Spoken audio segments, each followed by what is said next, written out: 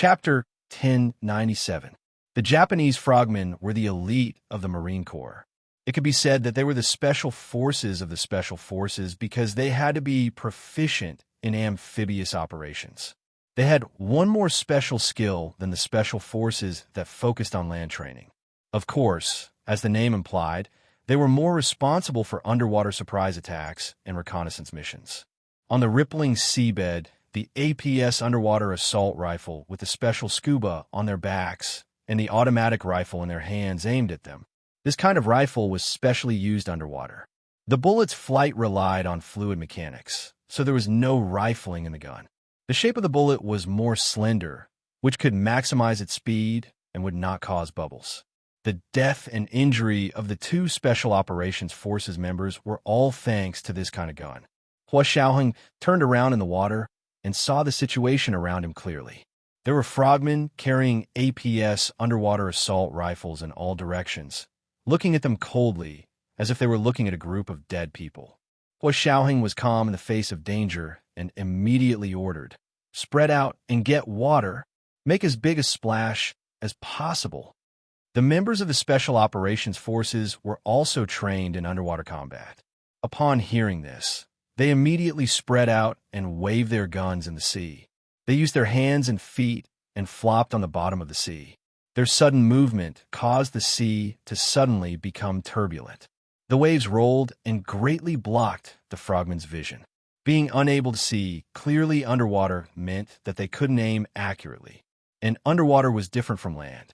The consequence of not aiming accurately was very likely to hit one's own people, because they had more people on their own side than the people who were surrounded.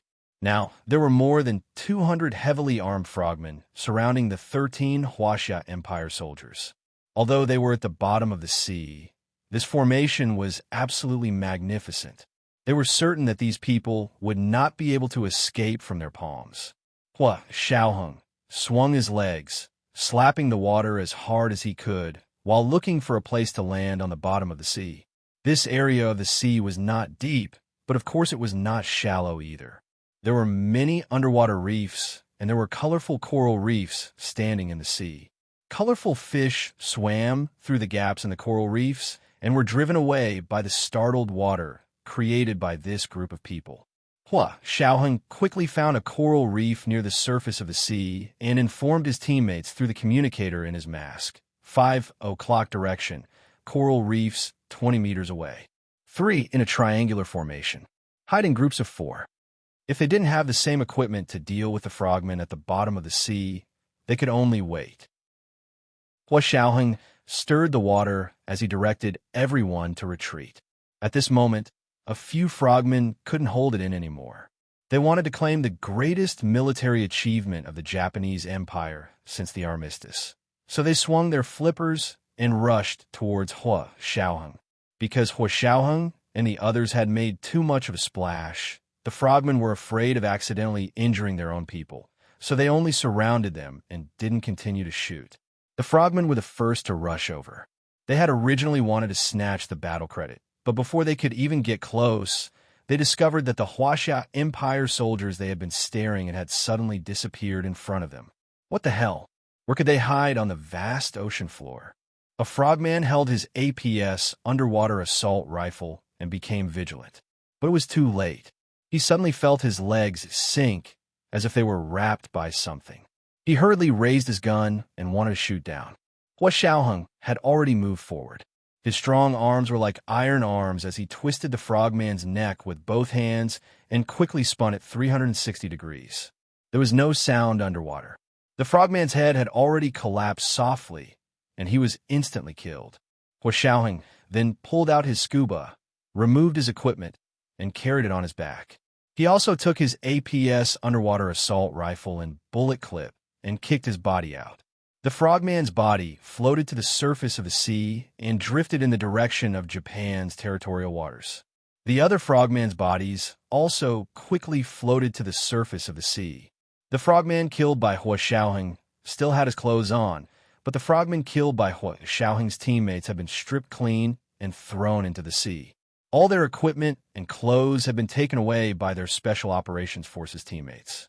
After a round of killing, the smell of blood in the waters on their side was getting thicker. The frogmen behind them didn't dare to come over for the time being, but they lined up in formation and slowly approached them. Hua Xiaoheng and the others had 7 or 8 sets of frogman equipment in their hands. Although it wasn't enough to equip everyone with a set, it was enough. Besides, they weren't taking the initiative to attack. They were just hiding in the caves formed by the coral reefs and waiting for their prey. The few of them happily swam behind the coral reef bunker they found and began to distribute the equipment. Hua Xiaoheng only took the APS underwater assault rifle and leaned against the reef next to the coral reef alone, continuing to communicate with the land. The other party sent frogmen to block our retreat, so we can't get out for the time being. Before Hua Xiaoheng could finish his sentence, a rustling sound came from the headset. His heart sank. If he heard correctly, this was the sound of electromagnetic interference. After waiting silently for a few minutes, Hua Xiaoheng once again opened the communication line with the base and found that it was still the same rustling sound. It was like the sound of silkworms spitting silk on a rainy night. It should have been full of hope, but now it only brought Hua Xiaoheng cold despair. Hua Xiaoheng held the APS underwater assault rifle and quietly performed his guard duty. He had already begun to think about how to save himself. No matter what, even if all 12 of them died in battle, Hong Kongquan had to be safely sent back to the territorial waters of the Huaxiao Empire. He raised the gun expressionlessly and pulled the trigger at a frogman who was sneakily swimming over in front of him. The slender, arrow-like bullet spun out of the barrel, cut through the seawater, and pierced the frogman's chest where his heart was. The frogman spasmed twice under the water, his hands and feet moving wildly. The gun hung diagonally from his arm, but his entire body lost its balance and began to fall. Hua Xiaoheng swam over, pulled the man's body over, removed all his equipment, and threw him out. They had another set of frogman equipment. From night to day, they confronted each other for 8 hours. The seawater turned from dark to bright, and they could see their surroundings more clearly. The frogman equipment around them also increased, and there were already more than 20 sets. This meant that they had killed more than 20 frogmen, which meant that they had killed 1/10 of the enemy's team. Although this was not a very good result, it was definitely not bad either. The Japanese frogmen were shocked by the powerful combat effectiveness of the 12 Huaxiao Empire soldiers and did not dare to sneak attack again. They did not even dare to get within 100 meters of the coral reef. They hid far away, but did not relax their encirclement. 8 hours passed, and Hua Xiaoheng tried countless times, but the electromagnetic interference was still strong and effective. They could not get in touch with the base. 8 hours ago, when Hua Xiaoheng's contact with the base was cut off, Gun Yinji discovered it. Because she was in the central control room, which had the best supercomputer monitoring system in the entire Huaxiao Empire, and even the entire Blue Planet. The voting for the general election had ended, and the counting of votes had also ended. They could use their central control system again. Gun Yinji did not leave. She and the 27 people took on the task of helping Hua Xiaoheng and the others communicate with the information. Hua Xiaoheng and the others' tracking of Hong Kongquan this time, and calling for drones out to sea were all coordinated and arranged by Gun Yinji behind the scenes. She even optimized and modified the drone's precision strike program, so that the error of shooting and dropping bombs at an altitude of 5,000 meters was accurate to 0.01 meters. This kind of error was completely negligible in actual combat. It was just like a full critical hit in a game, where a fatal punch could be delivered at any time and anywhere. Just as she was nervously watching, she suddenly found that Hua Xiaoheng's contact with the base had been cut off. This had never happened before. Because Gun Yinji was checking the fixed connection signal between Hua Xiaoheng's equipment and the Nanda satellite system, it was not necessary for him to contact the base for the signal to be smooth. She used a small program to ping once every 10 seconds. If there was no problem with the connection, the ping would be smooth. So when her small program suddenly began to report errors, and even the ping was not smooth, Gun Yinji knew that there was a problem. She quickly opened Hua Xiaoheng's frequency and began to call him directly. However, there was only a rustling sound, like silkworms spinning silk on a rainy night. But Gun Yinji knew that this rustling sound was not from silkworms spinning silk on a rainy night. It was electromagnetic interference. Hua Xiaoheng and the other's communication was blocked by the Japanese. Gun Yinji stood up quickly and went outside to call General Ji. This was the second monthly vote of 7,800 plus the next update. Today was still the third update. Everyone's recommendation votes and monthly votes. 7 p.m., the third update. P.S. Today is the last day of August, right? Our monthly votes will be invalid if we don't vote. Underscore, do you see my hungry little eyes? Moi. Chapter 1098. General Ji. Something might have happened to Hua Xiao. Gun Yinji took a deep breath and tried to speak in a calm tone. However, the increased speed of her speech still exposed the worry and fear in her heart. General Ji had just walked into his office when he received the call. Thinking of the emergency meeting last night to use the drones, General Ji's heart sank. Was there a problem more difficult to deal with than drones? Yinji, speak slowly. What do you think happened? General Ji asked kindly as he sat down and took a sip of tea. Gun Yinji composed herself and whispered, I just discovered that Hua Xiao's communication may have been interfered with by electromagnetic interference. Communication is not smooth, so it naturally means that the enemy is causing trouble. General Ji, so was a guess. He really lost to her. General Ji's mood improved. He smiled and said, there are many reasons why communication is not smooth. Besides, they are now at sea. Gun Yinji quickly asked, they're still at sea? Are there no ships to pick them up? It's fine. General Ji laughed and picked up the military briefing on his desk to glance at it. At the top was the situation of Hua Xiaoheng and his team. This was what he had requested to be reported to him in time. Encountered the Japanese frogmen at the bottom of the sea. It was only a simple line of words, but General Ji's back suddenly broke out in sweat. He immediately interrupted Gun Yinji, who was still arguing on the other side of the phone, and said, Yinji, you guessed right. Something might have happened to Xiaoheng and his team. At that moment, Gun Yinji only felt that she could not breathe normally. Her little face was flushed, and after a while, she said in a trembling voice, it's just electromagnetic interference. Something might not have happened, right? Just now, she was worried that something had happened to Hua Xiaoheng, but General Ji felt that she was worrying too much. Now that General Ji felt that something must have happened to Hua Xiaoheng, Gun Yinji was unwilling. Nothing happened. Nothing happened. Nothing must have happened. Nothing must have happened. Don't worry, I'll find out what exactly happened, General Ji said as he dialed another line's internal number. This time, he called the local Special Operations Forces branch in Sea City. What's going on with your chief? Is there any news? The operator on the other side quickly connected the call to the head of the branch. Reporting to chief. Just now, Major General Hua's call with the base was suddenly cut off. After analysis, we concluded that there was electromagnetic interference on the sea.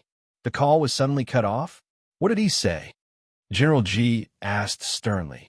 Did you take any follow-up measures? I'm working on it. We've already sent ships out to sea for anti-interference. The person in charge on the other side was also very nervous. Major General Hua's last words were that the other party had sent frogmen to block our way out, so we can't get out for the time being. General Ji only knew that Hua Xiaoheng had encountered frogmen, but he didn't expect there to be follow-up reports. Connecting the dots, Gun Yinji's worries were very reasonable. All right, report to me every half an hour. Even if there's nothing, you have to report to me. Yes, Chief. The person in charge of the Sea City base agreed readily. Of course, they knew how important Hua Xiaoheng was. He was their chief. If something happened, the Special Operations Forces would not be as powerful as they were now. No matter what, she couldn't let anything happen to him. General Ji put down the intercom and discovered that Gun Yinji was still holding her breath and waiting on the other line.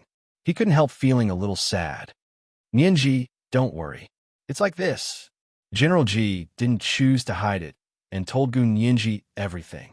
He knew that Gun Yinji was already Hua Xiaoheng's wife, a military wife. As a military wife, they had to bear more than ordinary women. Not only did they have to be separated for a long time, but they also had to live with the person they loved the most. Gun Yinji was still young, and General Ji didn't even know if Hua Xiaoheng had made the right choice. Could this girl, who was less than 20 years old, bear these burdens that even mature women rarely could? Gun Yinji didn't think too much about it. When she heard General Ji say that Hua Xiaoheng's last words were frogman troops blocking the way out, she immediately asked, "General Ji, I know that the army has a new anti-frogman weapon. Why can't we use it immediately?" This was a military secret. General Ji chuckled and said vaguely, "Don't worry, they're already organizing a rescue." "How can I not worry?" Gun Yinji was really anxious. "Just tell me, will you send your secret weapon?" For Gun Yinji now, she didn't care too much about other things. She just wanted Hua Xiaoheng to come back alive. Secret weapon? What are you talking about? General Ji was still stubbornly resisting in an attempt to muddle through. Gun Yinji said bluntly, "Don't you have an underwater drone codenamed Jiaolong? Why don't you send it to deal with the frogmen?" She knew about this underwater drone, and of course she had heard Hua Xiaoheng talk to Zhao Liangzi and Yin Shixiang about it at the dining table. General Ji sighed. "Nianji, be reasonable. That place is already Japan's exclusive maritime economic zone. It was already an exception for us to send an aerial drone. If we were to send an underwater drone, it would be very difficult to control the scale. I'll be honest with you, underwater drone technology is not mature yet. The situation underwater is ever-changing, and it's much more difficult than controlling an aerial drone. If the range of the underwater drone is not controlled, it is very likely to hit Japan's territorial waters. Nianji, do you know what the consequences will be if our shells hit Japan's territorial waters?" Of course, Gun Yinji knew what the consequences were. It was equivalent to a declaration of war. But so what? She just wanted Hua Xiaoheng to come back. However, this thought only turned in her mind for a moment before it was driven out, because she knew that if she really did that, Hua Xiaoheng would definitely be unhappy. He worked hard for the military on missions to protect his country, not to start a war for his own personal gain. If it really came to that, Hua Xiaoheng would definitely feel that it would be better to die. Gun Yinji closed her eyes and took a step back. "Then I request to go to Sea City to help with the rescue. Is that okay?" She made this request to participate in the military's rescue activities. General Ji was even more embarrassed. He hesitated for a long time before saying, "Nianji, this military operation is a secret operation. Your security qualifications." Hua Xiao said that my security qualifications are the same as yours and Speaker Long's. Gun Yinji insisted, "Please let me go. I can operate computers better than them, and I'm very good at swimming. I'm even better than Hua Xiao." She had once rescued Hua Xiaoheng and Zhao Liangzi from the Blue Hole in the Caribbean Sea. This time, Gun Yinji was not afraid at all when facing the Japanese frogmen. General Ji still refused. "Nianji, when it comes to swimming, we have many good swimmers in the military. You just wait quietly." Gun Yinji still refused. "General Ji, if you don't agree, I will keep begging and begging until you agree. Let's talk about it later. I'm going to a meeting." General Ji put down the phone and ignored Gun Yinji's unreasonable request. Gun Yinji did not give up. She returned to the central control room and looked at the situation regarding the Japanese frogmen. She was busy for 2 hours. 2 hours later, she received news that the military's first rescue attempt had failed. There were no casualties, but the strong electromagnetic interference in the Japanese sea caused any ship to deviate from the established course. Since they couldn't even find where the people were, how could they rescue them? Therefore, they had to withdraw all of them. After General Ji received the news, he immediately informed Gun Yinji and said, "Don't worry, we will think of another way." "What else are you thinking about?" "It's been 2 hours." Gun Yinji was anxious. They are at the bottom of the sea. They are surrounded by frogmen. They will be trapped to death. General Ji's eyes dimmed. They speculated that this was the Japanese's intention. They didn't know what went wrong in the middle, but these Japanese did not even care about Hong Kongchuan's life and only focused on dealing with Xiaoyang. Nianji, you have to believe in Xiaoyang, believe. Before General Ji could finish, Gu Nianji interrupted him and said, General Ji, I remember now. If the military can't carry out anti-electromagnetic interference, we can find an expert. Expert? Yes, Ms. Song Jining, the director of the Institute of High Energy Physics. She is a great expert in anti-electromagnetic interference. I remember Hua Xiao said that they once encountered strong electromagnetic interference in the air, and it was Ms. Song who successfully carried out anti-interference. When Gu Nianji said this, General Ji also remembered and quickly slammed the table. Okay, I will contact Director Song immediately. Gu Nianji had already put down the phone and returned to Hua Xiaoheng's official residence. She hurriedly packed a suitcase and asked someone to send her to the Institute of High Energy Physics to find Song Jining. It was the third watch. It was still the third watch. Everyone's recommendation votes and monthly votes. P.S. It's already the last day of the month. You can vote for your monthly votes now. Moi. P.S. If the plot is flat, you can say it's bullsh**. If the plot is full of ups and downs, you can say it's unbearable. So what are these annoying little fairies doing? Hurry up and hand over your monthly votes. And the guaranteed monthly votes for next month. Please leave it here today. Tomorrow's plot will be even more exciting. Moi, all the annoying little fairies. Chapter 1099. It was 5 o'clock in the morning, and the spring morning in the imperial capital still carried a slight chill. The sky nearby was as blue as a thick jelly that would melt. In the distance, it was like a palette of an oil painting full of strong colors. Orange, bright blue, bright purple, bright red, all kinds of rich colors collided together.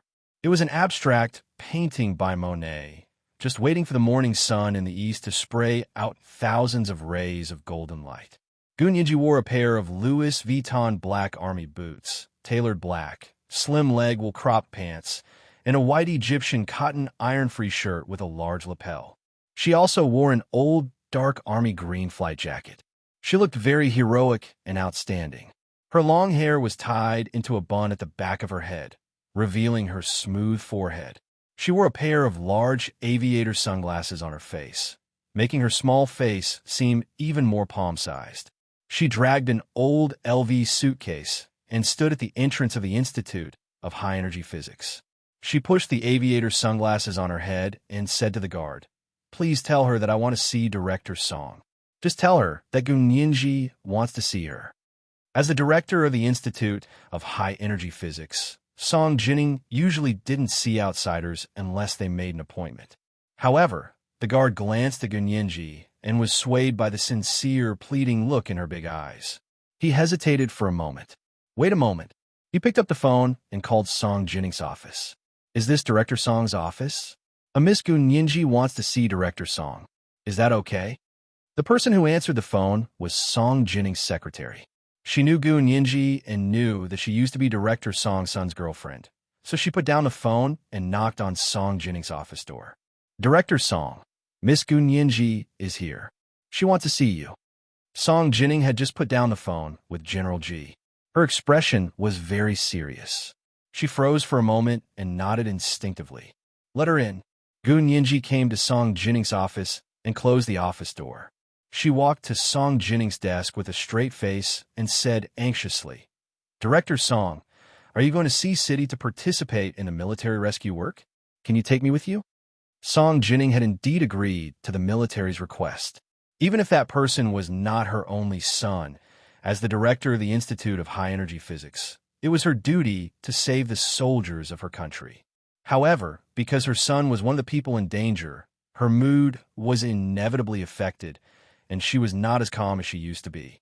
Now that she saw someone who was even more panicked than she was, Song Jinning's nervousness was strangely alleviated. She looked Gu Nianji up and down and said with a smile, "Look at you. Even if I say no, you'll still sneak over by yourself, won't you?"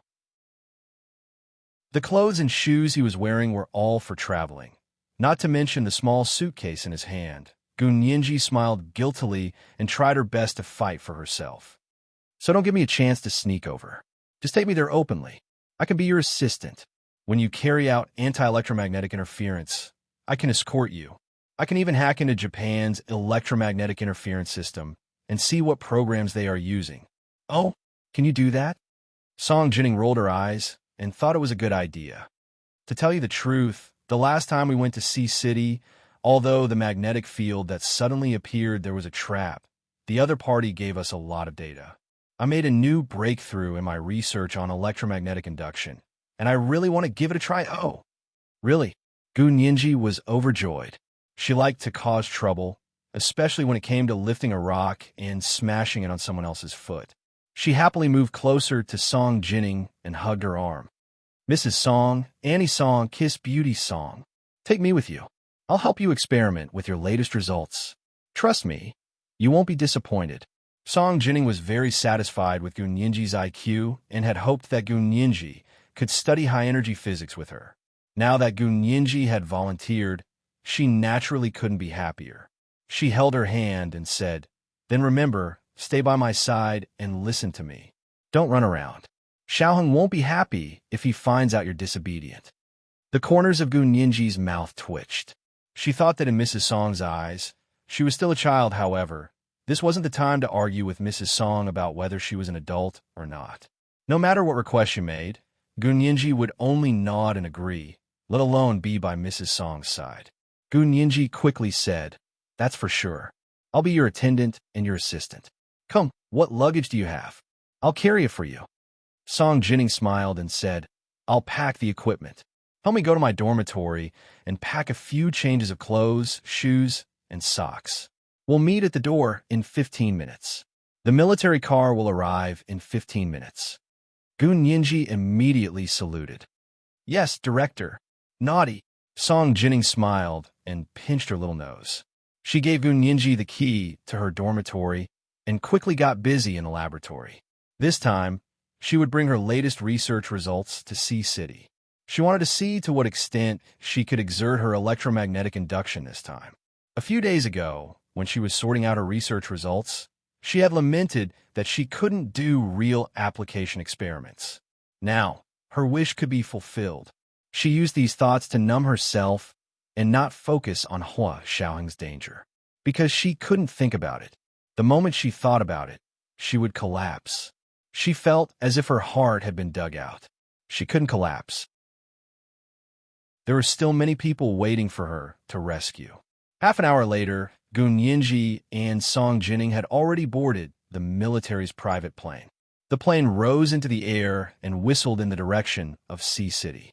When General Ji found out that Gunyenji had already boarded the private plane with Song Jining, they had already landed in Sea City. Gunyenji received a call from General Ji as soon as she got off the plane. "Gunyenji, are you itching for a beating? You don't even listen to me." General Ji bluffed and scolded her over the phone, but in fact his tone was more worried than angry.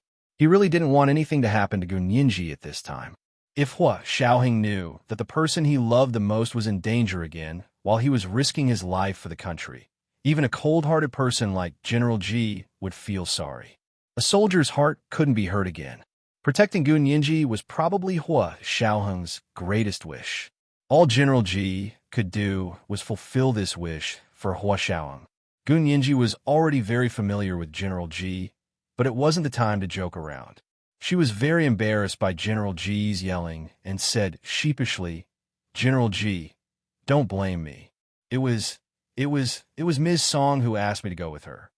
As she spoke, she handed the phone to Song Jining, then clasped her hands in front of her chest and looked at her pleadingly. She mouthed over and over again, "Please, please, please, please." Song Jining patted her bun hair in amusement and took the phone. She said calmly to General Ji on the other end of the line, "General Ji, this is Song Jining. It was me who asked Ninji to go with me. There are some instruments that I don't trust to be operated by others. Ninji is smart and a fast learner.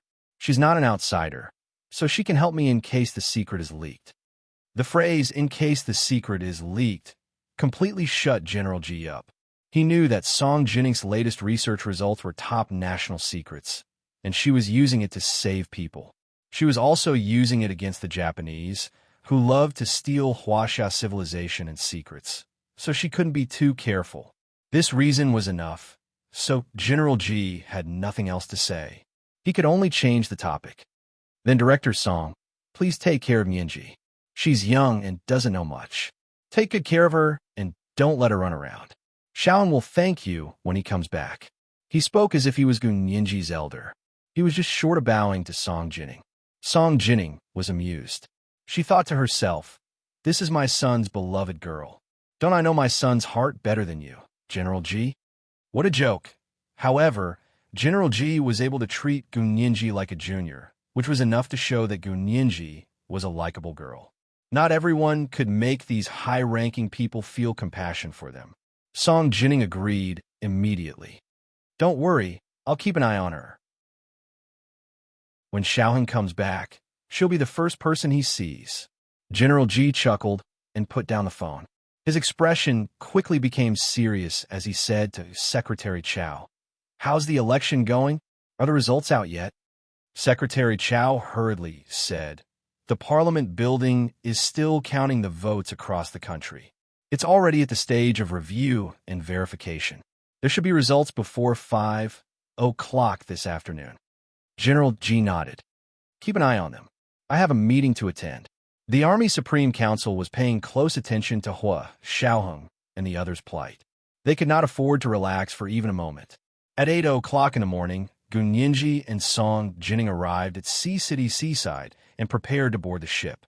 This time, in order to get as close as possible to the place where Hua Xiaoheng and the others were besieged by the Japanese frogmen, they didn't use a warship. Instead, they used a scientific research ship from the Chinese Academy of Sciences. Of course, although this ship was called a scientific research ship, it was actually a modified warship, just like the Huaxia Empire's fishery administration boat. It had the side function of expanding territory. As soon as they boarded the research ship that looked like a light destroyer, Gu Nianji and Song Jinning got busy. The equipment Song Jinning brought this time was indeed very advanced. It was so advanced that she didn't even bring an assistant and actually used Gu Nianji as her assistant. As she installed the equipment, she explained how to use it to Gu Nianji. By the time the equipment was installed, Gu Nianji had already memorized most of its functions. The research ship sailed towards the coordinates where Hua Xiaoheng had last sent the signal. The ship's radar constantly scanned for signals at sea. Sure enough, as soon as they left the 12 nautical mile territorial waters and entered the Huaxia Empire's maritime exclusive economic zone, they detected strong electromagnetic interference. The ship's radar instantly failed. Director Song, the electromagnetic interference started here. The soldier who had previously served on the military rescue mission explained the situation to Song Jinning. All the ships that passed through here found that they couldn't determine their direction and later returned. Don't you think this route is very quiet today? Song Jinning looked at the endless sea. Indeed, this was originally the busiest sea route. The port of Sea City was the largest container port on the entire blue planet, but there were pitifully few ships here today. Gu Nianji listened from the side and smiled as she flicked her finger on the computer screen. The Japanese really know how to kill two birds with one stone. It seems that in addition to coveting our country's sophisticated technology, they're also envious of our country's largest container port. Because their electromagnetic interference not only trapped our soldiers, but also obstructed our sea route. Even if it was only for a day, it would cause astronomical losses. This was the first night watch. Today was the third night watch. Today was the first day of September. Everyone, hurry up and cast your guaranteed monthly votes. The second night watch at 1 p.m., the third night watch at 7 p.m.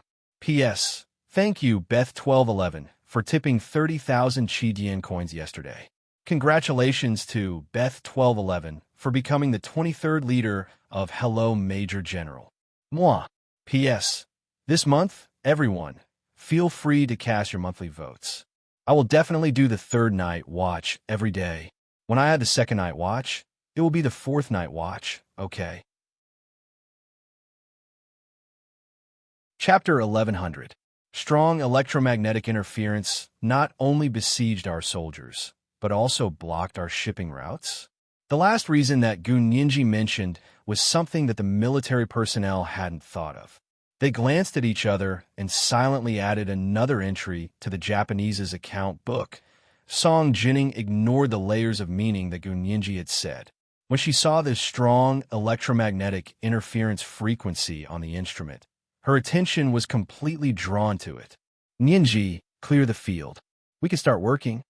Song Jinning buried her head in data records and really treated Gunninji like an assistant. Gunninji couldn't have asked for more. She quickly said to the officers in the room, "You guys go out and stand guard first. We have to try to see if we can counter electromagnetic interference." The officers quickly said, "We tried it before, but it didn't work at all." Gunninji looked at Song Jinning, but Song Jinning's eyes were completely fixed on the display screen of the instrument. He had no intention of answering. She could only turn around and smile apologetically. "When we succeed this time, Director Song will tell you how to counter electromagnetic interference." The officers understood what Gunninji meant and didn't stay any longer. They pushed the door open and went to stand guard on the ship. Song Jinning heard the door close and frowned at Gunninji. When did Japan become so strong in electromagnetic interference? Gunninji was speechless. "No, I don't think this level of electromagnetic interference can be released by Japan." Song Jinning shook her head and began to perform various data analysis on the keyboard. Gunninji watched for a while and didn't quite understand, but she could see that the data was really high. She whispered, "It might not be Japanese. You know, the United States has stationed troops in Japan. I think their base is not far from here." Song Jinning made a long "oh" sound. "That's more like it. I said that if Japan had this kind of electromagnetic interference technology, they would have already developed it. Why would they send so many special forces soldiers for Hong Kong-Chuan's little thing?" It seemed that General Ji really told Song Jinning everything. Gunninji pursed her lips and didn't interrupt. She quietly waited for Song Jinning to analyze the electromagnetic interference data. Only after the intensity were determined could anti-interference be carried out according to the frequency. Gunninji was bored, so she turned on the computer next to her. She wanted to use the Nandu communications satellite signal to connect to the internet and search for the U.S. military base network in Japan. However, there was no signal from the Nandu satellite communication system at all. The electromagnetic shielding was probably too strong. Gunninji had no choice but to give up surfing the internet. She turned to look at Song Jinning, who was working on the equipment, and whispered, "Ms. Song, what can I do for you?" Song Jinning didn't even raise her head. She used the flash drive to download some complicated calculations and said, "Help me calculate these numbers." Gunninji took the flash drive and inserted it into her laptop. She looked at the data and quickly wrote a small calculation program. She entered the data, and the program began to calculate. In less than 3 minutes, the results were out. Gunninji showed the calculation results to Song Jinning. "Ms. Song, do you think this is correct? So fast." Song Jinning was very surprised. She had also used a calculator in the lab, but it wasn't as fast as Gunninji. It took her 15 to 20 minutes to complete the calculations. Gunninji returned the flash drive. Song Jinning opened it on her computer, and her eyes lit up. "Ninji, you really figured it out in 3 minutes." With Gunninji's help, Song Jinning was like a tiger that had grown wings. Countless data was quickly analyzed and restored on her instrument. The opponent's electromagnetic interference was analyzed thoroughly by her step by step. The most effective way to combat electromagnetic interference was to use a spear to attack a shield. However, you need to know the model of the opponent's spear and the material of their shield. This was the most difficult part of anti-electromagnetic interference. It could be said that all the existing instruments and algorithms on the blue planet, none of them could effectively analyze the strong electromagnetic interference released by the Japanese this time. Unfortunately, they met their nemesis, Song Jinning. The strong electromagnetic interference this time was only slightly weaker than the one she had encountered on Hua Xiaoheng's private plane. However, that time, he was on a plane.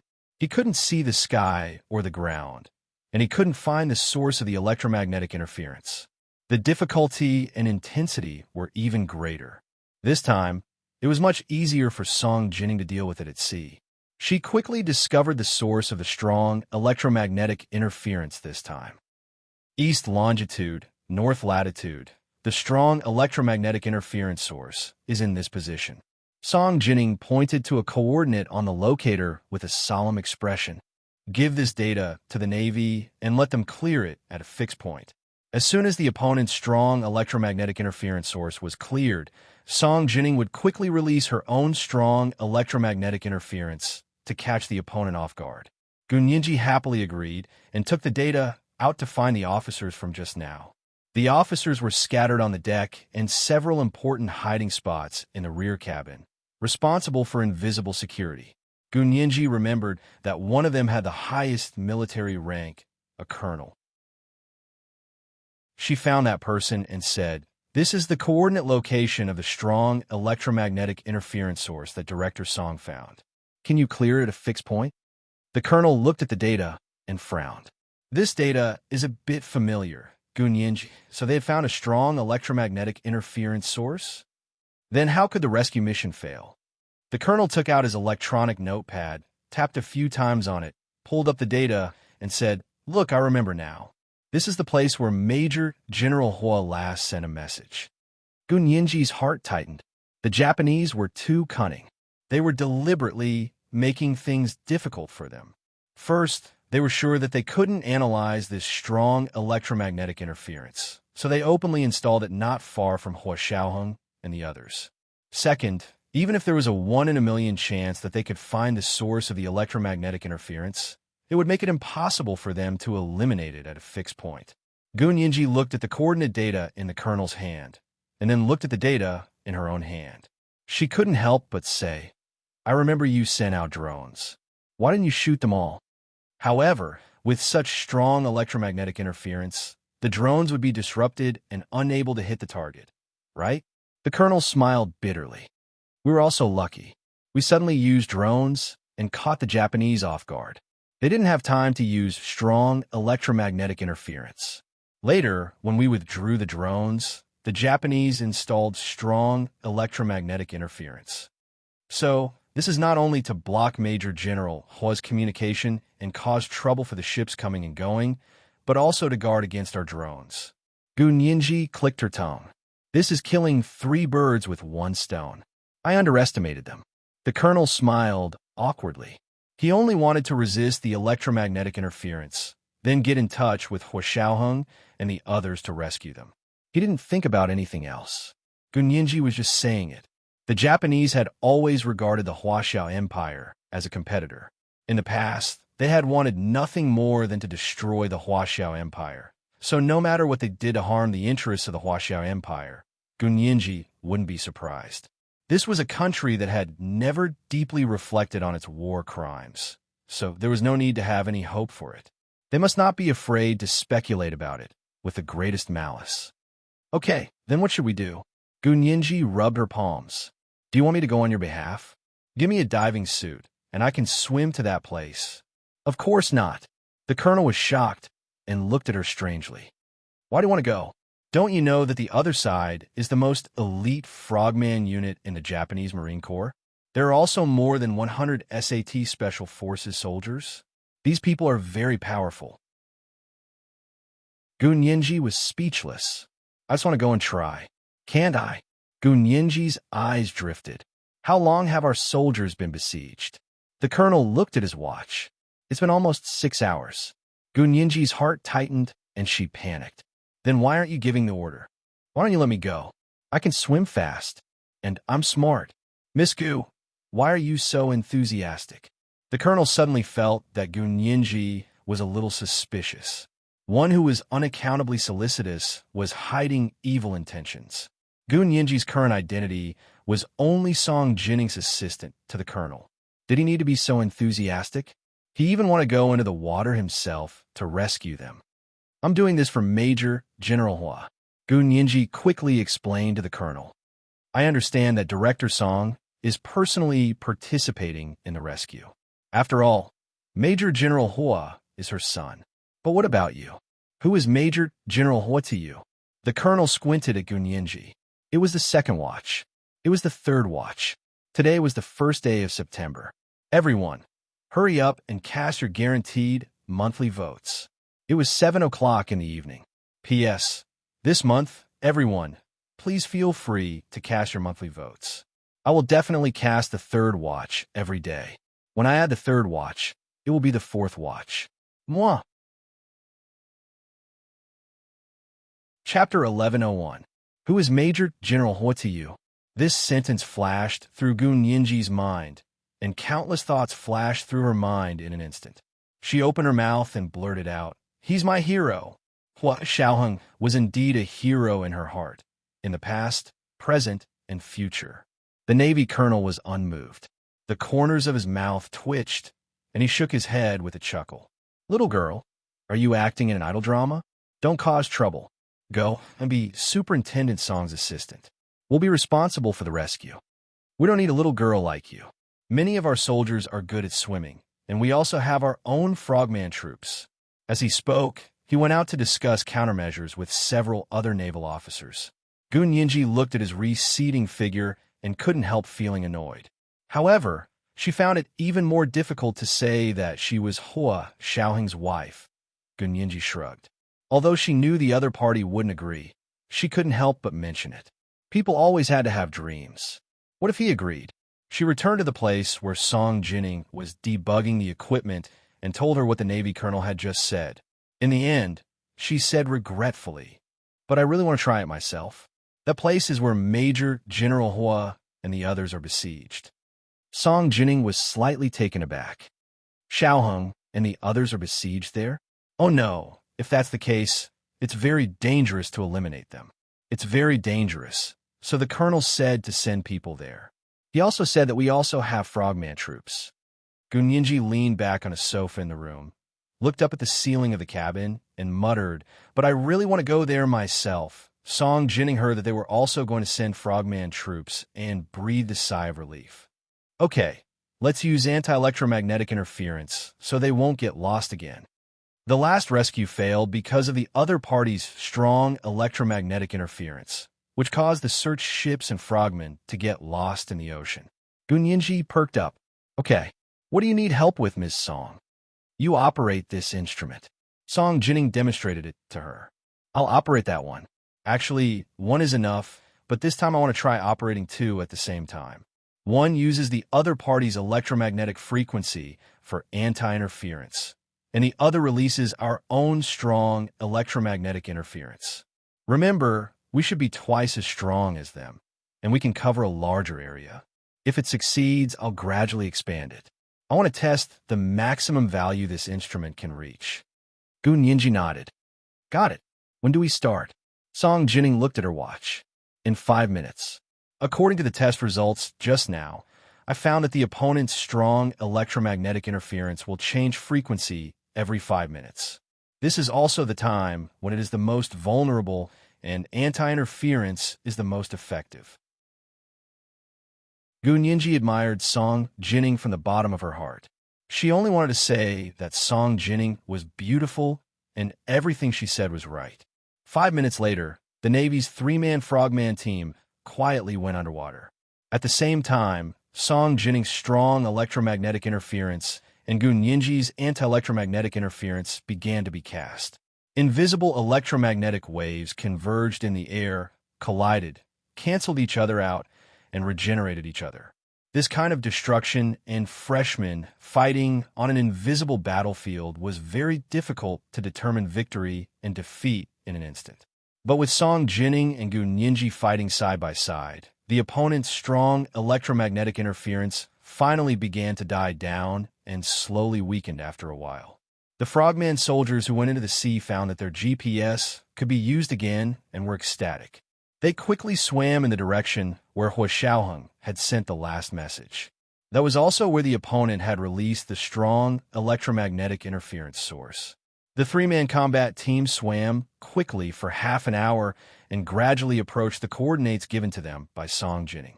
It was quiet here, with strange rocks and many corals and coral reefs. Colorful sea fish swam in the middle, and it looked beautiful. It was as leisurely as an aquarium. The three frogman soldiers were not in the mood to enjoy the beautiful scenery here. Instead, they took the detector and began to look for the strong electromagnetic interference source. The three of them wandered around the bottom of the sea for half an hour before they determined the location of the strong electromagnetic interference source. They were particularly excited and immediately sent a message to the scientific research ship. Target confirmed. Clear it immediately. Target confirmed. Clear it immediately. The three frogman soldiers happily swam towards the strong electromagnetic interference source. It was a small black cube box. They couldn't tell what material it was made of, but it felt very thick and heavy. This is the strong electromagnetic interference emitted by this thing. I really can't tell. The three frogman soldiers swam around the thing for a while and found that it was firmly stuck to the reef and couldn't be broken off. Let me do it. Let's destroy it completely. A frogman soldier took out an underwater assault rifle. Get out of the way, I'll shoot. Just as he raised his gun, a long, thin iron rope suddenly swept silently from behind. The three frogman soldiers felt the turbulence in the water and knew something was wrong. They quickly slid to the side and avoided the attack of the thin iron rope with a sharp cone. The three of them were scared out of their wits and quickly swam away. By the time they wanted to swim over again, the Japanese frogmen had already discovered them, and more than a dozen of them rushed over together. There were only 3 frogman soldiers on their side, and they were immediately surrounded by the enemy. They were not afraid.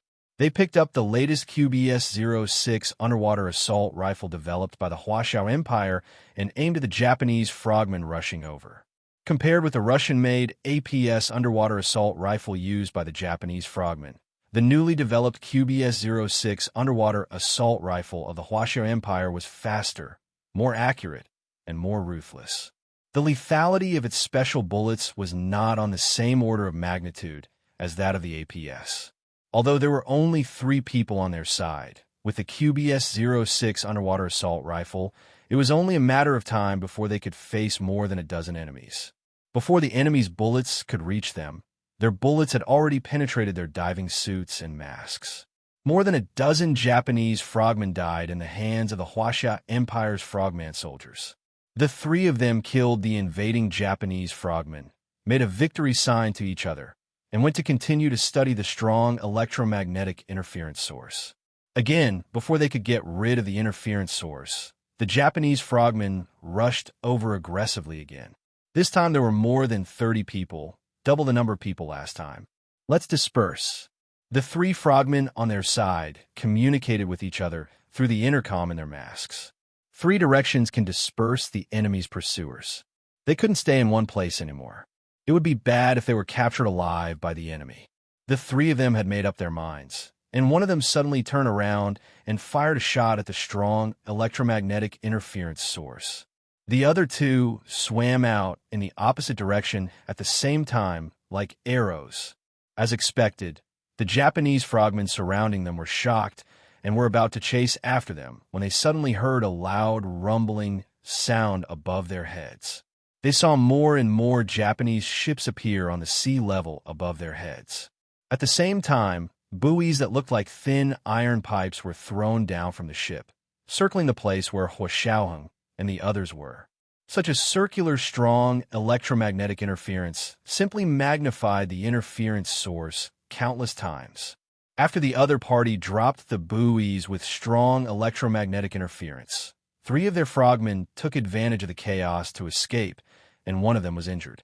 An hour later, they returned to the scientific research ship, all exhausted and panting. They said to Song Jinning, who was waiting for them anxiously, "Director Song, the other party's big ship came over and threw a lot of buoys. Our GPS lost its direction almost instantly, and we swam back in the direction determined by the naked eye. They swam for a full hour from a distance of half an hour. In the process, they were chased by the Japanese frogmen and fired countless shots. One of their frogman soldiers was unfortunately shot and has now been sent back to shore by speedboat for surgery. Just below sea level, the coordinates calculated by Song Jining showed that there were coral reefs. Hua Xiaoheng and the others had been hiding in a reef cave next to a coral reef for 8 hours. The communication had been restored for a while, and Hua Xiaoheng hurriedly contacted the base, then was transferred to the scientific research ship. Knowing that Song Jining and Gun Yinji were both there, he felt a strange excitement in his heart. Although he had always been very calm, this time when he was talking to the other side, his low, magnetic voice trembled slightly, and it was even more exciting. But before long, their communication was cut off again, and they didn't have time to go out to meet the 3 frogman soldiers who had come to destroy the strong electromagnetic interference source. Because Song Jining's plan was to first destroy the strong electromagnetic interference source, and then deal with the Japanese frogmen that surrounded Hua Xiaoheng and the others so that they could be rescued. Unfortunately, because of the sudden arrival of the Japanese warships, this plan completely failed. Looking at the huge shadow that suddenly appeared on the sea level above their heads and the thousands of thin iron ropes hanging down from the sea buoys, Xiaoheng clenched the gun in his hand. The oxygen in their scuba tanks could last at most 3 hours. If they couldn't be rescued within 3 hours, then they would fight to the death with those Japanese. Gun Yinji was restless after listening to the 3 frogmen's recollections on the scientific research ship, especially when she heard them say that the Japanese warships had dropped a lot of buoys, which floated on the sea like huge mosquito coils, and that there were many long tendrils under the buoys, all the way to the bottom of the sea. She was even more frightened. They were all made of high-quality iron, and each one was like an electromagnetic magnifier. Could Song Jining cope with this level of electromagnetic interference? Gun Yinji stood at the bow of the ship with her arms crossed and looked in Hua Xiaoheng's direction. On the boundless sea, the clouds and water were vast and misty, and even the Japanese warships could be vaguely seen. But so what if she could see it? You're just a scientific research ship. Do you really think you're a warship? Gun Yinji kept complaining in her heart to ease her anxiety. What could she do to help Hua Xiaoheng? She picked up the binoculars and saw the strings of thin iron pipe buoys thrown down from the Japanese warships. Somehow, she felt that the scene was familiar. Slowly, a thought suddenly came to her mind. The waters of the blue hole. Didn't this scene look like the waters of the blue hole that she had experienced before? This was the 3rd watch. Today was the 3rd watch. Today was the first day of September. Everyone, hurry up and cast your guaranteed monthly votes. P.S. This month, everyone, feel free to cast your monthly votes. I will definitely cast it at the 3rd watch every day. When I add the 2nd watch, it will be at the 4th watch. Today, it will be about 10,000 words. Moi. Chapter 1102. Thinking of the blue hole, Gun Yinji's mind was filled with a vast expanse of bluish-purple electric light. Under the blue sky, the electric light was like a golden snake dancing wildly, baring its fangs and brandishing its claws. The sky and the sea seemed to be reversed. The sea flashing with bluish-purple electric light was the sky flashing with electric light, and the blue sky was like a calm ocean. Gun Yinji felt dizzy. She blinked her eyes, and all she could see was a calm blue sky. The sky was still clear, and the sea was blue. The bluish-purple electric light that had just appeared in her mind seemed to have never existed. The bluish-purple electric light in the blue hole was an extreme form of the electric fence. Song Jining had told her that the buoys in front of her were used to generate electromagnetic interference. Was there any connection between the two? Gun Yinji narrowed her eyes and turned to walk into the cabin where Song Jining was. She stood quietly beside her for a while and saw that Song Jining's forehead was covered in sweat. She knew that she was having a hard time coping. Gun Yinji asked softly, "Ms. Song, is the electromagnetic interference stronger this time?" Song Jining smiled bitterly and didn't look up. She said sullenly, The Japanese are really putting in a lot of effort this time. Do you see the pattern formed by those buoys? Gunyinji nodded. It's like a circle of mosquito coils, but also a closed ring. Yes, this shape can amplify electromagnetic interference to the maximum. Song Jinning's face was gloomy. It's even stronger than the electromagnetic interference I encountered on the plane last time. Gunyinji's heart skipped a beat and almost jumped out of her throat. She coughed softly, covered her throat, and said softly, "So you mean that it's more difficult to counter the interference now?" She didn't say impossible, but only more difficult, because she didn't want to put too much pressure on Song Jinning. Song Jinning sighed softly. "I'll try my best." She had been engaged in scientific research all her life, and the rigor in her words and actions was deeply ingrained in her bones. Even if she was now facing a life-and-death situation with her only son, she didn't lose this calm and rational stance. Gunyinji's big eyes turned, and she looked at the dense data on Song Jinning's instrument. She whispered, "Ms. Song, I want to ask you, can electromagnetic energy be freely converted? If so, what is the efficiency of the conversion?" Song Jinning was stunned. "What did you say?" Her attention had been focused on anti-electromagnetic interference, so she didn't realize what Gunyinji was asking. Gunyinji's mind was completely occupied by the blue hole that was flashing with violet lightning.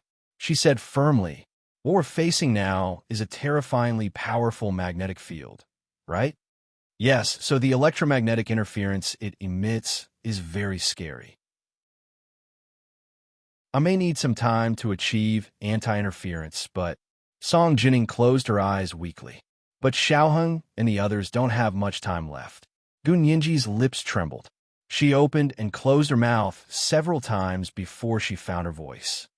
"How much longer?" "I heard from the military that their scuba equipment can only last for 3 hours at most." Song Jinning sat back down. "We don't have time to waste. Nyinji, help me calculate these numbers." Gunyinji placed a hand on Song Jinning's thin shoulder. "Ms. Song, how long do you think it will take for us to calculate all the data?" Because the strength of the other party's magnetic field had suddenly increased geometrically, the amount of calculations they had to do had also increased geometrically. Song Jinning's voice was a little choked. "Even if we use Xiaoheng's supercomputer, it will take at least 5 hours.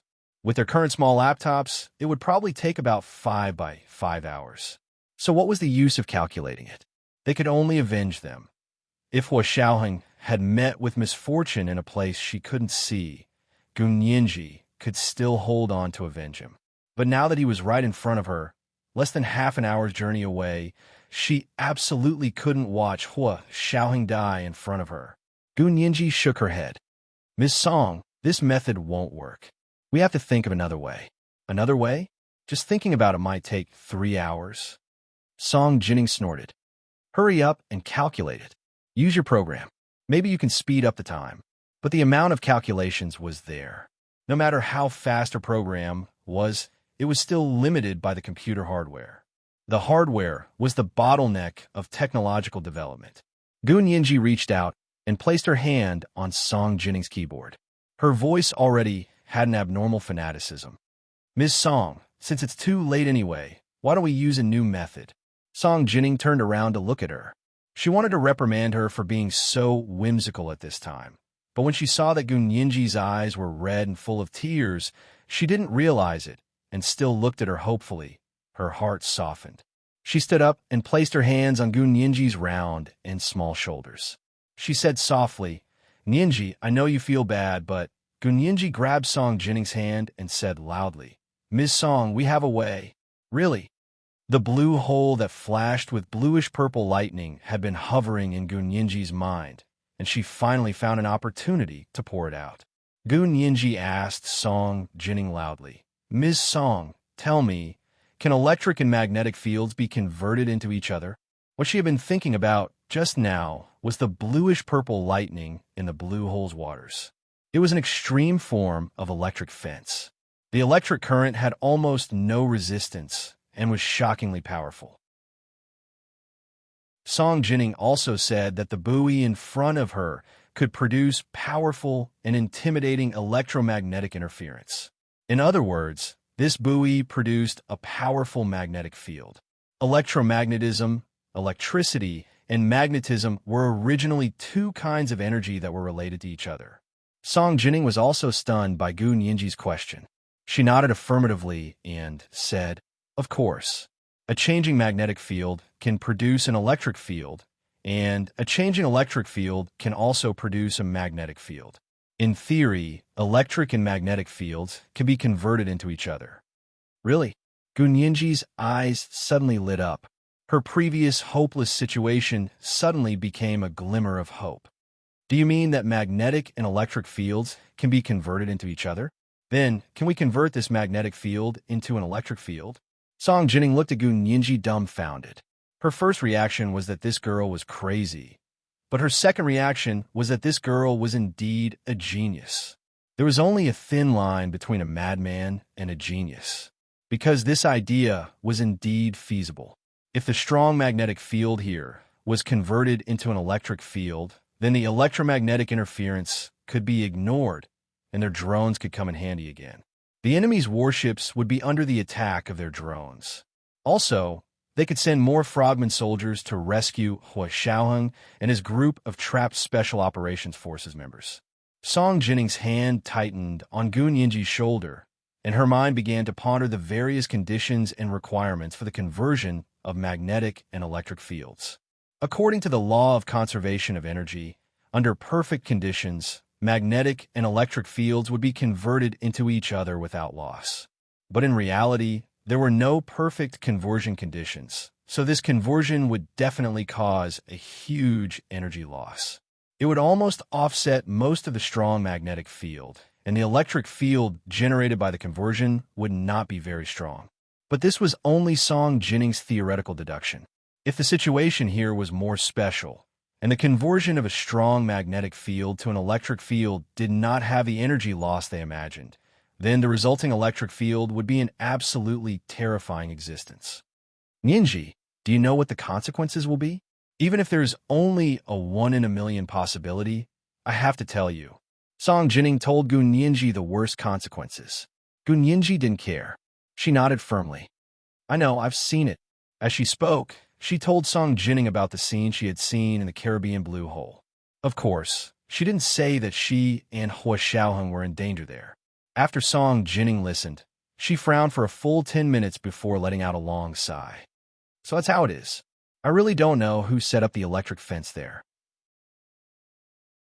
I must go see it when I have the chance in the future." However, she touched Gu Nianji's head. "What you said makes sense. It is indeed feasible. Maybe it will be faster than us recalculating the data.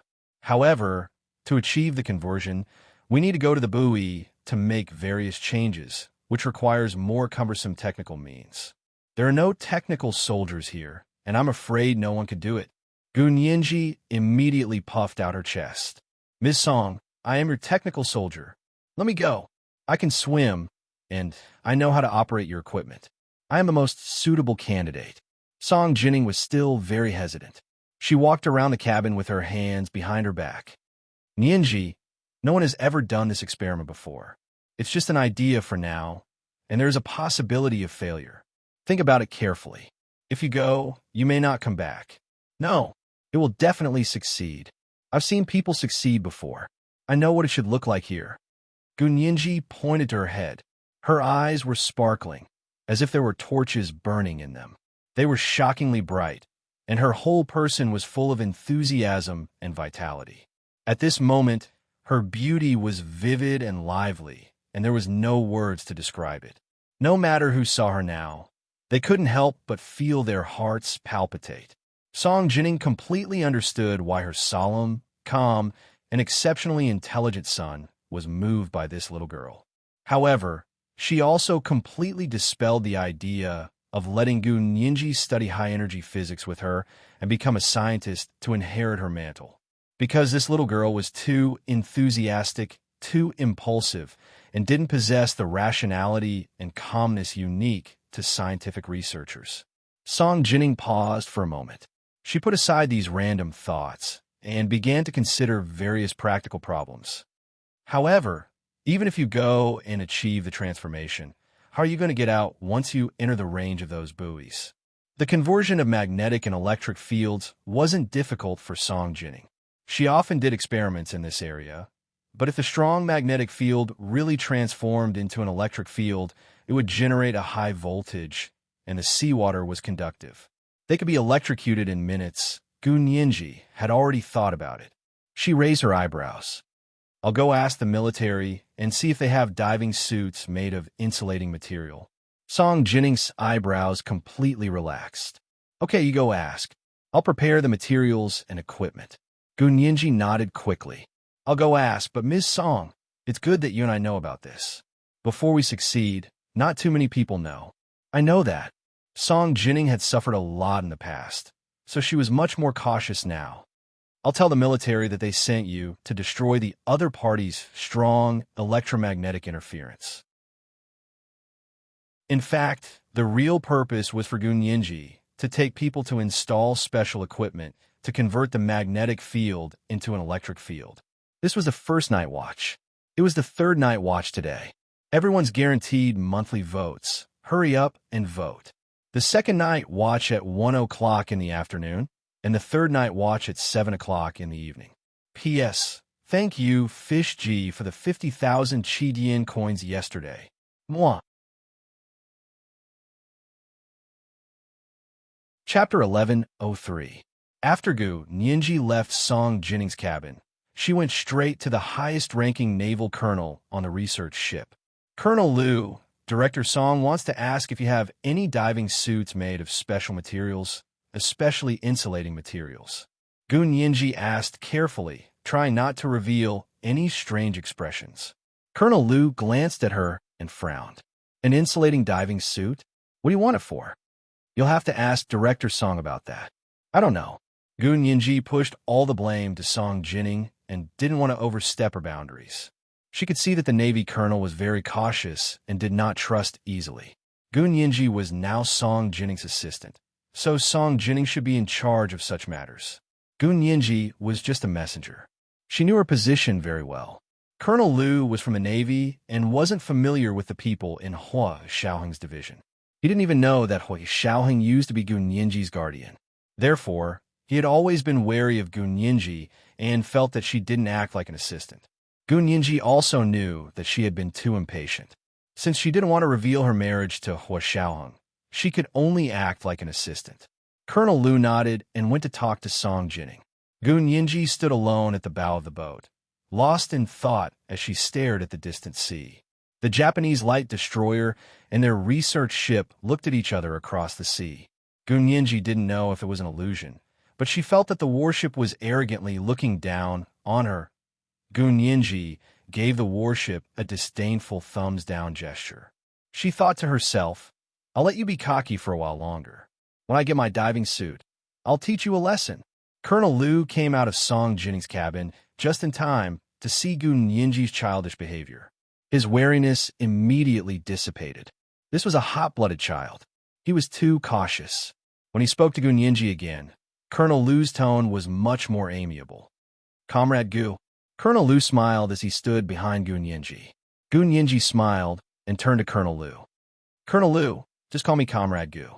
You don't have to add the word little.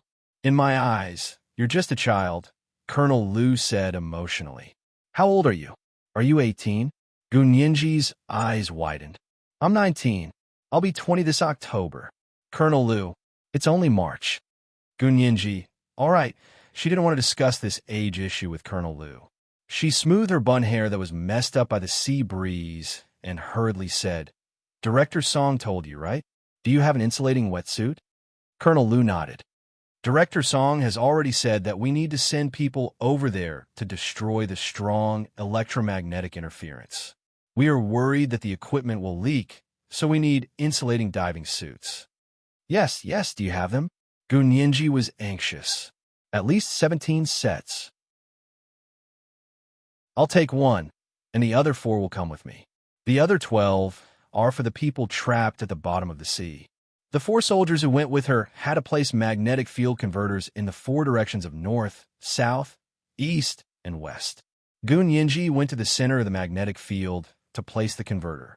Hua Xiaoheng's team originally had 13 people, but one member had already been sacrificed. Hua Xiaoheng had reported this to the base. Colonel Lu looked her up and down with some pity. Although she wasn't short, she was thin. Can you do it? Diving requires physical strength, and performing a mission requires even more strength. I'm fine. Don't look at me because I'm thin. I'm actually very healthy. Gun Yinji bent her small arm and wanted nothing more than to show Colonel Lu the little muscles on her arm. Although Colonel Lu had been worried, he was amused by Gun Yinji at this time. He said calmly, "Okay then, I'll send you 4 frogman soldiers. They will listen to your orders." Then he patted Gun Yinji's shoulder. "Keep it up and be careful. We will wait for your triumphant return." "Thank you, Chief." Gun Yinji was so excited that she snapped her feet together and gave Colonel Lu a very standard military salute. Although she wasn't a soldier, she had grown up with soldiers in the Special Operations Forces. So many of her mannerisms had the temperament of a soldier. Colonel Lu smiled. "My daughter is only 2 years younger than you, and she still acts like a spoiled child to me at home. I should let her learn from you." Gun Yinji shrugged indifferently and smiled. "A child with parents is a treasure. You should take good care of your daughter. Don't mention other children in front of her. She will hate you." Colonel Lu laughed. "I'll go prepare an insulating diving suit for you. Gather here in 5 minutes." "Okay." Gun Yinji answered loudly, then returned to Song Jinning's cabin and said, "Director Song, we will set off in 5 minutes. We will arrive at our destination in half an hour. You can start debugging the synchronization equipment in half an hour." After they installed the magnetic field converter on the buoys, Song Jinning had to send a synchronized magnetic field signal to start the converter and start the magnetic field conversion.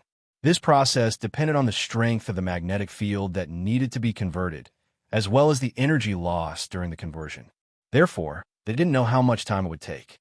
They could only observe while operating, so Gun Yinji was irreplaceable. Colonel Lu had argued with Song Jinning earlier because he also thought that Gun Yinji was too young and had not undergone systematic military training.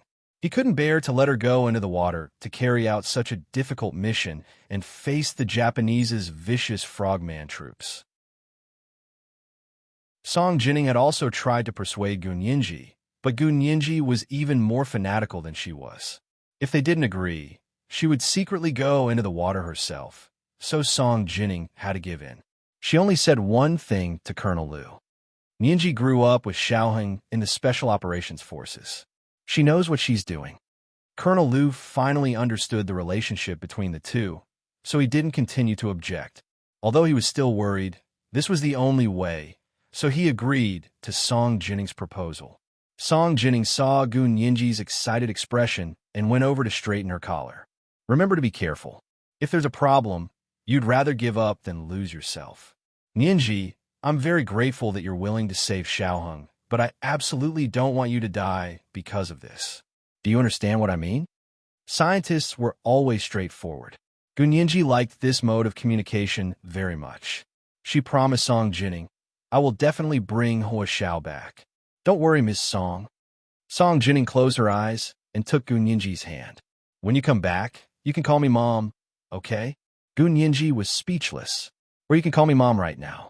No matter what happens between you and Xiaoheng in the future, I will recognize you as my daughter." Song Jinning hugged Gun Yinji. "I'm not a good mother. Xiaoheng was raised by his grandmother when he was a child, but I can learn to be a good mother now. No matter who you marry in the future, I will treat you as my daughter." Even if she married Hua Xiaoheng and became Song Jinning's daughter-in-law, she would still have to call her mom. Gun Yinji was so touched that she couldn't control herself. She hugged Song Jinning back and whispered in her ear, "Mom." The word came out of her lips and sounded a little strange. It seemed that the word "mom" didn't exist in her dictionary and had just been forcibly added by Song Jinning. She called Mom like a baby who had just begun to speak and was making these two sound for the first time. Song Jinning felt even more sad. "You have to take care of yourself." After the two of them said goodbye, Gun Yinji came out of Song Jinning's cabin and went to check out the insulating diving suits. She took a set for herself and put on the other 12 sets in backpacks. The other 4 frogmen each carried 3 sets.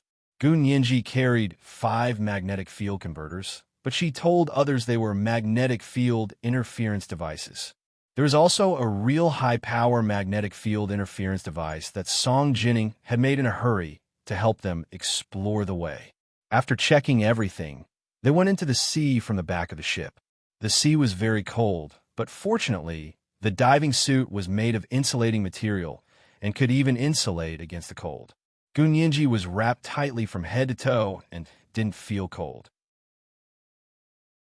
After the 5 of them went into the water, they dived deep and swam quickly in Hua Xiaoheng's direction. Gun Yinji carried a high-power anti-electromagnetic interference device with her, so they weren't affected by the strong electromagnetic interference over there. They sped all the way and arrived at the buoy in less than half an hour. Looking at the thin ferromagnetic tubes hanging down from the buoy from underwater, Gun Yinji was amazed and finally understood why Song Jining had said that the Japanese had put in a lot of effort. These materials looked special and valuable at first glance. Approaching the buoy, the anti-electromagnetic interference device on Gun Yinji's body trembled visibly. It was going to explode after arriving at the place. Gun Yinji increased the anti-electromagnetic interference device's strength and could support a 5-minute call time. She asked a frogman soldier to get in touch with Hua Xiaoheng and told him about their plan. Because the plan was to be completed, Hua Xiaoheng and the others needed to attract the attention of the Japanese frogmen. Otherwise, hundreds of frogmen would swarm them and they wouldn't be able to put on anything. Gun Yinji deliberately let the frogman soldier talk to Hua Xiaoheng because she didn't want Hua Xiaoheng to know she was there, so as not to increase his psychological burden. Hua Xiaoheng really didn't expect Gun Yinji to really come. He knew she was on the scientific research ship, but considering that Song Jining didn't bring any other assistance, Hua Xiaoheng thought Gun Yinji was helping Song Jining. He calmly said to the frogman soldier, "Okay, I'll launch an operation right away to attract the attention of the Japanese frogmen. You guys quickly install the interference device. Is 10 minutes enough? 15 minutes at most, no more." The frogman looked at Gun Yinji and used the other communicator to contact Gun Yinji. "How long will it take?" Gun Yinji replied, 10 minutes is enough." The frogman told Hua Xiaoheng, "Just delay the Japanese frogmen for 10 minutes, and we can install the magnetic interference device." Hua Xiaoheng agreed and quickly deployed over there. Not long after, the water under the buoy began to spray, and the originally calm sea suddenly became turbulent. It was the second watch. It was the third watch today. Everyone, please vote for your guaranteed monthly votes. It was 7 o'clock in the evening, the third watch. Moi. Chapter 1104. The buoy swayed, and the thin iron pipes hanging down rippled with the sea, and the magnetic field suddenly became much stronger. The high-power magnetic field jammer that Gun Yinji carried with her was no longer working. She and 4 frogman soldiers hid in a reef cave next to a cluster of gorgeous corals and observed the situation through a periscope. She didn't know what Hua Xiaoheng and the others had launched, but the Japanese frogmen obviously couldn't wait any longer and swam toward the turbulent area. Their defense immediately relaxed a lot.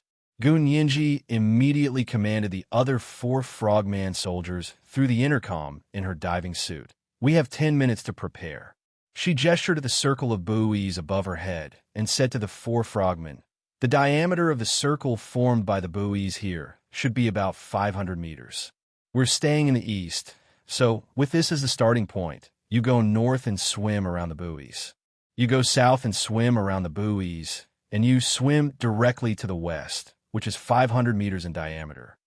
There were people installing magnetic field converters at the 4 points of such a circle. Gun Yinji took the most powerful magnetic field converter to the center where the magnetic field interference source was installed to maximize its effectiveness. This was easy to say, but not easy to do. Fortunately, Hua Xiaoheng and the others had attracted the attention of the Japanese frogmen. Otherwise, it would have been an impossible task. However, Gun Yinji had a lot on her mind. She had a goal for the next step, which was to attract the attention of the Japanese frogmen in order to lure them into the buoy circle. The 4 frogman soldiers were all carefully selected, outstanding soldiers, and they were terrifyingly good in the water. Gunyenji watched for a while and found that when the 4 people were in position, the Japanese frogmen still lurking on the bottom of the sea didn't seem to notice them at all. Of course, Xiaoheng and the others were making too much noise, and almost no one noticed that someone was fishing in troubled waters. 10 minutes later, the 4 frogman soldiers installed the magnetic field converter under the buoy indicated by Gunyenji, and then dived to the bottom of the sea. Gunyenji swam alone to the center of the buoy's circle diameter and found the magnetic field emission source. This emission source was different from any magnetic field emission source that Gunyenji had ever seen. It was disc-shaped and looked like a UFO disc that people used to play and throw. Even the edges that were slightly rolled inwards were exactly the same. However, the magnetic field emitted by this thing was amplified by the buoy's circle, and its strength was terrifying to an astonishing degree. Gunyenji carefully looked at the magnetic field emitting source and also tried to pry open the sealed disc with the engineering knife she carried with her. However, the engineering knife that could cut through tank steel couldn't pry open the disc at all. Therefore, her previous idea was correct. It was impossible to destroy the magnetic field emitting source here. Only energy conversion was the correct way to destroy the strong electromagnetic interference here. Gunyenji put away the engineering knife and took out the maximum power magnetic field converter. She turned it on and began frequency modulation processing until it was synchronized with the magnetic field frequency there. Then, she carefully buckled it to the bottom of the disc and sealed it tightly with black insulating tape. Only the inside was attached to the magnetic field emitting source. At the synchronized frequency of the magnetic field, the energy conversion began. If he only relied on this magnetic field converter, it would probably take a few hundred years to convert such a strong magnetic field into an electric field. Therefore, they couldn't just rely on these instruments. In addition to the magnetic field converter they had installed on the buoy, Song Jining was using the data she had obtained from the strange magnetic field on the scientific research ship to break through the hardware limits and use a new method of electromagnetic induction to replenish energy from a distance. The energy replenished in this way was geometrically more than the energy provided by the 5 magnetic field converters, so it could convert a large-scale magnetic field into an electric field in a short period of time. However, Gunyenji and Song Jining had no idea how much time it would take. Gunyenji floated alone directly below the center of the circle of buoys on the seabed. She stared at the magnetic field converter above her head and held the remote control in her hand to check the data. The number jumped so fast that it was almost impossible to see with the naked eye. However, she could feel that the interference of the magnetic field was gradually decreasing because a clearer voice was gradually coming from her Bluetooth headset. It was the voice of Song Jining talking to her. "Nyenji?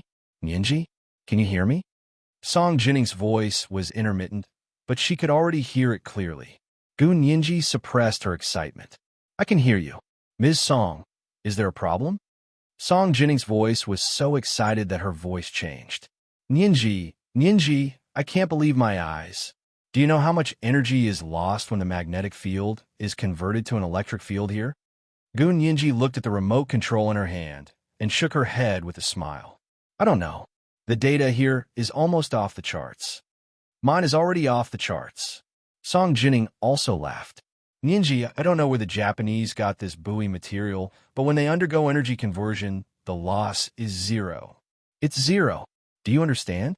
Gunyenji laughed at first, then her laughter froze. "Oh no. If there was no energy loss when a magnetic field was converted to an electric field, then how powerful would the electric fence after the conversion be?" Thinking of the bluish-purple electric light in the blue hole's waters, Gunyenji suddenly turned around and swam in the direction of Hua, Xiaoheng, and the others. She anxiously informed them. "Quickly put on insulating diving suits. Quick, put them on in 5 minutes. Otherwise, wait to be electrocuted." Hua Xiaoheng was holding a QBS-06 underwater assault rifle to snipe the captain of the Japanese frogman troops. When he heard the voice coming from the headset, his heart suddenly sank. Nianji? Gu Nianji pursed her lips and wanted to pretend that she didn't hear it. She continued to speak into the communicator. Did you hear what I said? Quickly put on insulating diving suits. If you don't change in 5 minutes, wait to collect your corpse. Hua Xiaoheng saw that Gu Nianji was pretending to be dumb, but this was not the time to reprimand her. He knew that she wouldn't speak without thinking. So Hua Xiaoheng also ordered through the Bluetooth headset, quickly put on the insulating diving suits brought by the frogmen. Hurry! The Special Operations Forces members who were fighting with the Japanese frogmen immediately retreated back to the reef cave, where they had previously hidden and quickly changed into diving suits. The 4 frogmen soldiers who had already put on insulating diving suits were on guard with the QBS-06 underwater assault rifle. Hua Xiaoheng changed into the insulating diving suit and put on Hong Kong Quan. Hong Kong Quan hadn't woken up in the past few hours. Anyway, as soon as there were signs of him waking up, Hua Xiaoheng knocked him out again so that he wouldn't cause trouble. 5 minutes later, all the personnel had changed into the insulating diving suits that Gu Nianji had brought. Song Jining received Gu Nianji's message and knew that the personnel here had already changed into insulating diving suits, so he immediately increased the energy supply of electromagnetic induction. The strong magnetic field here quickly transformed into an electric field and began to erupt with terrible energy. A team of scientists on the Japanese light destroyer was observing the magnetic field of the buoy here. They suddenly found that such a strong magnetic interference signal had suddenly disappeared from the monitoring equipment, and they were anxious. What on earth was the problem? They checked all the equipment on the ship and confirmed that there was no problem, which meant that there was a problem with the magnetic field emitting source on the sea. The chief scientist of the team of Japanese scientists put on a diving suit. I'll go down and take a look.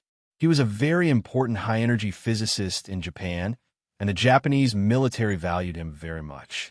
They even sent 2 of the most powerful frogmen in the Marine Corps to accompany him to the sea.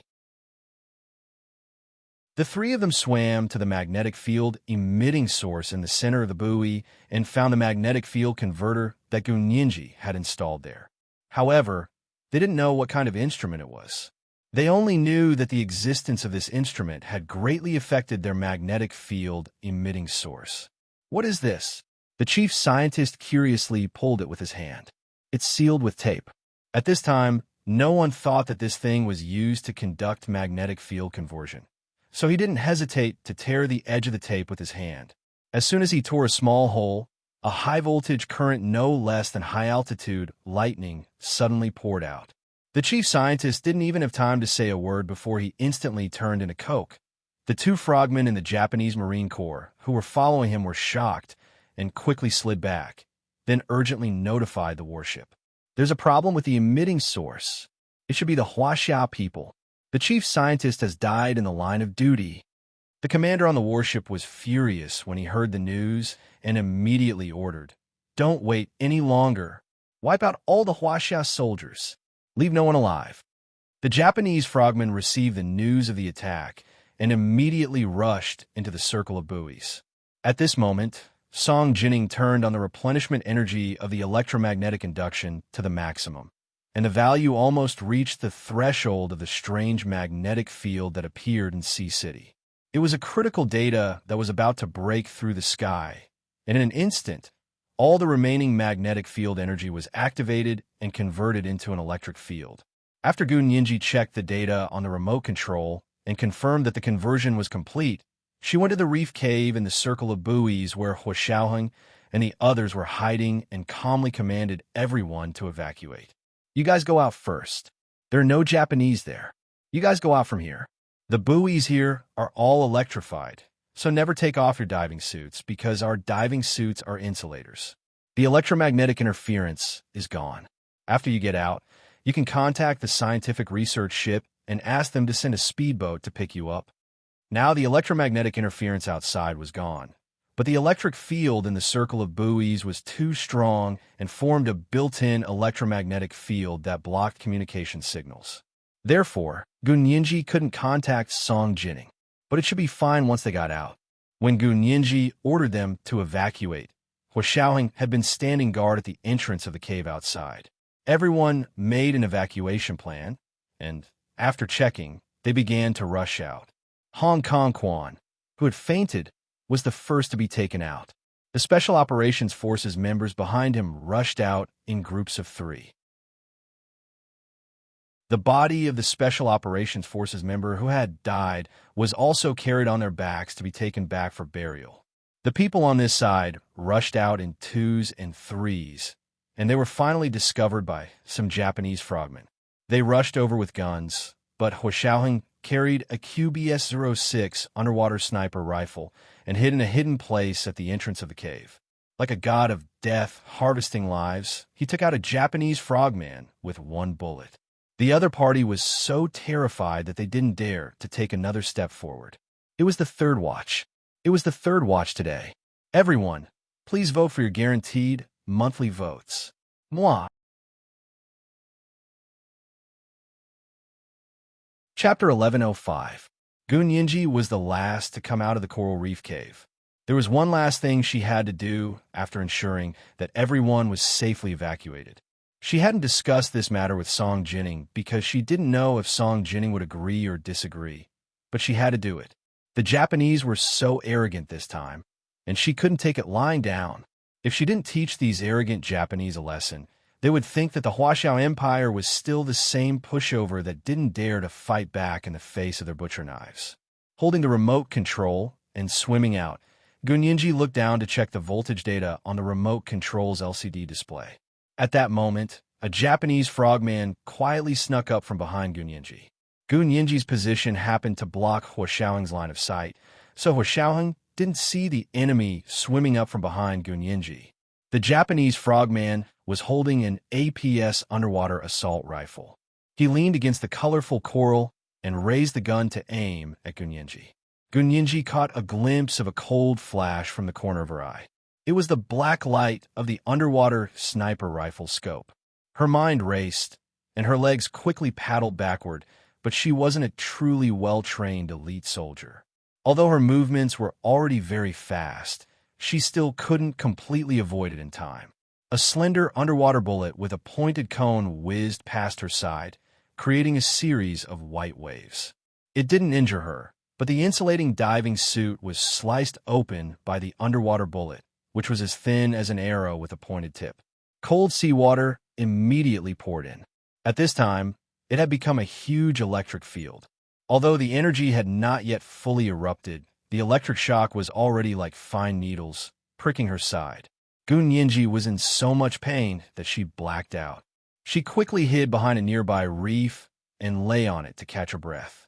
Hua Xiaoheng noticed that something was wrong with Gun Yinji, so he quickly adjusted the muzzle and raised the gun to aim. The whizzing underwater bullets suppressed the opponent's firepower. The Huaxiao Empire's latest self-created QBS-06 underwater sniper rifle was indeed the frogman's nemesis. It had an overwhelming advantage against the APS underwater assault rifle used by the Japanese frogmen. Previously, Hua Xiaoheng had been very careful to use his bullets sparingly. 1 bullet for each enemy, he would not waste it. But when he saw Gun Yinji's body sway in the water after the enemy fired the shot, his eyes instantly turned red. He completely forgot about saving bullets and pulled the trigger with both hands, turning the sniper rifle into a semi-automatic submachine gun. His QBS-06 underwater sniper rifle instantly turned the opponent into a sieve.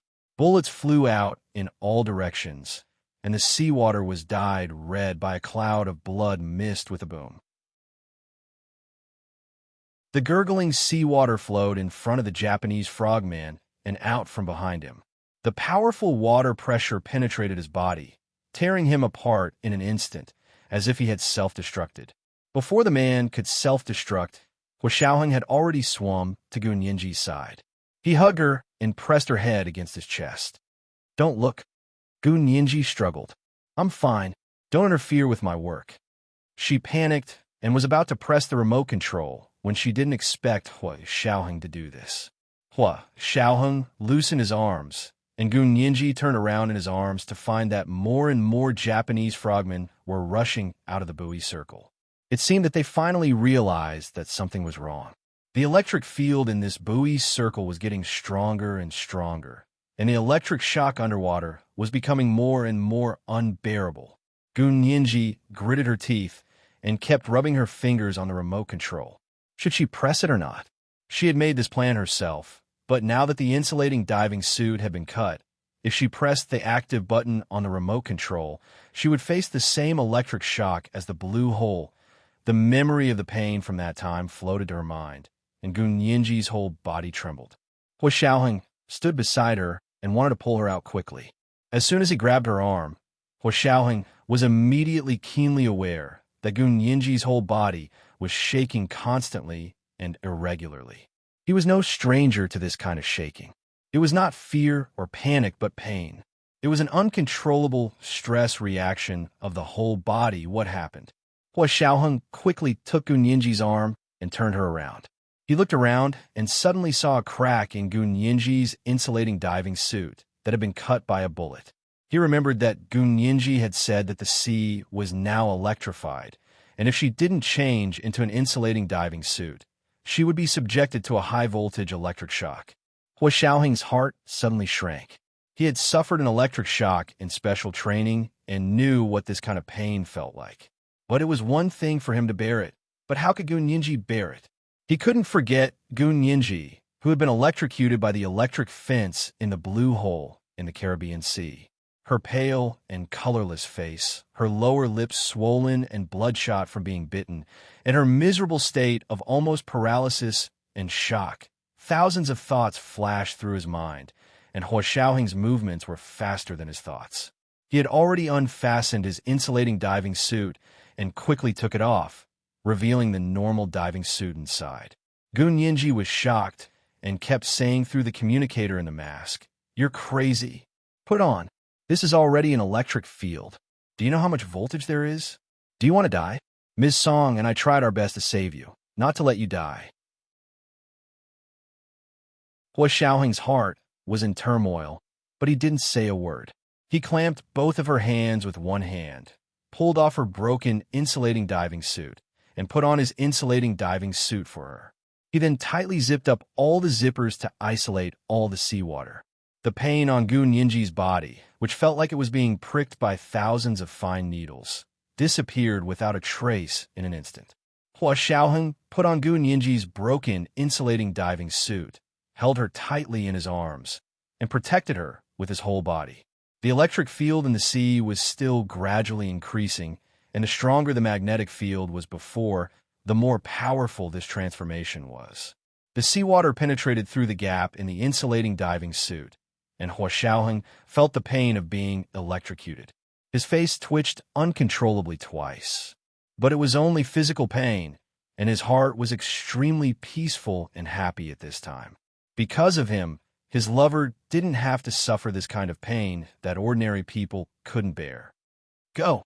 Hua Xiaoheng growled, and his feet slammed on the reef.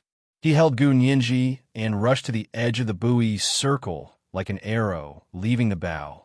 As soon as the two of them rushed out of the buoy circle, Gunyinji immediately pressed the active button on the remote control. The wind on the sea calmed down, and the waves were still. For a moment, even time seemed to stand still. Gunyinji leaned against Hua Xiaoheng's arms and looked over his shoulder. It was just like when she was 12 years old and was being protected by Hua Xiaoheng in his arms, watching the car that had exploded into a mushroom cloud. The white buoy circle almost appeared illusory for a moment, and at that moment, the circles of mosquito coil-like buoys suddenly bounced up like beans being fried in a pan of oil, making a thunderous sound.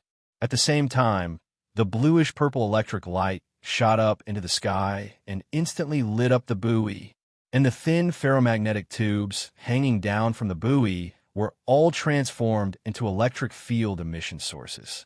The mosquito coil-like electromagnetic buoy circle quickly transformed into a huge electric field, becoming a veritable electric fence.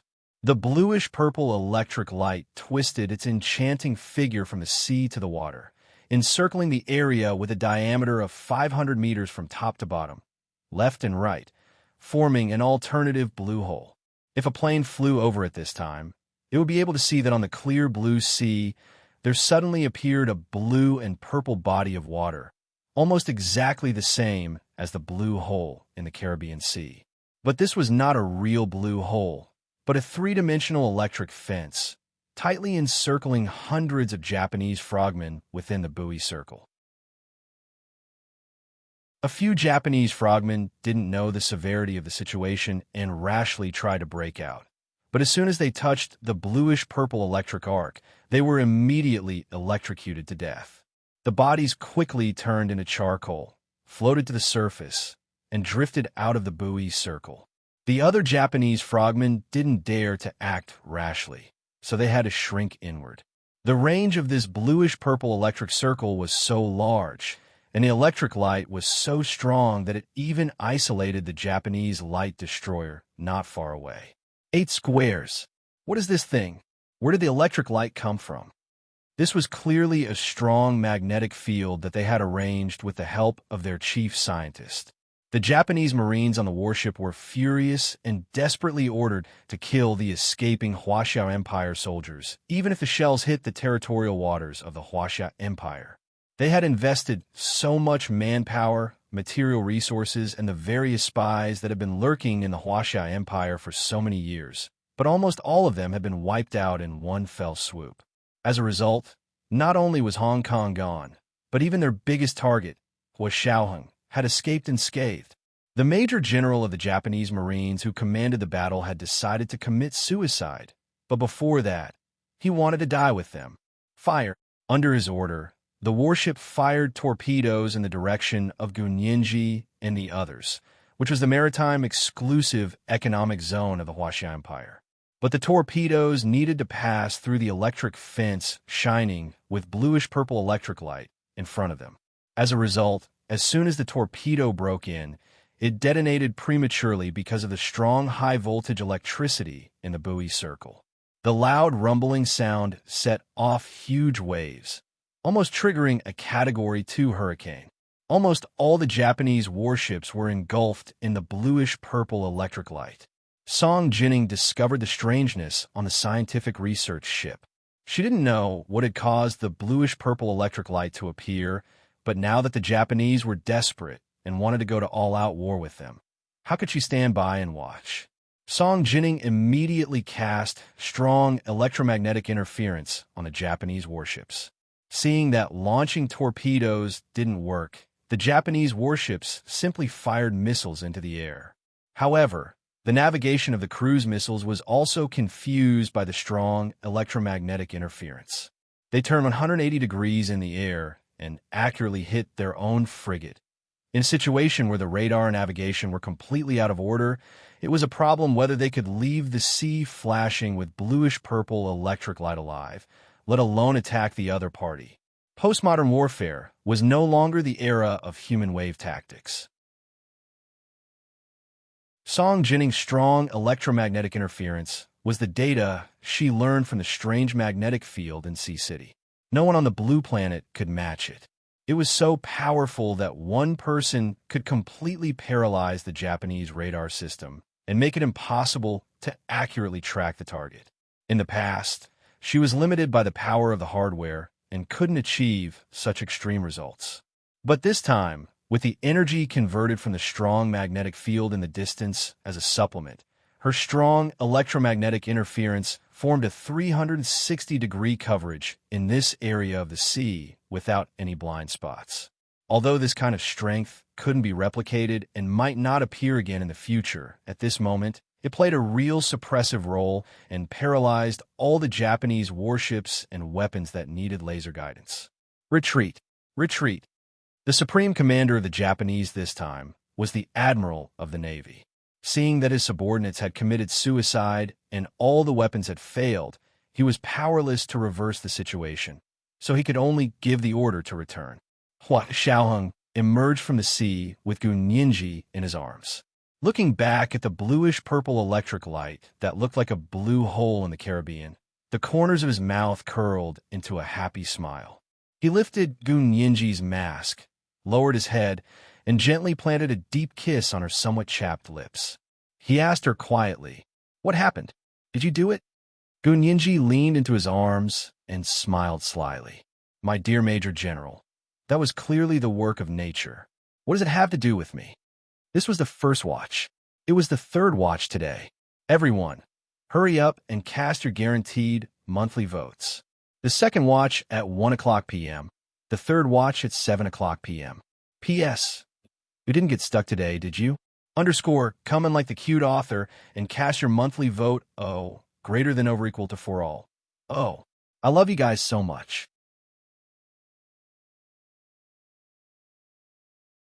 Chapter 1106. The weather was fine, the sea was clear blue, and the sky was blue. Not far away, the pulsing blue-purple electric light became the most beautiful color between the sea and the sky.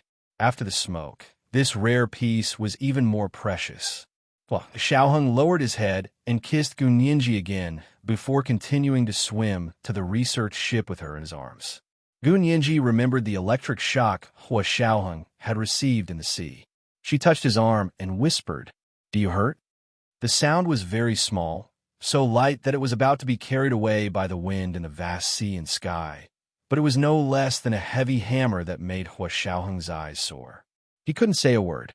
He just hugged Gun Yinji tighter and swam faster. Gun Yinji didn't ask anymore. She thought that a strong man like Hua Xiaoheng would probably not admit his pain in front of others. No matter how painful it was, they would only hide it in their hearts. Hua Xiaoheng swam in the sea with Gun Yinji in his arms for a while. Not long after, they met the speedboat from the research ship.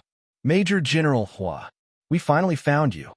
The person on the speedboat was a member of the Special Operations Forces who had come with Hua Xiaoheng. He looked like he was really about to cry. Hua Xiaoheng grabbed the side of the boat and pushed Gun Yinji up first. He asked calmly, "Where are the others? Did they all go back?" "They all went back. Only you and Miss Gu are left. We saw that there was suddenly a fire over there.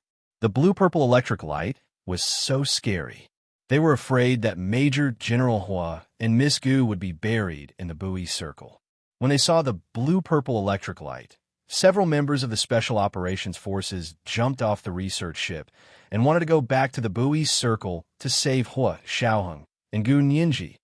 The man wiped the tears from the corners of his eyes with the back of his hand and reached out to drag Hua Xiaoheng up. He then contacted the research ship and said that Major General Hua and Miss Gu had been found. Through the communicator, they could also hear the cheers from the research ship. Hua Xiaoheng calmly picked up the communicator and said to Colonel Liu on the research ship, "Thank you for your hard work. We will return immediately." The speedboat quickly took them back to the research ship. Song Jining hurried over to them. She held Hua Xiaoheng with one hand and Gun Yinji with the other. She looked them over and asked worriedly, "Are you hurt?" The people who had returned earlier all had varying degrees of injuries. Gun Yinji and Hua Xiaoheng were the last to return, so Song Jining was worried that their injuries were even more serious. Gun Yinji quickly said, "I'm not injured. Not at all. Major General Hua protected me very well. However, Major General Hua was electrocuted over there, so we have to send him back to the base hospital for a thorough examination." "Is it inside the buoy circle?" Song Jinning's heart suddenly sank. That was where the high-voltage electric field was concentrated. Gun Yinji nodded. She knew what Song Jinning was worried about and quickly explained, "But we were lucky and managed to escape before the violet lightning appeared, so the shock Major General Hua received shouldn't be too serious." Hua Xiaoheng said directly, "I'm fine. That little electric shock is nothing." Song Jinning breathed a sigh of relief and patted Hua Xiaoheng's shoulder. "It's good that you're fine, but don't let your guard down. We'll send you back to the base with a speedboat later." Hua Xiaoheng nodded. "I'll go right away." He glanced at Gun Yinji and didn't say anything else. He went back to the cabin to change clothes. Because they all had varying degrees of injuries, they wouldn't stay on the scientific research ship. They would be sent back to the Special Operations Forces Sea City base on a speedboat with Hong Kong Quan. Song Jinning held Gun Yinji's hand and asked worriedly, "Are you really okay? Why don't you go back with them for a checkup?" Gun Yinji thought about it. Then will you go back with us? Song Jining shook her head. I won't go for the time being. She looked at the violet lightning between the sea and the sky, frowned, and said, I haven't figured out what's going on with that violet lightning. Nature is really amazing. We researchers may not be able to understand 1/10,000th of the magic of nature, even if we work hard for a lifetime.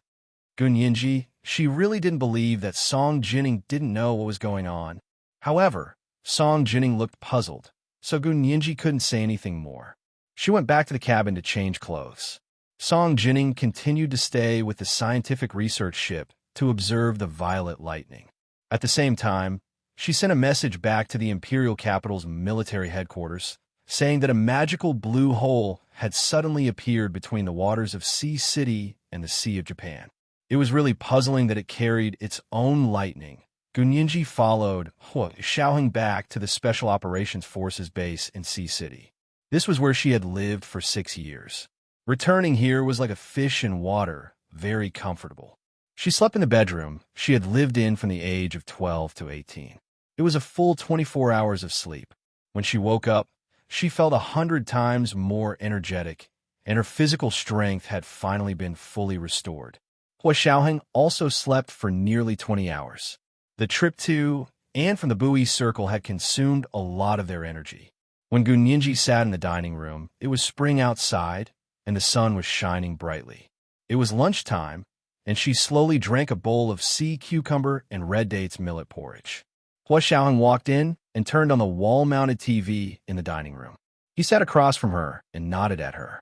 Did you sleep well? Do you feel uncomfortable anywhere? Gunyinji shook her head. I'm just tired. I'm fine now that I've had enough sleep. She asked Hua Xiaoheng, what do you want to eat? The kitchen is making my favorite food. Hua Xiaoheng took the bowl and chopsticks in front of her. I'll eat whatever you eat. Gunyinji pursed her lips and smiled slightly. She lowered her head to take a sip of the porridge and stroked her hair that hung down to her ear with one hand. Her freshly washed hair was still a little wet. Gunyinji glanced at the TV as she ate the porridge. The new news was playing on the TV. The serious-looking female anchor suddenly said, Now we have an important piece of news that has just been received. The Japanese government has protested to the Huaxia government, claiming that the recent appearance of the blue hole with lightning between the waters of Sea City and the Sea of Japan was the work of the Huaxia Empire. The purpose is to frame the 200 elite frogmen of the Japanese Marine Corps trapped in the blue hole. Gunyinji glanced at Hua Xiaoheng. What's going on? Hua Xiaoheng ate his lunch and said after a while, General Ji called me to ask what's going on. Gunyinji's heart tightened. What did you say?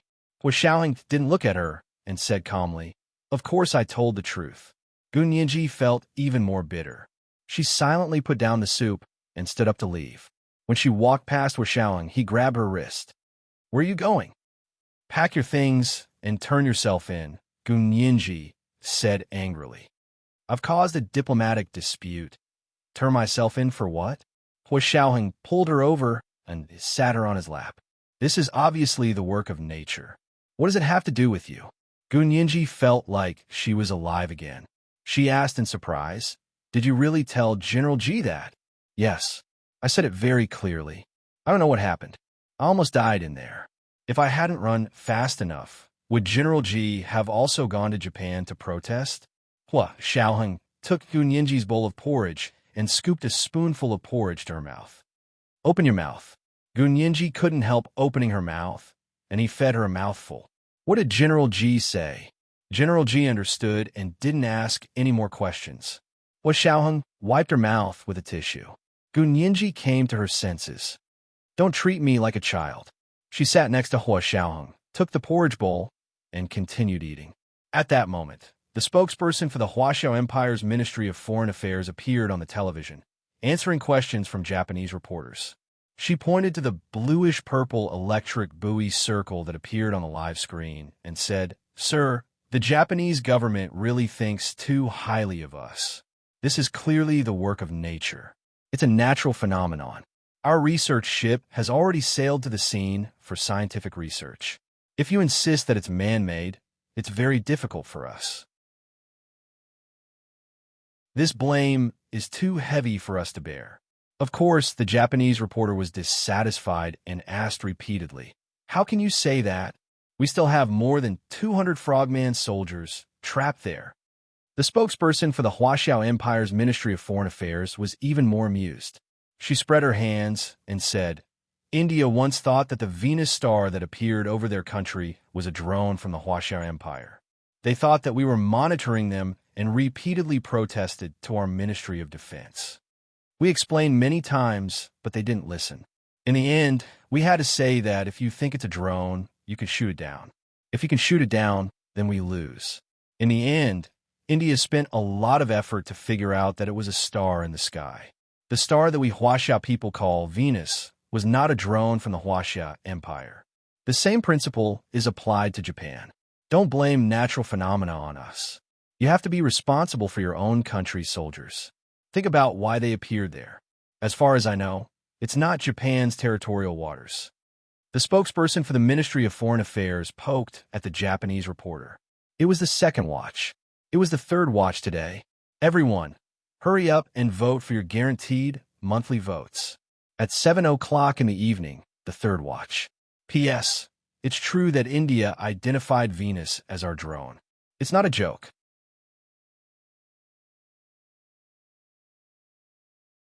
Chapter 11:07. The Japanese reporter wanted to ask more questions, but the spokesperson of the Ministry of Foreign Affairs had already looked past him and directly at the other reporters. Next, Gun Yinji propped her head on her hand and sat in the dining room of Hua Xiaoheng's official residence in Sea City. She smiled as she watched the spokesperson of the Ministry of Foreign Affairs answer the reporter's questions. She said slowly, "It's a pity that Bai Shuang was also the spokesperson of the Ministry of Foreign Affairs back then. I don't know where she is now." Hua Xiaoheng thought of Zhao Liangzi, who had been exiled by him. His hands paused, and he said, "I heard she went abroad." Gun Yinji nodded. She was just casually sighing. She wasn't familiar with Bai Shuang, but she remembered that the two of them had some interaction in the past. Bai Shuang's words were sharper than the current spokesperson of the Ministry of Foreign Affairs. Gun Yinji liked Bai Shuang's style more. After the two of them finished lunch, Hua Xiaoheng stood up and said, "You pack your things. We'll take a private plane back to the imperial capital in the afternoon." Gun Yinji agreed and asked, "What about Ms. Song? She will stay here for a while to do scientific research." Hua Xiaoheng curled his lips and turned to leave the dining room. Their private plane arrived at the imperial capital airport at 6 o'clock in the evening. As soon as they got off the plane, General Ji actually personally came pick them up. Of course, Hong Kong Quan was also escorted back. He had been unconscious the entire way, so it was easy to transport and there wouldn't be any problems. As soon as General Ji saw Hua Xiaoheng, he quickly looked him up and down. After confirming that he was really fine, he sighed and said, "You can even escape the wonders of nature. You are indeed a lucky general of our army." Hua Xiaoheng. Gun Yinji was almost twitching from trying to hold back her laughter. She lowered her head and hurriedly wanted to slip away first. Unexpectedly, General Ji also saw her.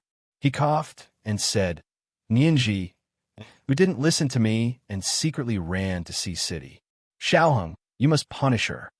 Hua Xiaoheng. Gun Yinji stopped in her tracks and corrected General Ji with embarrassment. "I didn't sneak away. I'm going in an above-board manner." "Openly?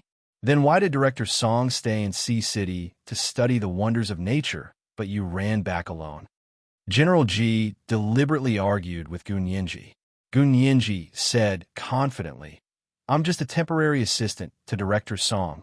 The uncanny workmanship of nature is a profound knowledge that I, as a temporary worker, don't understand. Therefore, Director Song asked me to come back. She also asked the doctoral students and postdocs in her institute to go to Sea City to be her official assistants." General Ji glared at Gun Yinji for a while before laughing. Fine. I can't outtalk you.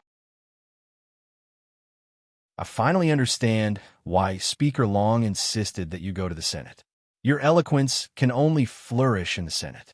Gun Yinji spread her hands in a serious manner and said, "General Ji, I like the law. As for the parliament, I'm just a legal advisor. I don't understand politics." "I don't understand either." General Ji grinned. Let's go back. Both of you are coming with me to the Senate. Speaker Long is going to announce the name of the elected prime minister tonight. Gu Nianji was also shocked. The results aren't out yet. It was already 2 days away from the polling for the interim election. Hua Xiaoheng was also surprised, but he didn't show it on his face like Gu Nianji. He followed General Ji to the car and asked calmly, "Was there a problem with the vote counting?" General Ji pointed at the car calmly. "Let's talk in the car." The three of them got in the car, and Gu Nianji automatically sat next to the driver. General Ji and Hua Xiaoheng sat in the back and talked. The Special Operations Forces did a great job again this time. General Ji laughed. Yin Shixiang monitored the election and discovered some voting fraud. Then he removed the radish and brought out the mud. He discovered the voting fraud from the previous round. After comparing the two, Speaker Long decided to postpone the announcement of the winner and instructed that the votes from the 2 rounds must be recalculated. Gu Nianji also heard it from the front seat, but she didn't feel anything. She didn't get along with the previous 2 prime ministers anyway. If it was still Tan Dongbang this time, her entry into the Senate would probably be difficult. Even if she could enter, she didn't want to. It was meaningless, and she didn't want to fight to the death with such a person. However, Hua Xiaoheng knew that it was because they found the 4 lines of AI programming language. During the last election, Hong Kong Quan took advantage of Hua Xiaoheng's absence and used the election as an excuse to send people to take over the central control room. Then he took the opportunity to insert the 4 lines of AI programming language into their surveillance system. So there must have been fraud in the last election. General Ji tapped his hand on his knee and was very curious. "I wonder who won this time." Gu Nianji pouted and looked at the old dark army green flight jacket she was wearing. She didn't really want to wear that to attend such a big event at the Senate. She shifted in the front seat and fidgeted. Hua Xiaoheng glanced at her and said to General Ji, "Chief, what time will the winner be announced tonight?" General Ji looked at his watch. "It's scheduled for 8 p.m. There are still 2 hours." Hua Xiaoheng stretched his long legs. "Let's go back to the official residence first and hand Hong Kong Quan over to Zhou Qiyuan before going to the Senate. Otherwise, I won't be able to rest easy." General Ji nodded. "That's good. I didn't think it through. Remember not to let Hong Kong Quan escape again this time." Hua Xiaoheng smiled lightly. "He hasn't woken up since he fell into my hands. How can he escape? There was no need to break his legs. Just let him lie there." General Ji laughed loudly. "Why is Hong Kongquan's body so weak? He can't even make it through a long flight." Gu Nianji lowered her head and smiled. She was secretly happy. She could go back and change her clothes. The private car drove into the Special Operations Forces headquarters in the imperial capital. The guards at the door excitedly saluted Hua Xiaoheng. "Hello, Chief." Although they hadn't seen each other for only a few days, everyone missed him very much. He was their pillar of strength. Hua Xiaoheng raised his hand. "Thank you for your hard work." The car drove into the headquarters of the Special Operations Forces, and Hua Xiaoheng first handed Hong Kong Quan over to Zhou Qiyuan. He reminded him, "We lost a colleague this time before we managed to catch him. Remember not to let him escape again. There are still many mysteries about him. It's not time for him to die yet. Don't worry, Chief. I will personally guard him." Zhou Qiyuan stood at attention and saluted. Hua Xiaoheng patted him on the shoulder to show that he trusted him. Gu Nianji returned to Hua Xiaoheng's official residence alone and entered her room. She first went to the bathroom to take a quick shower. When she came out, she dried her hair with a hairdryer and went to the closet to find suitable clothes. Considering that today was the day the Senate would announce the election of the Prime Minister, Gu Nianji chose a more mature Chanel suit that didn't make her look too delicate. She wore a light cherry blossom pink fleece jacket with a ruffled collar and a thin wool skirt of the same color. Inside the jacket, she chose a white silk blouse with a straight collar and a pair of Christian Louboutin black calfskin high heels with red soles. She was mature, dignified, and passionate. It was very suitable for her status. After her hair was dried, she didn't comb it into a bun. Instead, she let it fall down her back and secured it with a diamond headpiece. She lightly brushed a layer of rouge on her face and put on some light makeup with a touch of lipstick. Hua Xiaoheng changed into his major general uniform and picked her up to go to the Senate building. However, once they arrived at the Senate building, the two of them split up. Hua Xiaoheng spoke with General Ji outside, while Gun Yinji first went in alone to find Special Assistant Zhuang and sit with the Senate staff. Gun Yinji's gaze swept across the large, scallop-shaped conference hall and saw that Tan Guiran was dressed like a little princess and sitting between Kai Songyin and Tan Dongbang. Meanwhile, Bai Jiansheng and Bai Yueran sat on the other side of the Tans. There was only a narrow hallway between the two families. Tan Dongbang had a smug smile on his face the entire time and only changed color when he saw Hua Xiaoheng and General Ji walking together. It was the third watch. It was the third watch today. Everyone, hurry up and vote for your guaranteed monthly votes.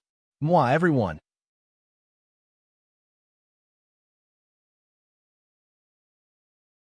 Chapter 1108. Tan Dongbang's expression changed very quickly, and he instantly regained his cheerful expression. He nodded politely at General Ji and Hua Xiaoheng, who had just entered. General Ji and Hua Xiaoheng both nodded in return. They didn't seem displeased at all. Tan Dongbang breathed a sigh of relief and told himself to stay calm and not panic. Kai Songyin saw Hua Xiaoheng walk in and quickly nudged Tan Guiran. She pouted at Hua Xiaoheng and whispered, "Look, he really did break up with that little orphan girl." Tan Guiran turned her head and saw that Hua Xiaoheng's gaze seemed to be on her. She immediately blushed and lowered her eyes to whisper, "Mommy, don't talk about Miss Gu like that. Although Miss Gu doesn't have parents, she's very capable on her own." Thinking about how Gun Yinji had let her parents go and didn't sue them, she had a good impression of Gun Yinji. Moreover, Gun Yinji had broken up with Hua Xiaoheng, so Tan Guiran no longer had any negative feelings towards Gun Yinji. On the contrary, she sympathized with her. He had grown up being doted on by his parents, so he was much happier than Gun Yinji, who was living under someone else's roof. When a person thinks that he is lucky and others are unlucky, he will be more tolerant of people and things. Kai Songyin patted Tan Guiran's head kindly. "Little darling, you're just too kind and kind. In your eyes, are there no bad people in this world?" Tan Guiran thought about it seriously and said, "There are. Oh, there are bad people in our little darling's eyes." Kai Songyin was both curious and amused. What kind of people are bad people in little darling's eyes? "The person who kidnapped me in New York last time," Tan Guiran said quietly after a moment of silence. Tan Guiran couldn't help but shiver when she recalled those days where she didn't see the light of day. The smile on Kai Songyin's face faded bit by bit. Her heart ached as she held Tan Guiran's hand and comforted her quietly. "Little darling, don't think about it anymore. No one else in the world knows what happened to you in New York. Everyone who knows is no longer in this world." Tan Guiran was shocked. "What?" But Major General Hua and the others knew. "They personally came to save me." Kai Songyin choked. Her eyelids drooped as she snorted in disdain. "That's different. He only brought people to rescue you, but he doesn't know what happened during the month you were kidnapped." Pausing, Kai Songyin moved closer to Tan Guiran's ear and whispered in a voice that only the two of them could hear, "Mommy has been holding back from saying this. You have to remember that although you were kidnapped for a month, no one touched you. You're still a virgin. Do you understand?" Kai Songyin didn't want to agitate Tan Guiran, so she avoided talking about it. But she had to say it now, because once Tan Guiran got married, this matter couldn't be avoided. Tan Guiran was just about to say, "I was." Kai Songyin continued, "It doesn't matter if your testicles are gone. Mommy knows a very skilled surgeon who can repair your testicles. She can even perform tightening surgery for you.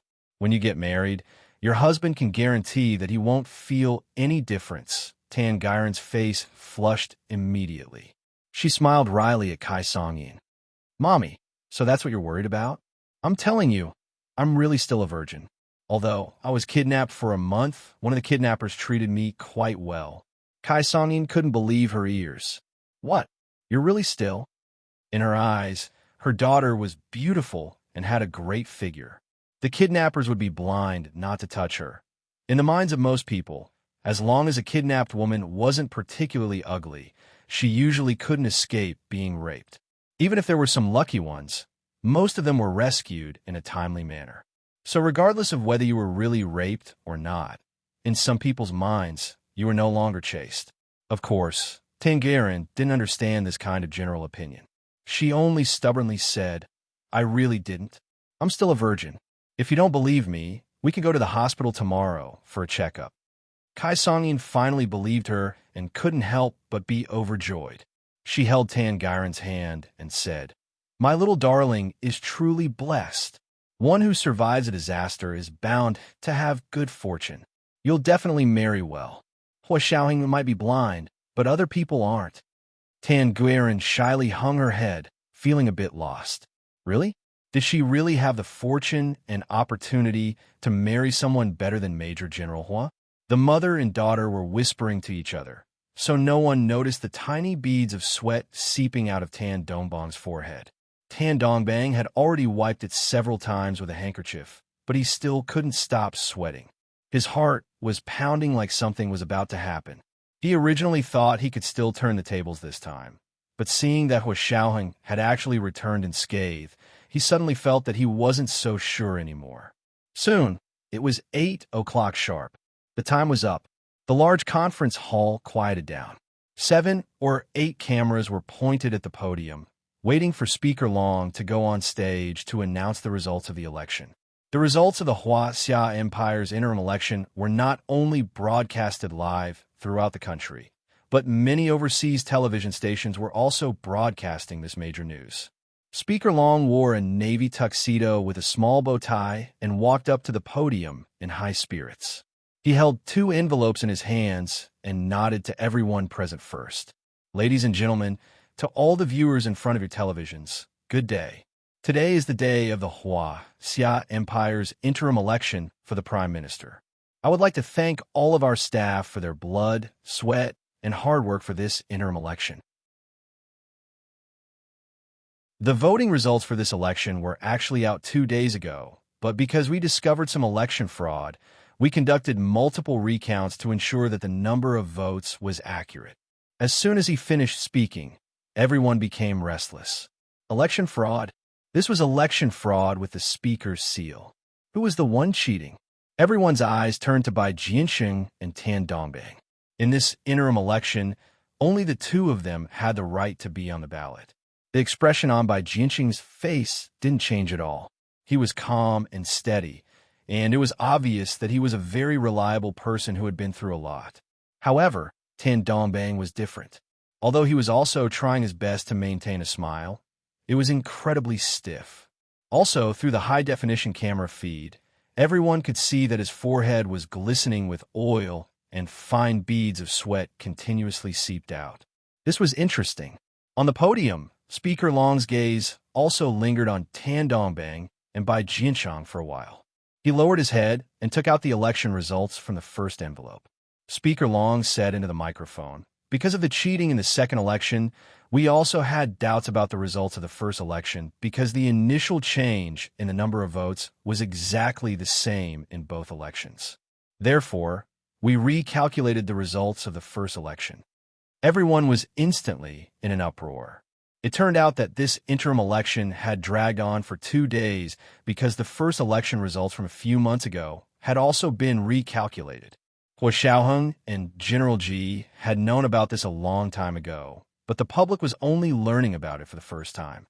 At this moment, the Xia Empire's television and internet instantly exploded. Countless people were posting the hashtag what exactly happened during the first election hashtag. Tan Dongbang's heart was so weak that he felt like he was about to float. No way. The first time? How they know? Even Kai Songyin was stunned. She quickly glanced at Tan Dongbang and saw that he was also looking at her. The husband and wife quickly looked away as if nothing had happened, but they were both scheming in their hearts. Tan Dongbang thought about it. During the first election, Kai Songyin had said that they had an expert helping them and that they would definitely win. This expert had personally contacted him the second time, so the results didn't count? Kai Song-yin was thinking about how Hong Kong Kwan had guaranteed for her during the first election and said that Tan Dongbang would definitely be elected. He had an expert helping them. Could it be that this expert had been exposed along with Hong Kong-chuan's arrest? Kai Song-yin didn't know anything about the expert personally contacting Tan Dongbang during the second election. She didn't have any confidence in the second election at all, so she didn't know where Tan Dongbang's confidence came from. Speaker Long began to read the results of the first voting on the podium. According to the election law, the elected prime minister must win more than half of all votes and must win more than half of the provinces. There are a total of 34 provinces in the Huaxia Empire. In other words, the elected prime minister must win at least 18 provinces and must win more than half of the individual votes. As everyone knows, in the first election a few months ago, a total of 97,563,421 votes were cast. Mr. Tan Dongbang won in 18 provinces and won a total of 48,782,221 votes. He was only 2,021 more votes than the runner-up, Mr. Bai Jiansheng, and was elected Prime Minister of the Huaxia Empire. However, during the recount, we discovered that there were problems with the counting of votes in two provinces. The votes that clearly belonged to Mr. Bai Jiansheng were recorded as Mr. Tan Dongbang's votes. In the end, there was a major error in the results. After the recount, the results of the first election are as follows. A total of 97,563,421 votes were cast. Mr. Bai Jiansheng won in 18 provinces and won a total of 48,782,221 votes. He was only 2,021 more votes than the runner-up, Mr. Tan Dongbang. Mr. Bai Jiansheng is the Prime Minister of the Huaxia Empire who should have won the first election. Tan Dongbang was furious as he listened and couldn't help but interrupt Speaker Long. Speaker Long, what do you mean? It's been so long since the first election, and now you're saying that there was a problem with the counting of votes? Who can prove that there was a problem with the counting of votes, or that you changed the results again? Tan Dongbang's accusation was echoed by many people who didn't know the truth. Indeed, Speaker Long only announced the results of the recount, just saying the votes that belonged to Mr. Bai Jiansheng were recorded as Mr. Tan Dongbang's votes. Wasn't enough to convince everyone. Speaker Long stood on the podium and didn't say anything. He only looked at Tan Dongbang quietly. The large conference hall was completely silent. Even the faint hum of the central air conditioner seemed to have disappeared. This was the first night watch. It was the third night watch today. Everyone, hurry up and vote for your guaranteed monthly votes. The second night watch at 1 in the afternoon and the third night watch at 7 in the evening. P.S. Thank you to President Momo Moshi for your 10,000 Chidian coins yesterday. Moi.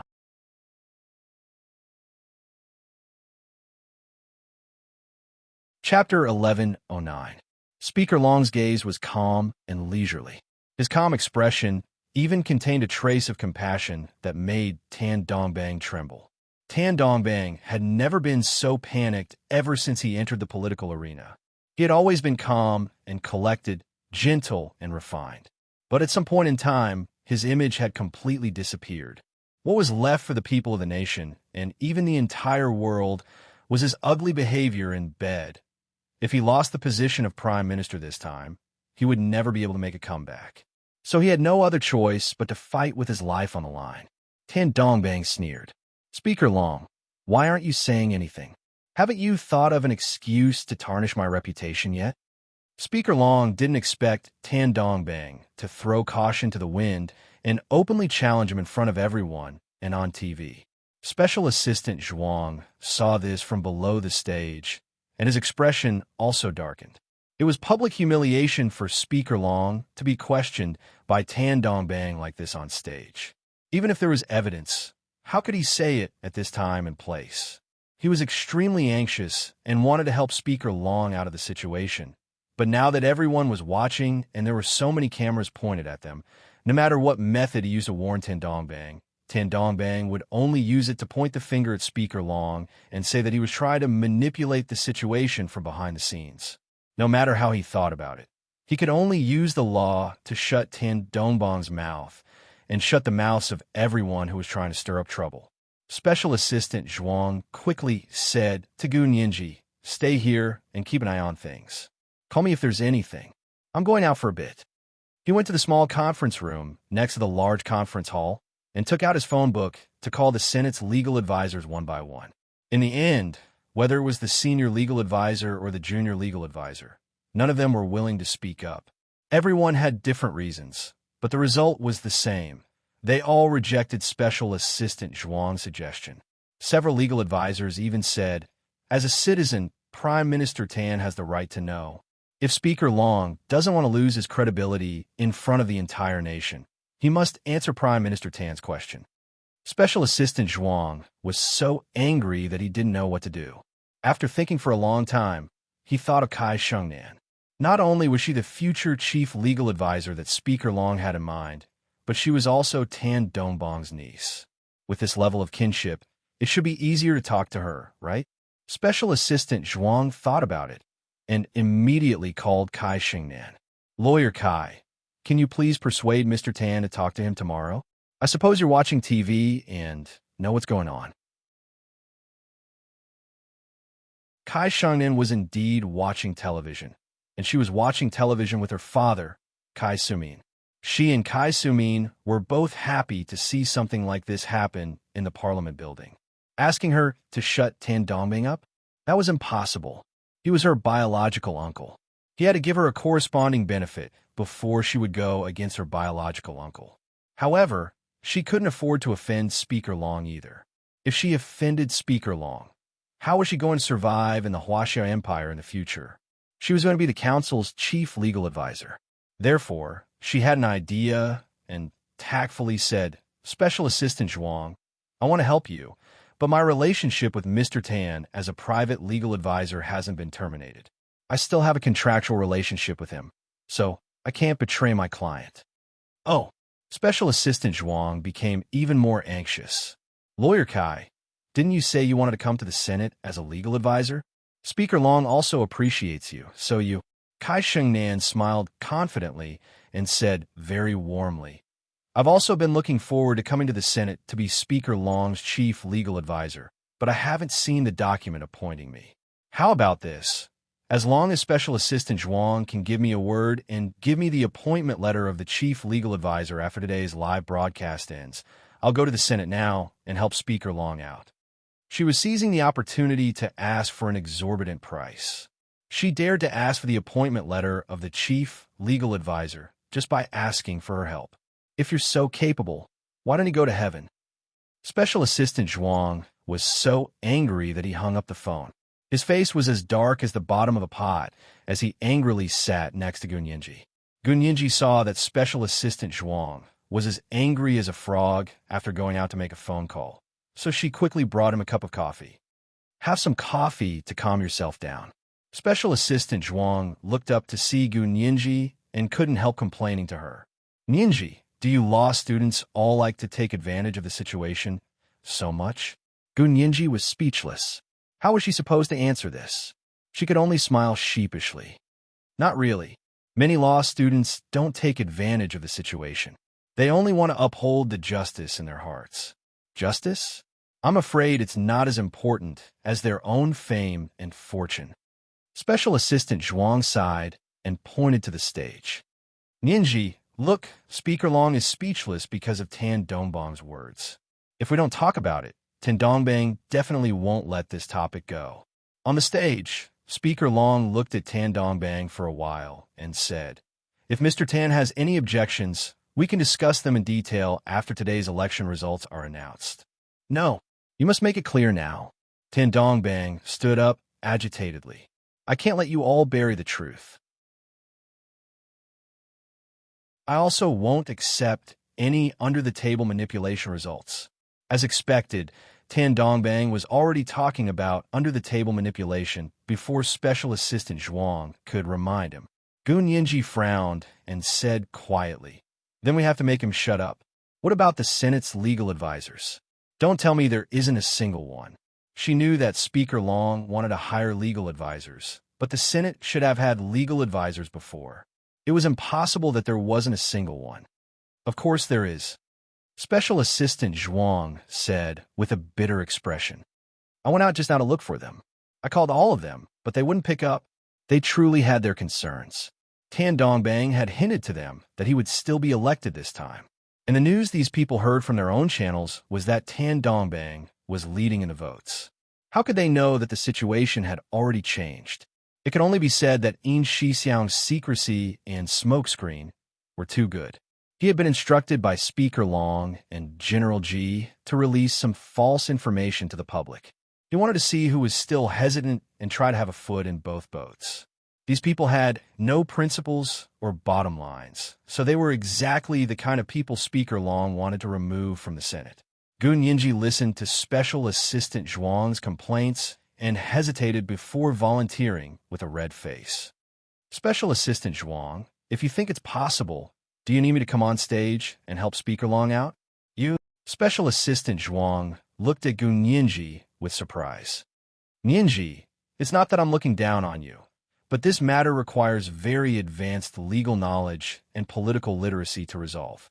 Only knowing the law and only knowing politics won't be able to help Speaker Long out.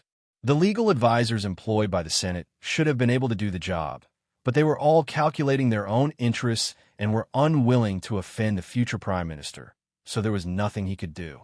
Special Assistant Zhuang didn't study law. At that moment, he even wanted to call Special Assistant Yang, who was on leave, over to help Speaker Long out. However, Gun Yinji could tell that Speaker Long didn't need anyone to help him out. He clearly had a card up his sleeve. However, she had to admit that Tan Dongbang's actions were a bit outrageous. Speaker Long's awkward appearance on the podium made Gun Yinji feel pity for him. Also, she was worried about what if Tan Dongbang made a comeback. Although the possibility was very low, who knew? You couldn't guess the minds of the voters. You wouldn't understand no matter how you tried. Gun Yinji also felt uneasy when she thought about the results of the American election this time. No, she couldn't give Tan Dongbang a chance to make a comeback. Even if he did, she had to suppress him. Gun Yinji grabbed Special Assistant Zhuang's arm. Let me go. Even if I say something wrong, you can go up and help him out again. Just say I'm an intern. It's fine even if I say something wrong. Can you really do it? Special Assistant Zhuang was tempted because he really had no other choice. Perhaps Speaker Long truly admired Gun Yinji and was grooming her as his successor. Special Assistant Zhuang swore that as long as Gun Yinji completely suppressed Tan Dongbang this time, he would definitely recommend Gun Yinji to Speaker Long to be the chief legal advisor. As for those experienced legal advisors in Kai Xingnan, the great American lawyer who only knew how to curry favor, they all had to step aside. Gun Yinji stood up with a serious expression. I can't let him be arrogant anymore. I'm going to attack him. It was the second watch. It was the third watch. Everyone, hurry up and vote for your guaranteed monthly votes. It was 7 o'clock in the evening, the third watch. P.S. There was originally a large section that I hadn't written, but seeing that the update time was up, I didn't want everyone to wait too long, so I posted it first. You can see Yinji attacking Prime Minister Tan at the third watch. Moi.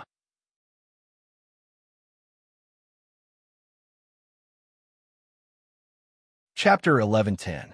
Gun Yinji hung the badge that proved she was a Senate staff member around her neck and straightened her sleeves before walking out of the Senate staff seats. The military police responsible for maintaining order were all Hua Xiaoheng and the Special Operations Forces personnel. They were slightly surprised to see Gun Yinji, but didn't act like they were familiar with her. They blocked her way in a businesslike manner and said, "You can't go up to the podium as you please." Gun Yinji showed him her badge with a smile. I'm Speaker Long's staff member. I have something to say to Speaker Long. The person walked closer to check Gun Yinji's badge. His lips moved a few times before he said in a very quiet voice, "Don't go up. It's very troublesome." Gun Yinji blinked at the person to indicate it was fine. The person stepped aside and watched with worry as she walked up to the podium. Gu Nianji walked to Speaker Long's side and acutely sensed that Speaker Long was actually very nervous. Thinking about it carefully, it was obvious that Tan Dongbang was shameless and wasn't afraid no matter how much trouble he caused. But Speaker Long could lose his political career if he wasn't careful. Even if Hua Xiaoheng was standing there, he probably wouldn't be the least bit nervous, right? Gu Nianji's mind quickly turned, and she already thought of a countermeasure. She discovered that she wasn't nervous at all in this kind of situation. It was as if she was born here and belonged on this stage. However, thinking about it again, perhaps she wanted Tan Dongbang to completely step down, so she didn't have the time to be nervous. Speaker Long saw that Gu Nianji had arrived and looked at her inquiringly. Gu Nianji nodded at him and pointed to the first envelope in Speaker Long's hand. It was the one that Speaker Long had just announced about the recount of Tan Dongbang's votes in the first election. Speaker Long instantly understood and smiled slightly. He winked at her and signaled for her to let go and fight Tan Dongbang. It had to be said that Gu Nianji's arrival relieved the pressure on Speaker Long. He was prepared to expose the fraud in the 2 elections at an event like today, but he wasn't prepared to openly fight with someone. In other words, it would be beneath his status whether he could win or not at an event like today. Tan Dongbang, on the other hand, would be willing to sacrifice himself to bring the emperor down. He wouldn't care if he was beneath his status. The people below the stage were very surprised to see a beautiful young woman suddenly walk onto the stage. General Ji and Hua Xiaoheng exchanged a look and saw confusion in each other's eyes. You don't know what she's going to do. General Ji frowned. This isn't a normal occasion. How could she be so bold? The corners of Hua Xiaoheng's lips curled up, and a faint smile appeared on his face as he said leisurely, "You've spoiled her rotten." General Ji, can't you speak properly? I'm already so old, yet I still have to eat dog food. How tiring. General Ji turned away from Hua Xiaoheng and stared at Gu Nianji on the podium in a daze. Kai Songyin and Tan Gairen's eyes widened when they saw Gu Nianji walk up to the podium. They had no idea what she was going to do. Tan Dongbang was so excited that his face and neck were red. When he saw Gu Nianji walk up to the podium, he was so excited that his hands were about to twitch. There were even more people who didn't know Gu Nianji. They were all whispering to each other, trying to figure out who this outrageously beautiful young girl was. Needless to say, the audience in front of their televisions, from the Hua Xia Empire and overseas, all the people watching the live broadcast were very interested in her. The number of online searches about her was increasing rapidly. Countless people were searching for the name Gu Nianji. Gu Nianji still didn't know that she had already caused such a huge stir on the internet. She had never attended an event like this before, so she didn't know what it meant to be broadcast with global attention. She truly walked up to the podium with the attitude of a newborn calf who wasn't afraid of tigers and appeared in front of the entire world. Gu Nianji looked at Tan Dongbang, who had stood up below the stage, and said calmly, "Mr. Tan, please watch your words. If you need to file a complaint, please go through the legal process. Don't obstruct the normal proceedings of today's meeting." Tan Dongbang was waiting for someone to argue with him. He prided himself on his unparalleled debating skills, and during the first election, he had relied on his sharp tongue to make Bai Jianqing speechless time and time again. He had gained a lot of fans. Today, he had originally planned to directly argue with Speaker Long and let the entire world know that Speaker Long was old and should retire. He couldn't continue to enjoy his position without doing anything. This would also clear the way for him to work in the future. In the end, Speaker Long didn't respond and refused to argue with him. Fortunately, Gu Nianji, who wasn't afraid of death, had come, so she couldn't blame him for being impolite. With his qualifications as a lawyer and the Minister of Justice, it was more than enough to beat Gu Nianji. Tan Dongbang sneered as he crossed his arms and said calmly, "Watch my words. May I ask who you are? What right do you have to talk to me?" Gu Nianji's eyes curved, and her youthful voice was a bit soft, like malt candy made during the New Year. It was so sweet and soft, but it stuck to the teeth. She said calmly, "I am a staff member of the Senate, and I am responsible for maintaining the normal proceedings of the General Assembly. Mr. Tan, everyone is equal before the law. You are the Prime Minister elected by the people, and you are supposed to serve the people. However, you act all high and mighty in front of a staff member like me, and you don't even want to talk to me properly. I think the voters who voted for you will be very disappointed in you if they see you like this. She calmly changed the topic to the voters Tan Dongbang cared about the most. She wanted to completely suppress Tan Dongbang's arrogance. Because if she didn't do this, Tan Dongbang wouldn't treat her as an equal to talk to. If Tan Dongbang continued to maintain his high and mighty attitude, the audience would subjectively think that Tan Dongbang was more qualified than Gu Ninji and was more reasonable. As the saying went, it wasn't the louder one spoke, but in politics, sometimes people would think you were reasonable if you spoke louder. Gu Ninji wouldn't give Tan Dongbang that opportunity. Tan Dongbang immediately reacted and composed himself. He coughed and said, "Fine then, I won't lower myself to your level. What I want is Speaker Long's attitude, and it has nothing to do with you. You can leave." Gu Ninji shook her head and smiled wholeheartedly. "Mr. Tan, you are not my superior, so you have no right to order me to do or not do anything. I have already reminded you twice, and this is the third time. Please watch your words and don't break the law, and especially don't obstruct the established procedures of the General Assembly."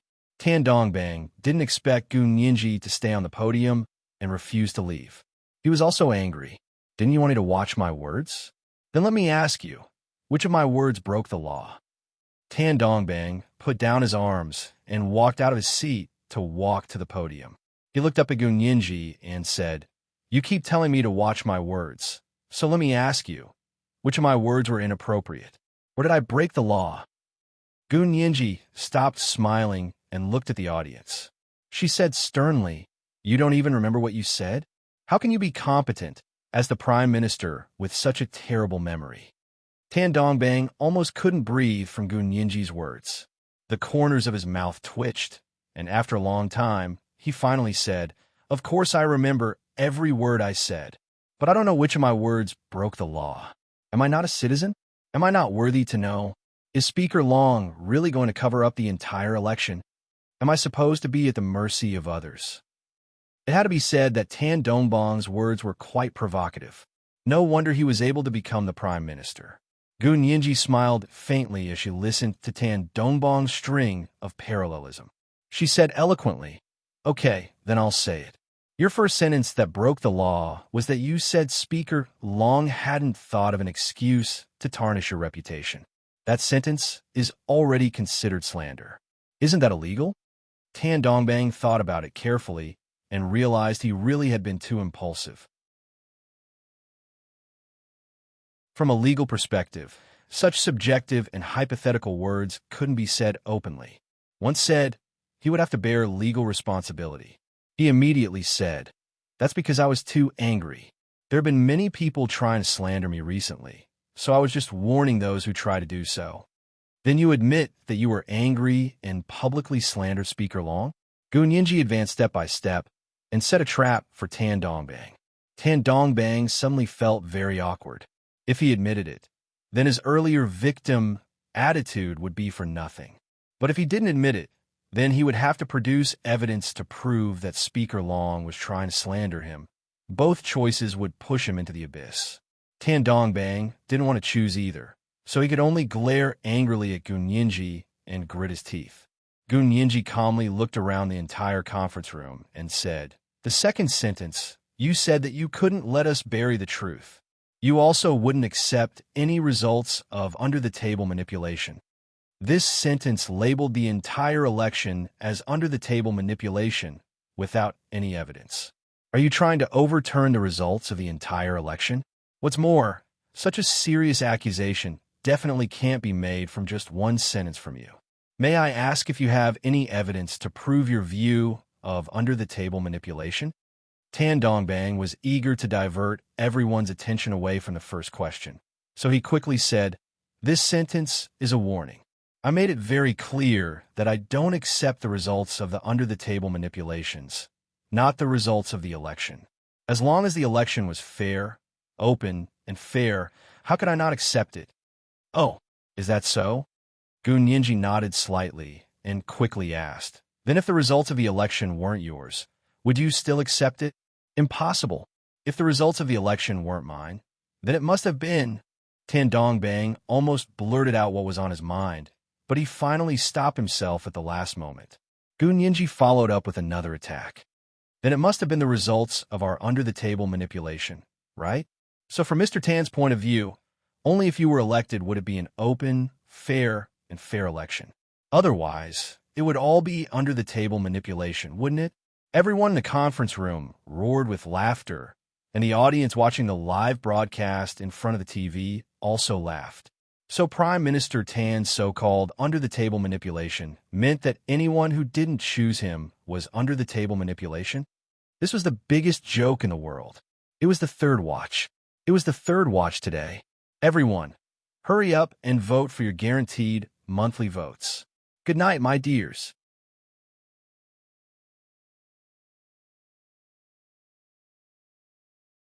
Chapter 11:11. Tan Dongbang's expression changed, and his hands clenched into fists. If they weren't on stage, and he wasn't off stage, he really would have thrown a punch. It was obvious how much Gu Nianji had angered Tan Dongbang to be able to make a self-proclaimed cultured and refined person throw a punch at her. Kai Songyin and Tan Guiran were both dumbfounded by what they saw. Mommy, what's going on with Daddy? Can't you let Speaker Long finish? Tan Guiran was at a loss, but she also felt that her daddy's words made sense. How could he say someone cheated just because they cheated? He had to at least give a reason, right? Kai Songyin, on the other hand, had a guilty conscience. She knew that the first time was fishy, but she felt that it wasn't that far off. After all, she was quite experienced in media publicity. She hadn't earned her reputation as a she-devil in the media for so many years for nothing. Yes, it's so embarrassing. Kai Songyin pouted. She truly planned to divorce Tan Dongbang once this farce was over, and she was sure he couldn't make a comeback. They were childhood friends and years of love, but their feelings had been completely eroded when they saw the video of Tan Dongbang fooling around with Gu Yanran. Kai Songyin looked at Tan Dongbang's back as he stood below the podium and was very impatient. She didn't understand why Tan Dongbang still hadn't given up. However, Tan Dongbang glared at Gu Nianji, who was standing beside Speaker Long on the podium. He was extremely regretful for his slip of the tongue. Fortunately, he hadn't said it. Although Gu Nianji had taken advantage of the situation, Tan Dongbang still denied it and seized on the loophole in Gu Nianji's words. Haha, Miss Gu, you're also a lawyer, right? Didn't you learn in school that you can't frame someone for something they didn't say? Tan Dongbang was being shameless. Anyway, he hadn't said the last sentence. Gu Nianji had said it all. Do you know what it means to frame someone if you want to frame them? He was saying that Gu Nianji had purposely made up an excuse to frame him. Gu Nianji had originally wanted to rebuke Tan Dongbang and have him stay quiet. She wanted him to not publicly fight with Speaker Long and save the country some face in front of the people of the world. Tan Dongbang was probably taking advantage of the fact that this was a live broadcast and was certain that the Senate and Speaker Long wanted to save face. They wouldn't be able to violently silence him in front of the entire world, so he was increasingly fearless. Gu Nianji was filled with anger when she thought about this. She had already shown some mercy, but she didn't expect Tan Dongbang to still refuse to let it go. He even wanted to pick on her. Since that was the case, then don't blame me for driving a dog into a dead end. Gu Nianji adjusted the Bluetooth headset she was wearing. The staff of the Senate would always wear a Bluetooth headset during important events to facilitate communication. She put down her hand, her eyes flashing as she said, "When did I frame you? Did you forget what I said just now? What I said was, that must be the result of our secret operation, right? Therefore, from Mr. Tan's point of view, only when you are elected will it be an open, fair, and fair election. Otherwise, it's all done behind the scenes, isn't it? Every sentence is a question. You can answer yes or no. How did I frame you? Mr. Tan, you also studied law and have been a Minister of Justice for many years. How did you get to the position of Minister of Justice with your legal skills? Gun Yinji's tone was mocking, but the expression on her face was incredibly sweet and natural. It made it impossible for anyone to feel ill just by looking at her face. They only felt that Tan Dongbang was too much to be bossy around a girl who was even younger than his daughter. The corner of Tan Dongbang's mouth twitched. He finally remembered that Gun Yinji was also someone who had been to court before. Whether it was suing Bai Jini for Song Jinning's incident, going to court for the German female exchange student's lawsuit, or fighting Gu Yanran for the family inheritance, she had never lost. He really couldn't underestimate someone like her just because she was young. Tan Dongbang collected his thoughts and began to take Gun Yinji seriously. He adjusted his bow tie, and his expression was much more natural. He immediately brought Gun Yinji back to the topic she had diverted. He said in a low voice, "Since Miss Gu has made things clear, then I will make things clear as well. What I meant just now was that Speaker Long said that there was a problem with the votes last time and that there was cheating. Then please show me the evidence. If you don't have evidence, then don't say that it was cheating last time." Tan Dongbang had to clarify the matter of the cheating last time because he was already feeling vaguely uneasy. Although he had heard the news and that expert had told him that he should have won the second interim election. But why would Speaker Long bring up the matter of the cheating last time? That was truly too puzzling. Tan Dongbang didn't want to sit around and wait for death, so he chose to stand up and fight it out in front of everyone. Unfortunately, Speaker Long didn't respond to him. The person he was fighting with now was a small Senate staff member. Even if he won the argument, he wouldn't have much face left. Tan Dongbang looked at Gun Yinji on the podium with a dark expression. He had already secretly made up his mind that once this storm was over and he returned to his position as prime minister, the first person he would severely suppress would be Gun Yinji. Getting rid of her would not only make room for his daughter, but it would also let those people see the consequences of going against him. Gun Yinji had rushed onto the podium. She could suppress Tan Dongbang's arrogance with words, but in terms of election cheating, she really didn't know what the actual situation was. She only knew that Hong Kong Quan had stuffed 4 lines of extremely advanced and hard-to-discover AI programming language into the central control room system. These 4 lines of AI programming language had tampered with the system's program to hide some important information. But she wasn't completely clueless.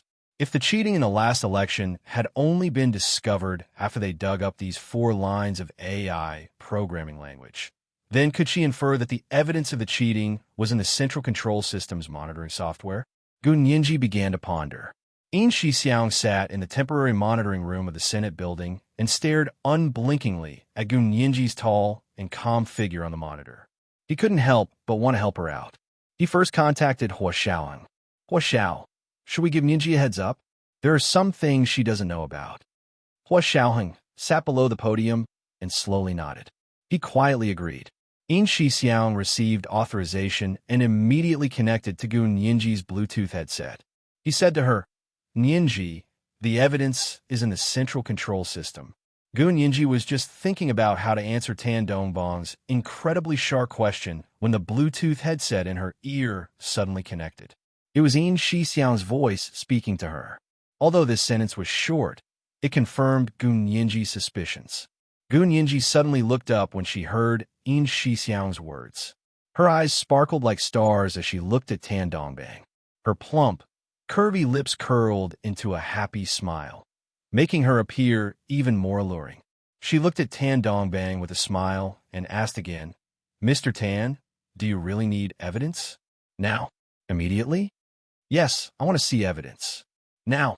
Immediately," Tan Dongbang said resolutely. He looked indignant, as if he wanted to clear his name. Gun Yinji looked at Speaker Long and asked quietly, "Speaker Long, what do you think?" Speaker Long nodded expressionlessly. "Since he wants to see evidence, show him the evidence." He then turned on the multimedia operating system on the podium in front of him and gestured for Gun Yinji to act. Gun Yinji received Speaker Long's authorization and felt greatly reassured. She typed a few times on the keyboard and entered the Senate's computer system to connect to Yin Shixiang's surveillance system. Then she slowly put down a huge white screen on the wall behind her. The entire large conference hall looked like a screening room in a movie theater. Gun Yinji found the evidence program that Yin Shixiang had sent her and typed it out on the large screen. Everyone, this is the evidence we found of cheating in the last election. Please take a look. After a system search, the entire voting situation from the last election is here. Everyone can look at the original voting data from each province and then look at the original vote count data. It's obvious that there was a problem with the data from 2 provinces. However, a portion of the data was lost. Normally, the system surveillance program would give an early warning and ask everyone to recount the votes. However, the last surveillance system was implanted with an intelligent language program, so the early warning system was also overwritten. As a result, there was an error in the results.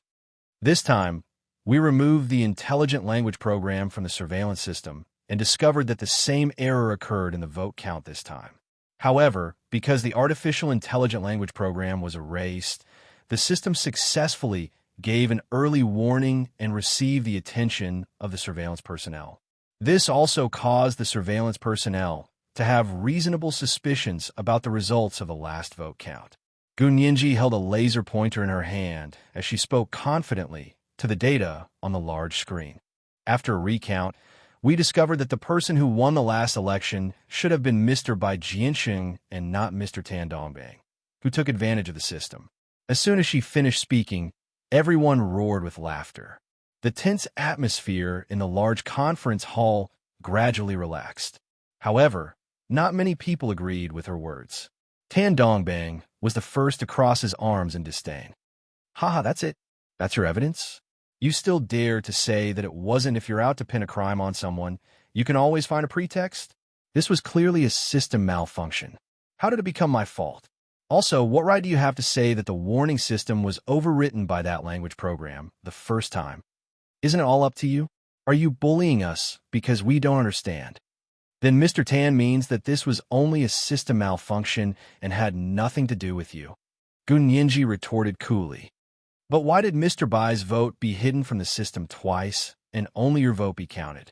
You say there's nothing wrong with such an intelligent system malfunction? Do you think we don't have common sense or intelligence? Then how would I know? That's why it's called a system malfunction. Tan Dongbang looked at Gun Yinji with a grin. His gaze was like a cat catching a mouse.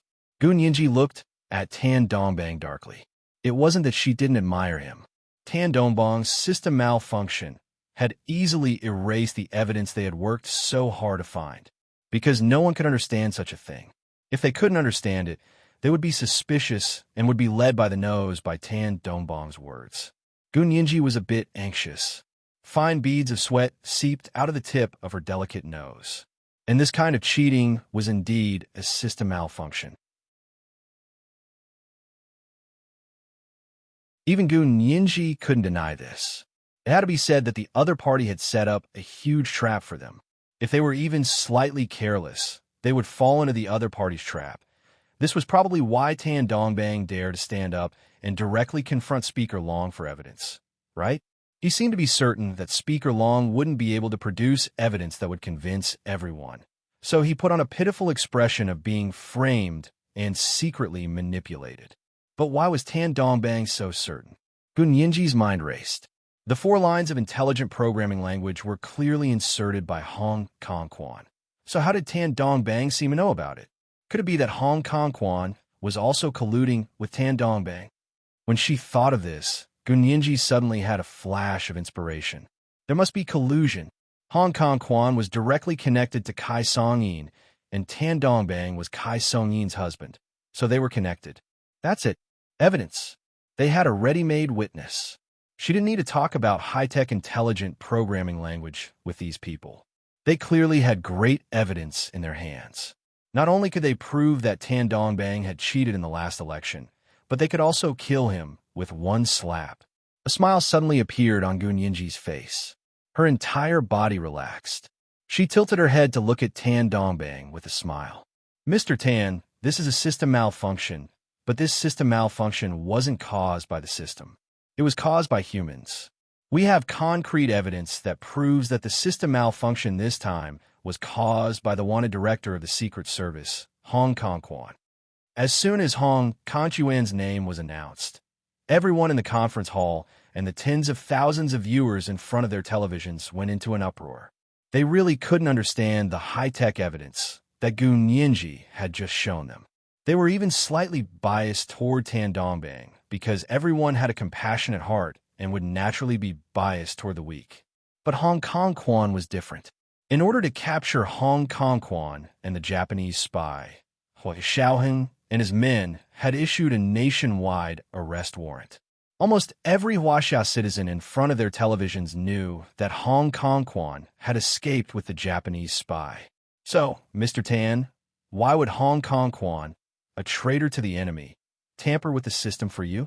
Did you collude with the Japanese spy and instruct Hong Kong to tamper with the system in order to be elected as the prime minister? Gu Nianji was in for a penny, in for a pound. She had directly tied Tan Dongbang to Hong Kong and pinned him with the label of traitor.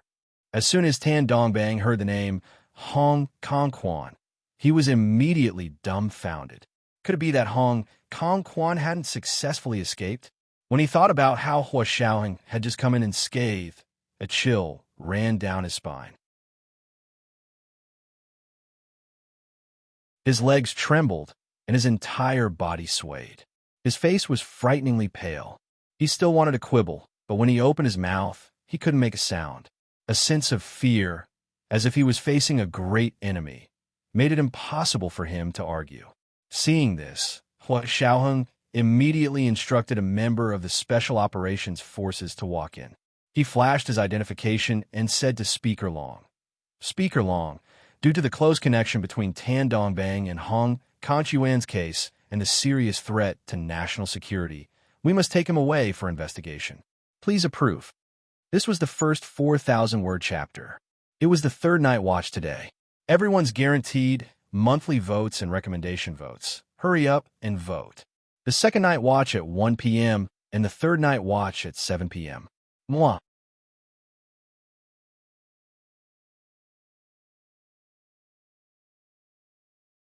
Chapter 11:12.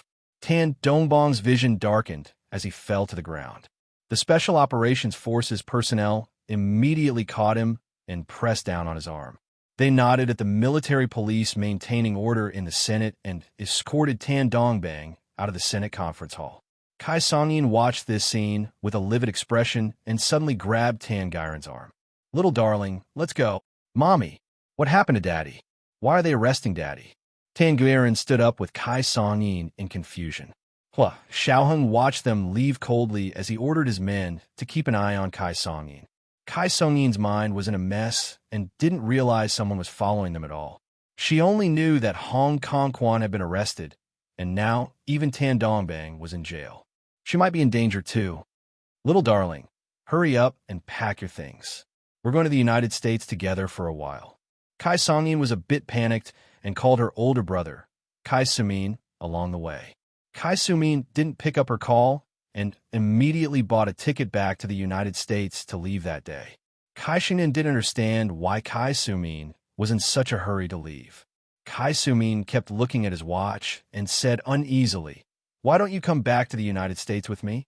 Your uncle's situation is a bit complicated. There's no future for you if you stay here." Kai Shengnan originally wanted to go back as well, but when she saw Gu Nianji appear next to Speaker Long today and rebuke Tan Dongbang, she would be lying if she said she didn't regret it.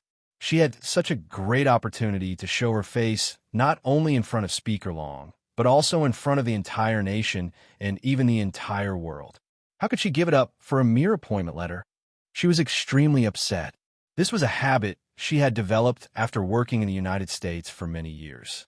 Everything had to be signed in black and white first, and then they would work for you. Also, when they worked, they would never perform services that exceeded the contract stipulations. But the Huaxia Empire was different. Here, they paid particular attention to work first, so the person you helped would naturally not mistreat you. If they had talked about conditions before, it would most likely have fallen through. Kai Shengnan finally realized this difference and understood that she had given away such a great opportunity just like that. She was very unhappy. She felt that she was better than Gu Nianji in every aspect. The only thing she was lacking was that she hadn't been in the Huaxia Empire for so many years and was somewhat unfamiliar with the ways of the Huaxia Empire. However, this was nothing. Once bitten, twice shy. She would soon catch up. Therefore, she refused to leave. She hoped to climb to the top of the political hierarchy in the Huaxia Empire. This was something she couldn't achieve even if she became a partner in a large law firm in the United States. Kai Sumin knew what she was thinking and didn't try to persuade her any further. He was in the United States anyway. If Kai Xiangnian couldn't survive in the country anymore, she would naturally go back. Kai Xiangnian received Kai Sumin's text message. She couldn't get through to her older brother, Kai Sumin's phone, so she didn't know what to do at the moment. After returning home, he hurriedly took out his passport, packed a few things, and went online to buy a plane ticket. He successfully bought the ticket for today, but the flight was in the afternoon and there were still a few hours left. Kai Songyin and Tan Guiran were in the VIP lounge of the airport, watching TV and playing on their phones. Kai Sumin had also bought this flight. Kai Sumin sighed when he saw Kai Songyin enter with Tan Guiran in the VIP lounge, but he still greeted them. Songyin, little darling, you guys are going to America too? Kai Sumin walked over with a briefcase in hand. Kai Songyin almost burst into tears when she saw Kai Sumin. Big brother, so you're going back to America?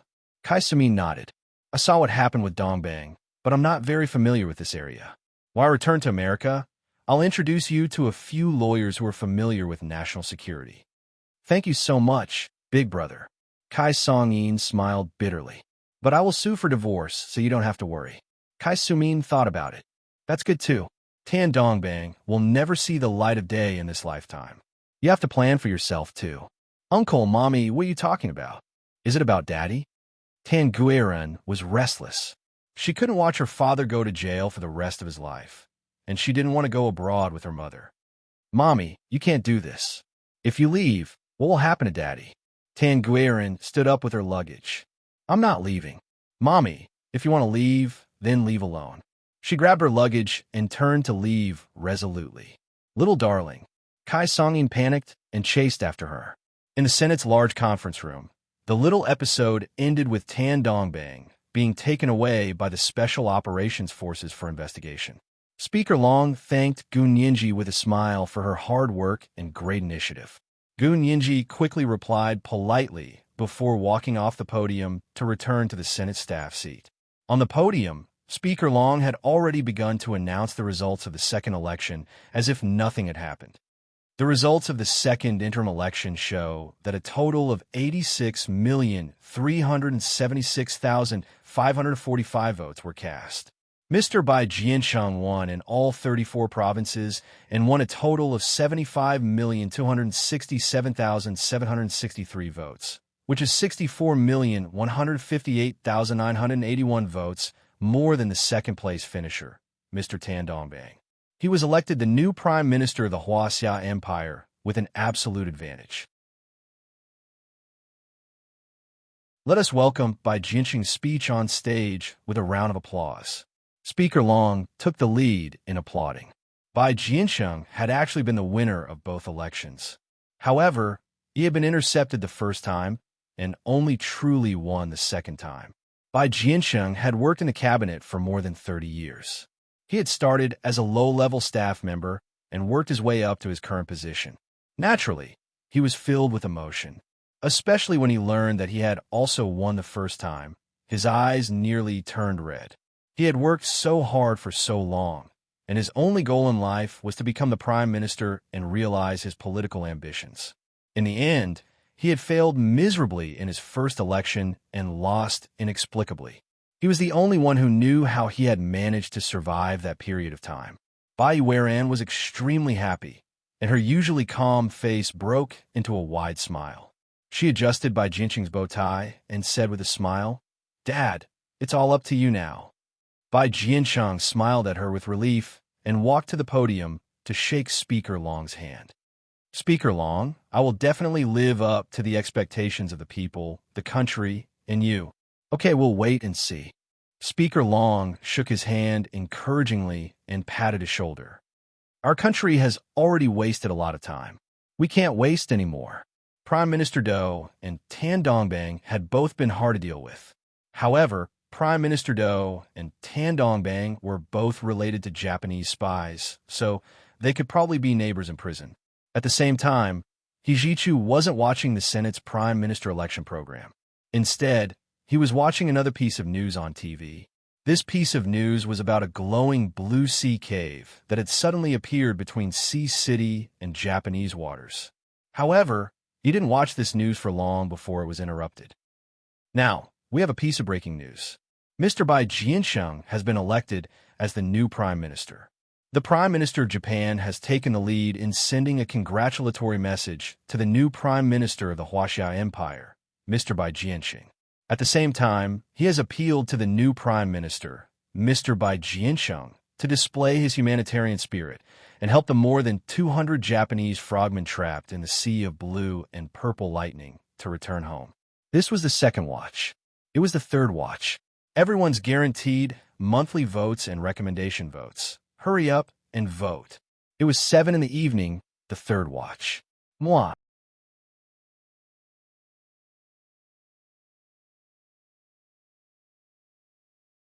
Chapter 11:13. Hijichu sneered as he listened. He picked up the glass of red wine and sniffed it before downing it in one gulp. The Japanese were always like this wherever they went. Humanitarianism? Why didn't they show the spirit of humanitarianism to the people of Huaxia during the invasion? Could it really be that time could wash away all scars? No, some mistakes cannot be forgiven, and some scars will never disappear. Hijichu put down his wine glass and switched to the news channel. This time, he saw the scene where the parliament announced the results of the election. The newly elected prime minister, Bai Jiansheng, was giving a rousing speech, encouraging everyone to unite and fight for the revitalization of China. Hijichu's shimmering almond-shaped eyes flashed. He suddenly wanted to know how this veteran politician would react when he heard the Japanese prime minister's appeal for humanitarianism. The Assembly's interim general election was a great success, although there was a small interlude in the middle when Tan Dongbang jumped out to tear Speaker Long apart. It was resolved perfectly. Tan Dongbang had been taken away by the Special Operations Forces for investigation, and Gun Yinji had also made a great contribution to Speaker Long. After the meeting, the new Prime Minister, Bai Jiansheng, was surrounded by a large group of people. They were all his colleagues from the cabinet, and they would go out to celebrate his election later. Since the cabinet had been dissolved, the first thing Bai Jiansheng had to do was to reorganize the cabinet as soon as possible. Gun Yinji smiled as she watched the crowd surround Bai Jiansheng and leave. She scanned the crowd for a while, but didn't see Hua Xiaoang. Of course, she didn't see General Ji either. He must have left. Gun Yinji had come in Hua Xiaoang's car, so how was she going to get back? Gun Yinji couldn't help feeling a headache coming on. Speaker Long specially called her over and said very kindly, "Yinji, you performed very well tonight. I have already spoken to Special Assistant Zhuang. When you come to work tomorrow, I will officially appoint you as legal counsel." Was there no need to take the exam? Gun Yinji's eyes lit up. Really? Does that mean I don't have to take the exam? Speaker Long couldn't help but laugh. You still have to take the exam, but it won't be difficult for you. The exam is next week. You have to work hard. Gun Yinji shrugged. Okay, I'll try my best. After exchanging a few more pleasantries with Speaker Long finally turned to leave. Gun Yinji was worried about how to go back when In Shixiang's voice came through her Bluetooth headset. "Yinji, I'll return to the base later. Hua Xiao asked me to bring you back with me. Yinji, your performance today was amazing." In Shixiang spared no effort in praising Gun Yinji. He had only mentioned the beginning to Gun Yinji, but Gun Yinji had performed so well. It was truly unexpected. Gun Yinji laughed. "Brother Xiong, you're being too hypocritical. Do we need to be so polite with each other?" Of course.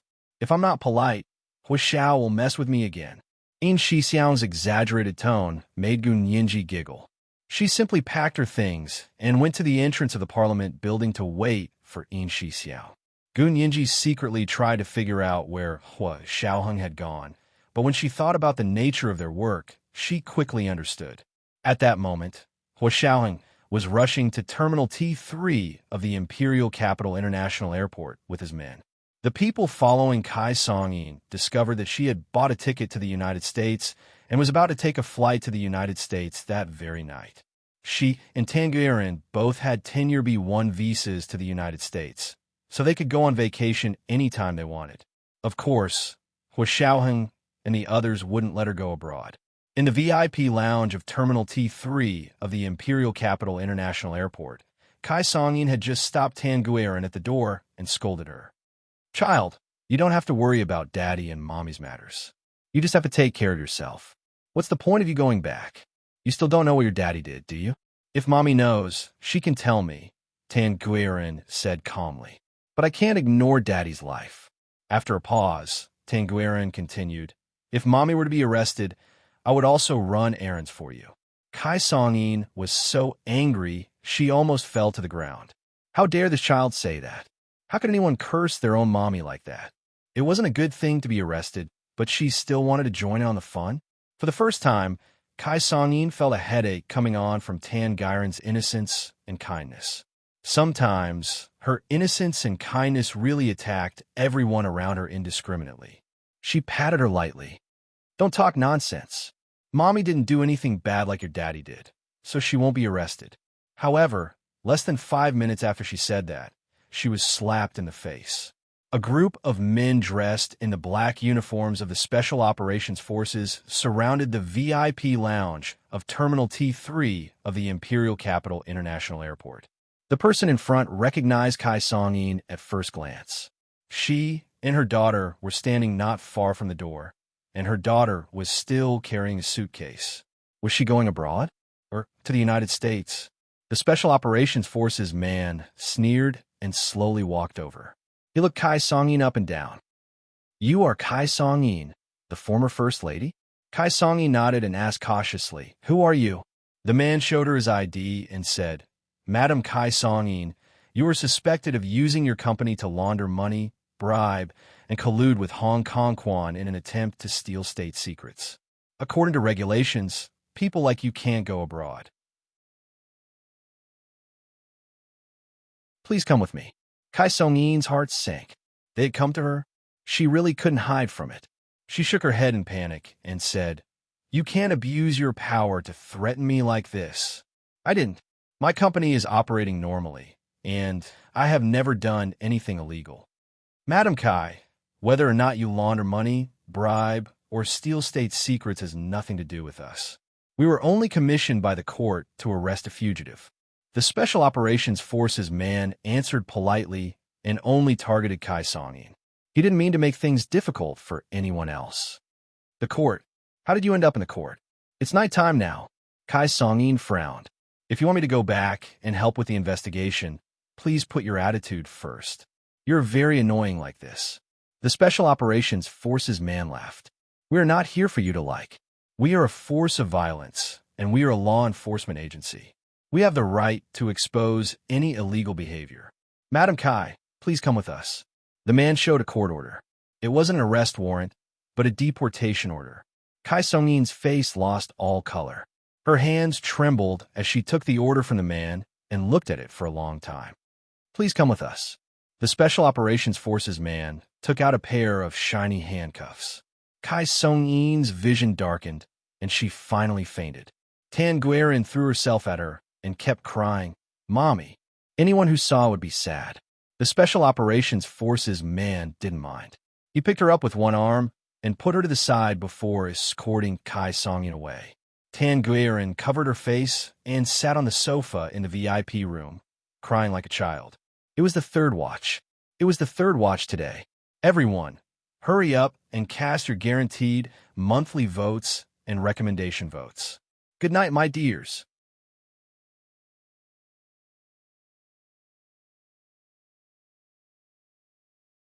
Chapter 1114.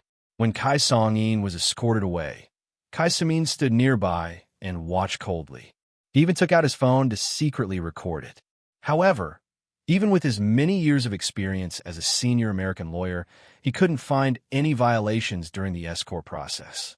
If he couldn't find any violations, then the possibility of making an issue out of it was very small. Kai Sumin quietly looked at his phone and replayed it over and over again. When he finally couldn't watch anymore, he sighed and put his phone away. At that moment, Hua Xiaoheng was sitting in his bulletproof car and staring at the surveillance video in the car to watch his subordinates' actions. When his subordinates from the Special Operations Forces went to the VIP lounge of Terminal T3 at the Imperial Capital International Airport to arrest people, they wore cameras throughout the entire process. Not only did they record audio and video, but they also recorded the surrounding environment within 10 meters. Inevitably, Hua Xiaoheng saw Kai Sumin. A burly and tall man with a serious expression stood in the corner and kept looking down at his phone. This man looked somewhat familiar. Hua Xiaoheng activated the facial recognition system in the surveillance video and quickly did a search. That person's information quickly appeared on his screen. Lines of beautiful song script appeared next to Kai Sumin's profile picture. Kai Sumin, male, 55 years old, American citizen, senior lawyer.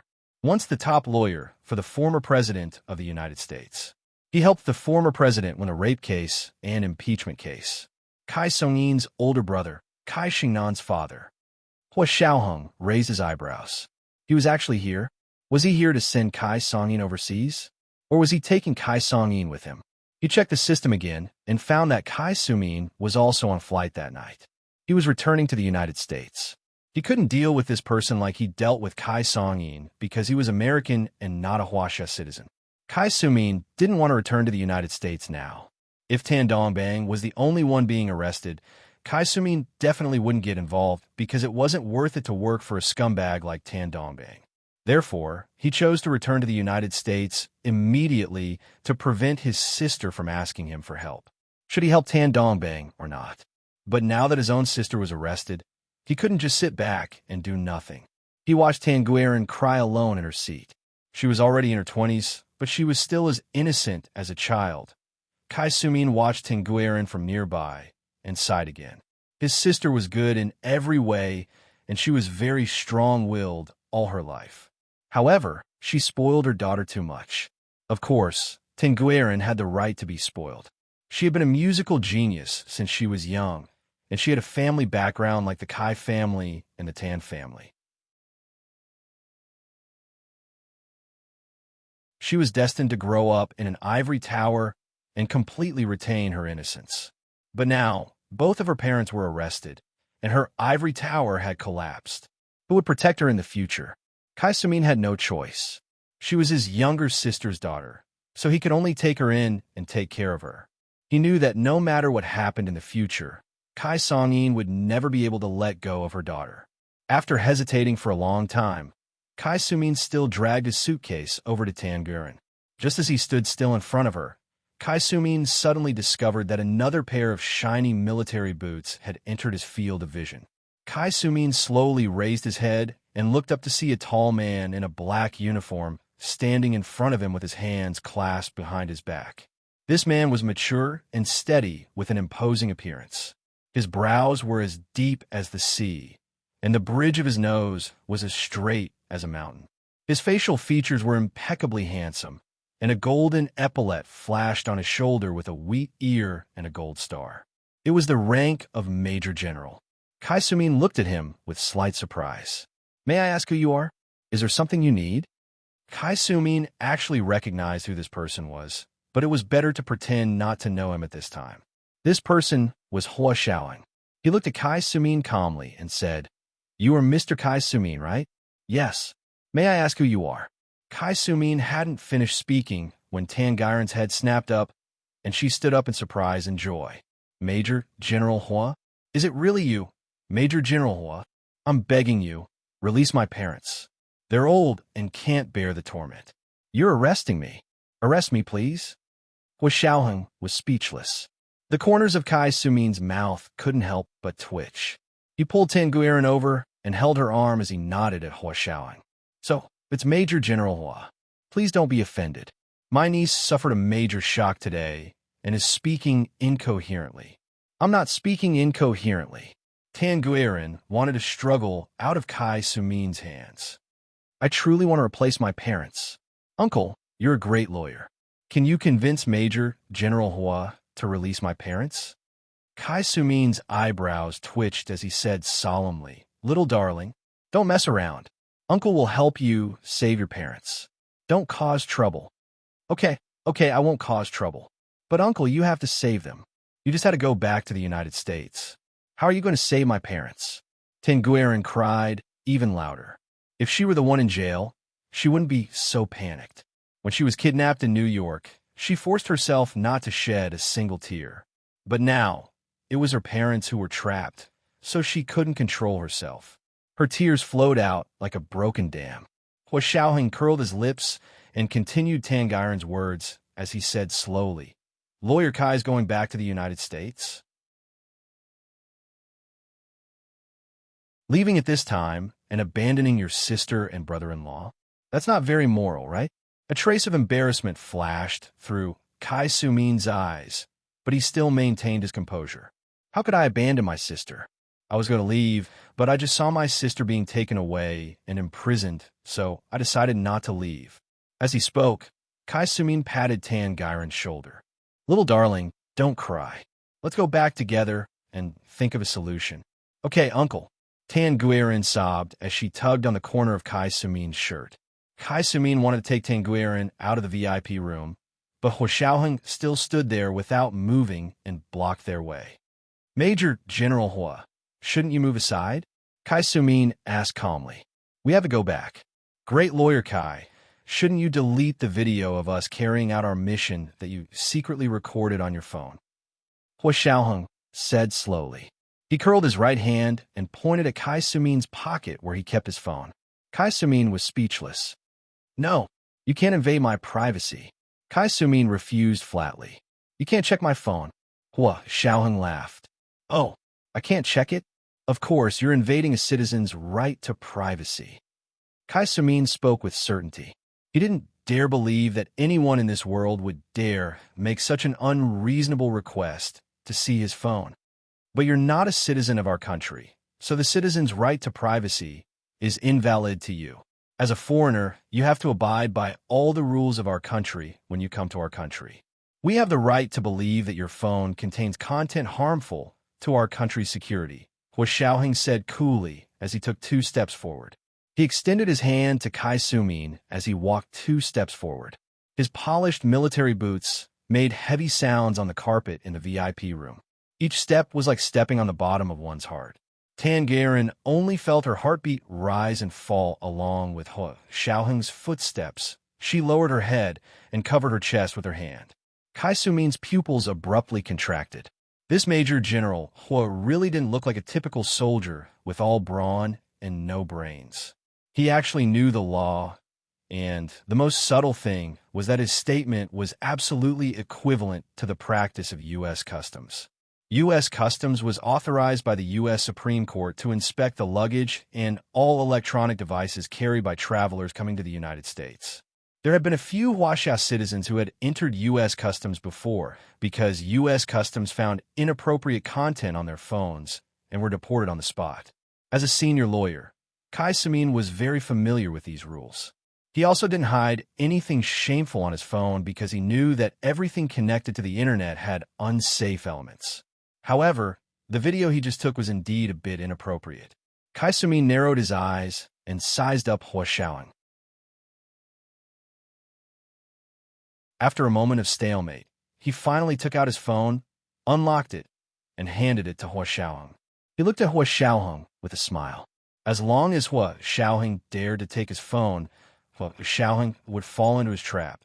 That was because that rule was authorized to customs personnel. Not everyone had the right to check a foreigner's phone. However, Hua Xiaoheng didn't take it. Instead, he said to the person beside him wearing a customs uniform, "Xiao Li, this is within the scope of your responsibility." The customs personnel named Xiao Li wore white gloves and took the phone from Kai Sumin's hand to open it to check. Xiao Li was a well-trained customs personnel, so he quickly found the video and casually sent it to his own email. Then, he physically deleted it from Kai Sumin's phone. At the same time, he checked the cloud system on Kai Sumin's phone and found that it wasn't turned on. Only then did he feel reassured and hand the phone back to him. "It's fine now. Don't take videos here in the future. Xiaoli pointed to a large sign in the VIP room that read, "No audio or video recording without authorization." Kai Sumin didn't succeed and smiled awkwardly. "I'm sorry. It was my fault. I didn't see the sign's reminder." Hua Xiaoheng nodded. "Lawyer Kai, remember this in the future. This is your first offense, so consider it a warning. If you commit another offense, you'll be punished for both offenses." I didn't expect Major General Hua to be well-versed in the law, even though he's a soldier. Kai Sumin returned to his senses and began chatting with Hua Xiaoheng with a half-smile. When he took his phone back, he sent a message to his daughter, Kai Xingnan, asking her to pick him up at the airport. At that time, Kai Xingnan hadn't walked very far. She quickly called when she received Kai Sumin's message. "Daddy, what happened? Did the flight get canceled?" "No, I don't plan on going back for now," Kai Sumin said slowly. "Come pick us up first. We'll talk later." After hanging up, Kai Sumin spread his hands at Hua Xiaoheng. "Major General Hua, is there anything else?" Hua Xiaoheng glanced at Tan Guirin and said, "Miss Tan, according to the rules, you're Tan Dongbang and Kai Songyin's immediate family. Before their case is resolved, you can't leave the country." Tan Guirin quickly shook her head. "I won't run away. Don't worry, Major General Hua. If you're afraid I'll run away, you can lock me up. I guarantee that my parents won't run away either." Hua Xiaoheng was speechless. Kai Sumin knew that his sister and brother-in-law had once wanted Hua Xiaoheng to be their son-in-law. Now that he saw how obedient his niece was, he had a thought and said, "Sorry to trouble you, Major General Hua. My niece has been too well protected by her family since she was young, so she doesn't have much social experience. Now that both her parents have been arrested by you, the only person she trusts is you. Why don't you take her back and be closer to her parents?" This was the first night watch. It was the third night watch today. Everyone's guaranteed monthly votes and recommendation votes. Hurry up and vote. The second night watch at 1 p.m. and the third night watch at 7 p.m. P.S. Thank you to Life Like Water for your 10,000 Chidian coins yesterday. Moi.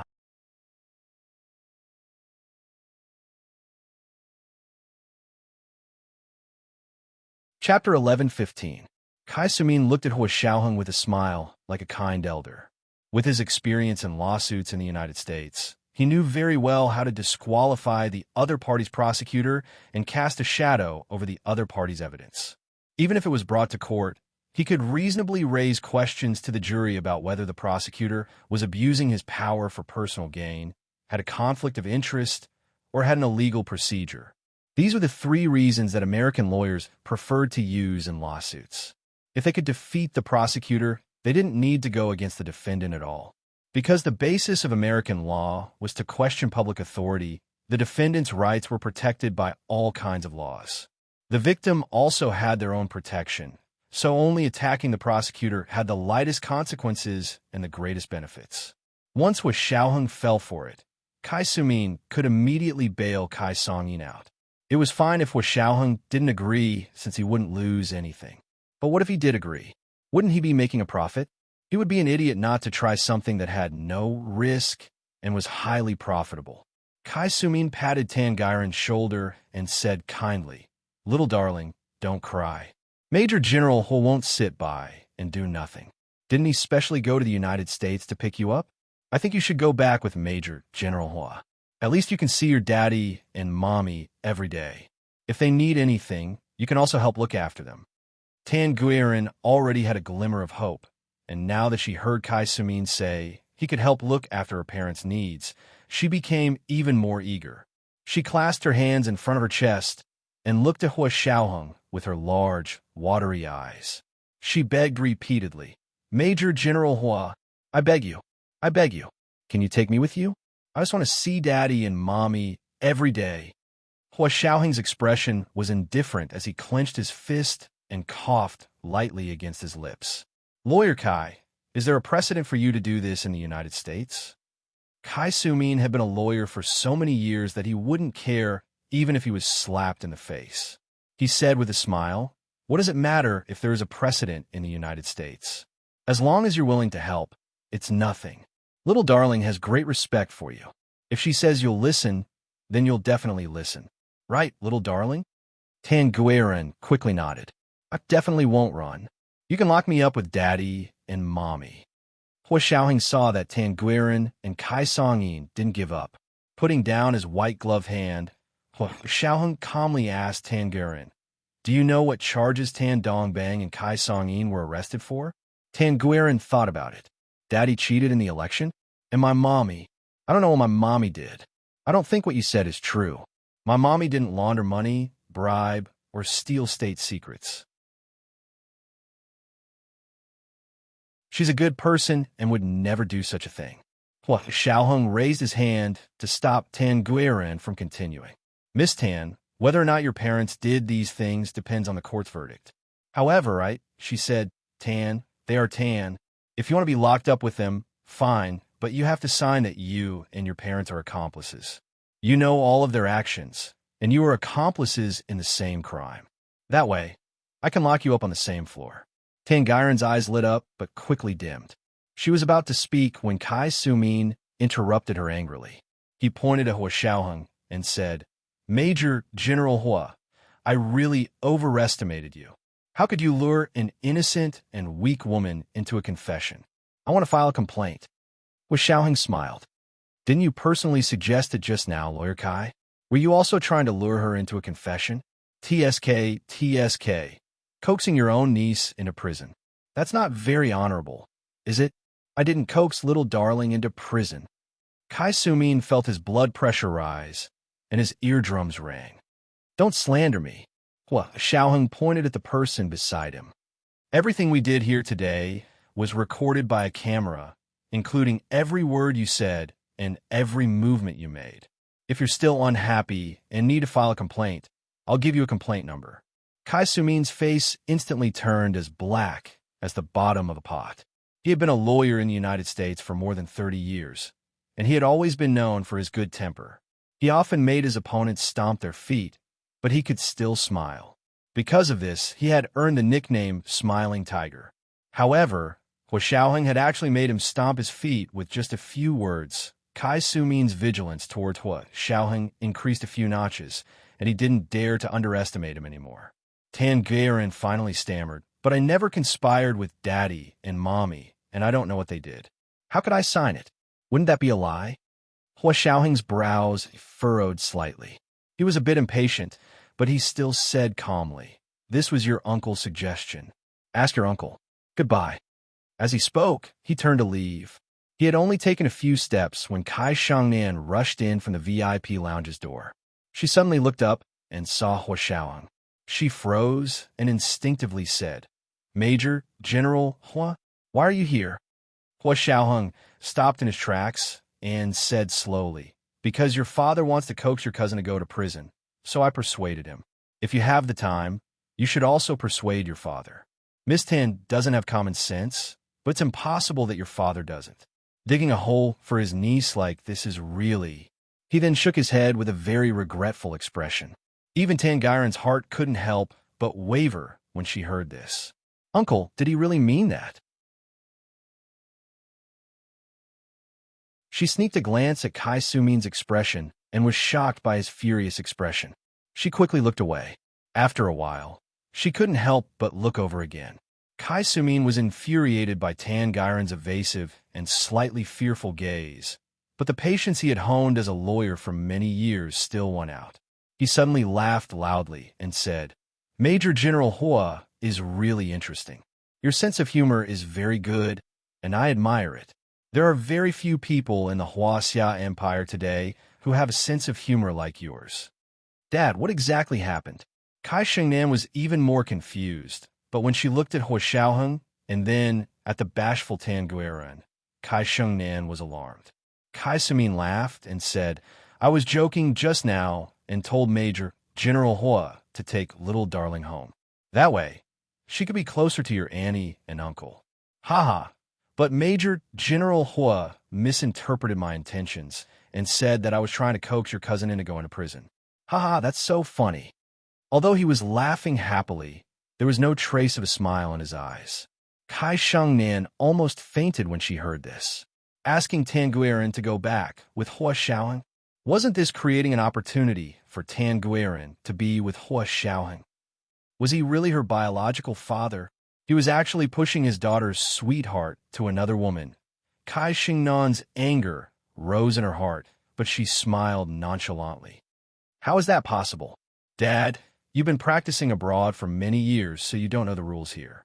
Aunt and uncle have to be locked up separately for what they did. How can cousin go?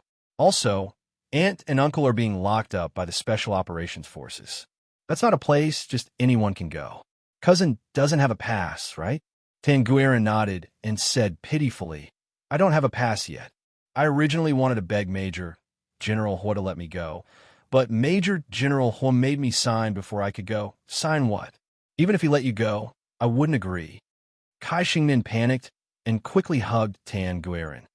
Come, stay with your cousin. Don't bother with these stinky men. It was the second watch. It was the third watch. Everyone's guaranteed monthly votes and recommendation votes. Hurry up and vote. It was 7 p.m., the third watch. Moi.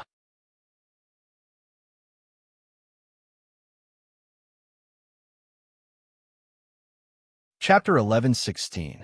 Hua Xiaoheng didn't stop walking and quickly left Terminal 3 of the Imperial International Airport.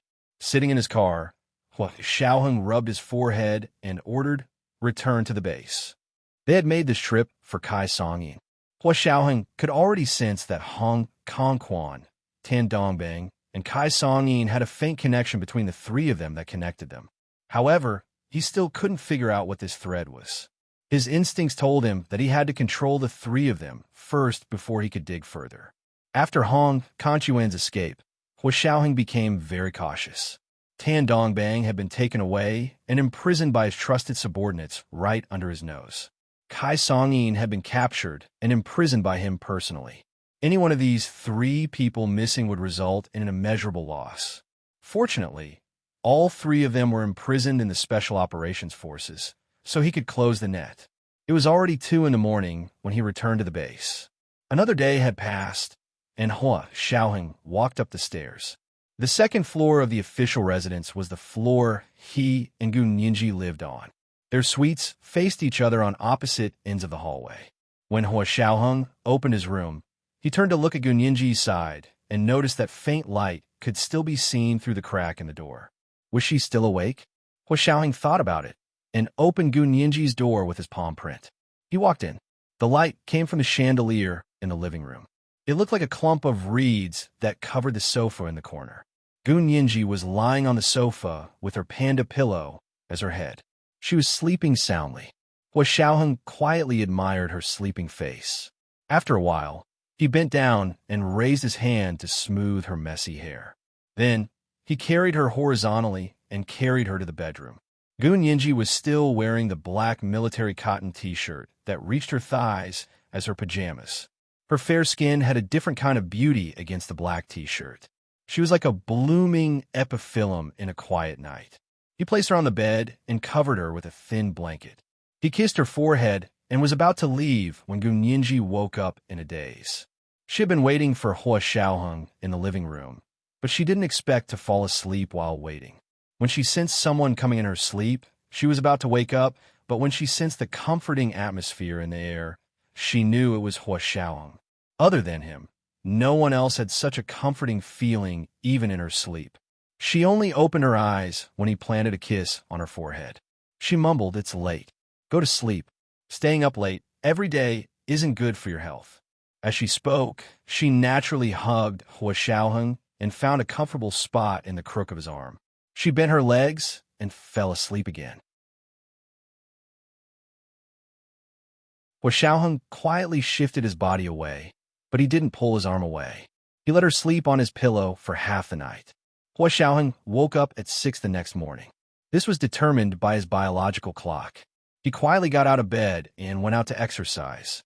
He came back at 7 o'clock to take a shower and eat breakfast. Breakfast was at 7:30 a.m., but Gu Ninji had also woken up and was waiting for Hua Xiaoheng in the dining room. In Shixiang also came with Hua Xiaoheng. He had his own room in Hua Xiaoheng's official residence and usually stayed there when he wasn't on assignment. "Good morning, Nianji." In Shixiang greeted her with a smile.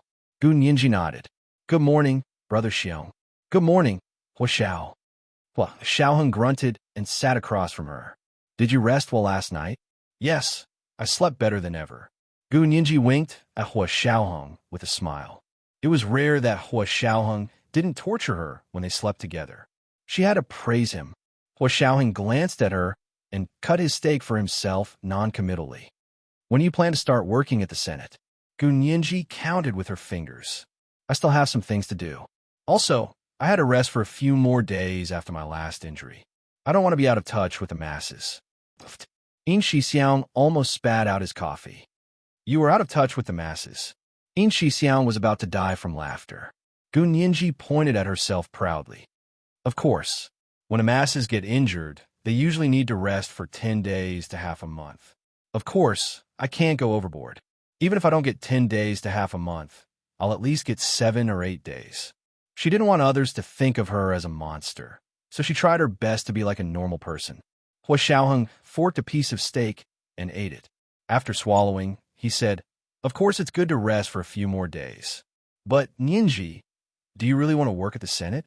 He heard that Gu Nianji would have to sign a contract if she went to the Senate again.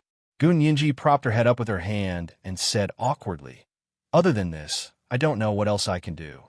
I can go to a law firm, but I haven't submitted my resume yet. I don't want to give people a chance to humiliate me." "You're thinking too much." Hua Xiaoheng shook his head. "You can work at the Senate for a while. It's just a contract anyway. It's best not to exceed 2 years. The contract can be renegotiated after 2 years." Gu Nianji nodded. "I understand. I'll tell Speaker Long that." In Shixiang gave her a thumbs up and turned on the TV with his other hand. The morning news was actually broadcasting news related to Japan. The Japanese Prime Minister and the Emperor of Japan were both speaking to the new Prime Minister of the Huaxia Empire, Bai Jiancheng.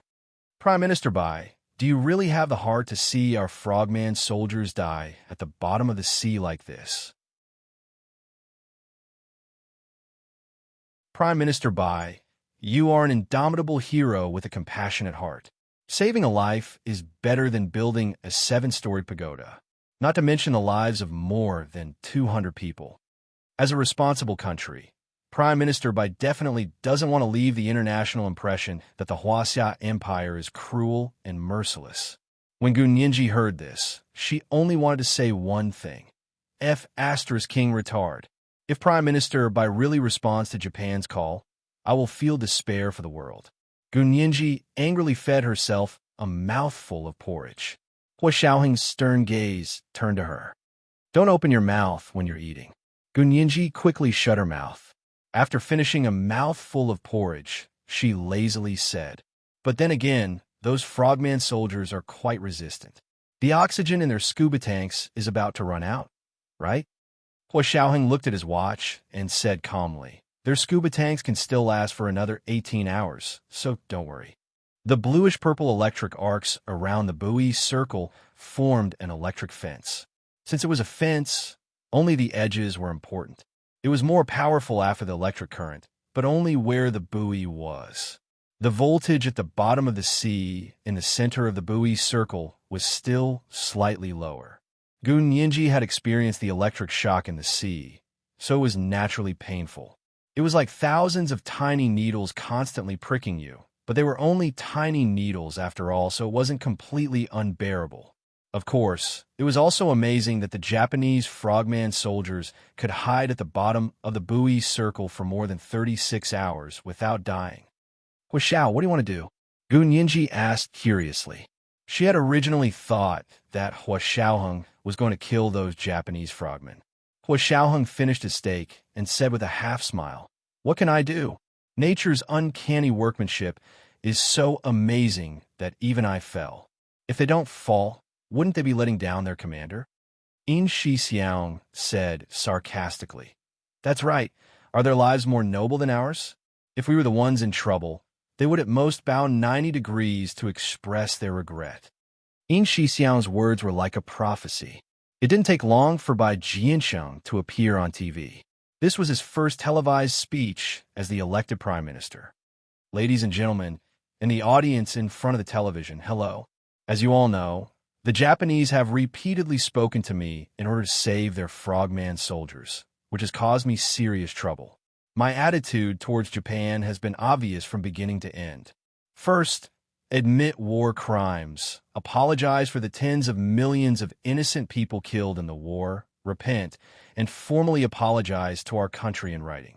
The apology must be signed by the current Prime Minister and the Emperor. Second, dismantle the ex-nation shrine. War criminals are not worthy of being sacrificed. Bad people are still bad people when they die, and they will not become gods. Death will not make a despicable person noble. Third, return all stolen Huaxia territory and cultural relics, and compensate for war losses.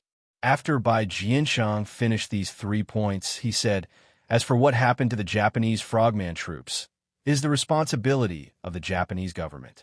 The place where they were trapped is Japan's maritime exclusive economic zone. The whole thing has nothing to do with the Huaxia Empire at all. Your demands are very bizarre and inexplicable. Our country has been blocked by the international community for many years and is a backward China. We do not have the advanced technical conditions to help your frogman soldiers escape from nature's uncanny workmanship. The only thing I can offer is my sincere condolences. I hope you will restrain your grief. With that, Bai Jiansheng really bowed. No one could find fault with it. It was the third watch. Everyone's guaranteed monthly votes and recommendation votes. Hurry up and vote. Moi.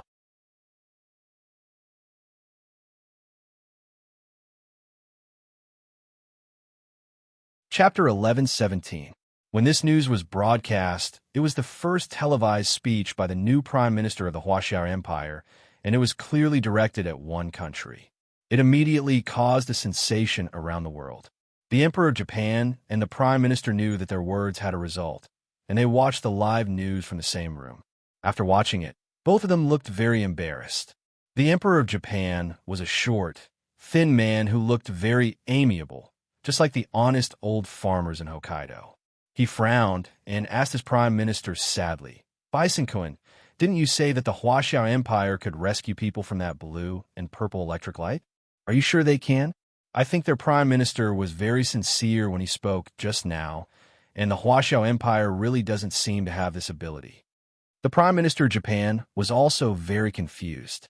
His eyelids drooped as he bowed and said, it was the Admiral of the Marine Corps who said the Huaxia Empire could. He was there at the time and saw with his own eyes that the Huaxia Empire soldiers had just left our buoy circle, and the buoy circle appeared with super strong blue and purple electric light, trapping our people inside. The Emperor of Japan sighed. It's a pity that our chief scientist passed away. Otherwise, we could ask him why this phenomenon occurred. The Prime Minister of Japan nodded in agreement. Your Majesty is right. It's a pity. The chief scientist was able to set up the buoy circle with the help of an expert, but we don't know what went wrong. But I still tend to think that the Huaxia Empire bears an unshirkable responsibility for this incident. I remember you said that our frogmen had underwater cameras on them to capture the Huaxia Empire soldiers who broke into our maritime exclusive economic zone. If you can get the content you captured and we send it directly to the new Prime Minister of the Huaxia Empire, will he change his mind? The Emperor of Japan was able to speak up in addition to feeling sorry for his elite frogman troops because he heard from the Prime Minister and the Admiral that they had underwater cameras on them, which could prove that the Huaxia Empire soldiers had something to do with the blue and purple electric light. But they haven't come out of the sea yet, so how can they get the content? The Prime Minister of Japan said very awkwardly, so we should still rescue them first. Can't their underwater cameras be connected to the internet? Even if they can't come out, can't they directly upload the content they captured or upload it to the cloud? The Emperor of Japan's question was very sharp. The Prime Minister of Japan was even more embarrassed, and he stammered for a long time before saying, that place started with a strong magnetic field, and now it's a strong electric field. The network signal can't connect underwater at all. Therefore, even though they had brought an underwater camera in and wanted to take the opportunity to obtain irrefutable evidence of Huaxiao imperial soldiers trespassing into Japan's maritime exclusive economic zone. They hadn't expected to make such a mistake. They had forgotten that strong magnetic fields and strong electric fields could block network signals. Now the elite frogman troops were all trapped in the circle of bluish-purple electric light and couldn't get out. They couldn't even take out the secret cameras that they had planned. Minister, Emperor of the Minister, the Emperor, and said, Japan, and Minister, and he Minister of Hua, and Empire, Emperor Minister, the Hua Minister, as Minister, the Hua Minister, Minister, the Hua is Emperor, the Hua, Minister, they Minister, Emperor Minister, Emperor, Minister, God, Prime, Emperor, Japan, Minister, Emperor. Leaving the Emperor's palace, Prime Minister Baisan immediately went to discuss with a Marine Admiral to send someone to break into the blue-purple electric circle. As long as they wore insulated diving suits, they should be able to get in, right? The two of them discussed until late at night. Finally, they selected the strongest and best swimmers in the Marine Corps. They were equipped with the best insulated diving suits in the world and carried huge scuba gear. They dove to the bottom of the sea, intending to force their way into the blue and purple electric circle. It was a beautiful day, and the weather was perfect. The blue surface of the sea shone brightly. The blue and purple electric light was like lightning. It was like the work of nature. If they hadn't seen the Huaxia Empire soldiers escape with their own eyes, they might have really believed the Huaxiao Empire's lies. However, they were the only ones who didn't believe it. All the other countries on Blue Planet believed it was a natural phenomenon. They didn't understand why the Japanese government was asking the Huaxia Empire for help. However, as long as they could get their hands on the underwater footage, the entire Blue Planet wouldn't believe that the blue and purple electric light here was the work of nature. Go! The Emperor has high hopes for you. He hopes you can overcome the temporary difficulties and enter the blue and purple electric circle to retrieve the things. If it goes well, we can also rescue ourselves. The Japanese admiral shook hands with the soldiers who were about to go into the sea one by one. He stood on the warship and waved at the soldiers who had already dived into the water. Everyone looked very nervous. Song Jining watched the Japanese enter the water coldly from the scientific research ship. She wasn't worried at all. In fact, the blue and purple electric light here wouldn't exist forever because there was no subsequent energy support. After the energy transformed by the strong magnetic field was exhausted, the strong electric field would naturally decline. However, this decline period was relatively long. Preliminary estimates were 500 years. Therefore, these frogmen could only borrow another 500 years from the heavens. They might be able to come out alive. Song Jining didn't feel guilty at all. If they had to blame someone, they could only blame the Japanese for harming themselves. If they hadn't created a strong magnetic field here to trap Hua Xiaoheng and the others, Song Jining and Gu Nianji wouldn't have been able to come up with the idea of transforming the magnetic field into an electric field. If their magnetic field hadn't been so powerful, the electric field wouldn't have taken 500 years to decline. Song Jining stood in the cabin with sunglasses on, looking at the sea of blue and purple electric light in a daze. What she wanted to know the most was how the Japanese created such a strong magnetic field. Energy couldn't appear out of thin air. It could only be transformed. However, the strong magnetic field here really seemed to appear out of thin air. Song Jining was extremely curious, but after observing here for a few days, these Japanese didn't seem to have a real grasp of the source of energy. It was more like someone had helped them set up a strong magnetic field, but they hadn't learned the essence of it. Therefore, after the magnetic energy was transformed into an electric field, they had no idea how to deal with it. That was why they shamelessly asked the Huaxiao Empire for help again and again. Although Song Jining knew the principle, she didn't know how to eliminate such a strong electric field. It was easy to transform a magnetic field into an electric field, but not from an electric field to a magnetic field. Electric shocks could kill people, but magnetic fields wouldn't. This was the most important thing. Gun Yinji's move was really ruthless. Song Jinning's lips curled into a knowing smile. She didn't think that Gun Yinji's move was too much. On the contrary, she didn't think that Gun Yinji had gone too far. On the contrary, Song Jinning felt that the Japanese who had tried to kill her son deserved to die. Seeing the Japanese who were also wearing insulating diving suits enter the water, Song Jinning took out her binoculars to observe. She also wanted to know if insulating diving suits could block the blue and purple electric light. The calm sea rippled a few times, and a few gray figures freely stretched their arms in the water.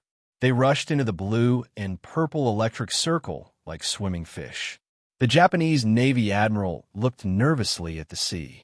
Suddenly, a series of electric sparks crackled in the blue and purple electric circle. Then a charred body floated up and was blown away by the waves outside the blue and purple electric circle. Immediately after, another series of electric sparks exploded in the blue and purple electric circle, and another charred body floated up. The Japanese Navy admiral's face darkened, and he immediately ordered people to salvage the bodies. After an autopsy, it was discovered that these two were two of the people who had just entered the water. Their insulating diving suits seemed to have been instantly melted by the high voltage. It was too tragic. Soon, the 10 Japanese Marines wearing insulating diving suits that they had sent into the water today were all dead.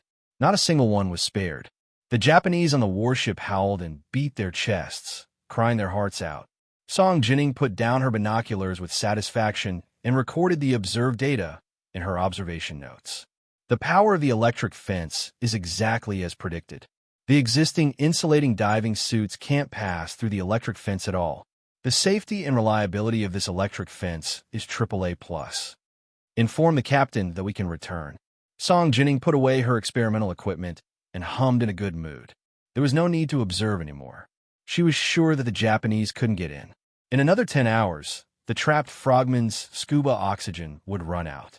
If she waited here, she would be scolded for watching the show. 10 hours later, all the TV stations on Blue Planet were broadcasting the major news broadcast by the Japanese TV station. Their elite frogman troops had finally come out of the blue and purple electric circle. They were nothing more than charred corpses that floated up and out. More than 200 people, all dead. Such a stimulating scene was, of course, censored. Everyone could only see the dense mosaics on the TV, and they were very sad about it. The new Prime Minister of the Huaxia Empire, Bai Jiansheng, immediately sent a message to express his sincere condolences. Although he had already mourned once, Gun Yinji, Hua Xiaoheng, and Yin Shixiang were sitting in the dining room having dinner. The wall-mounted TV on the opposite wall was also on, and Gun Yinji frowned. "Can't we eat?" Hua Xiaoheng and Yin Shixiang didn't speak.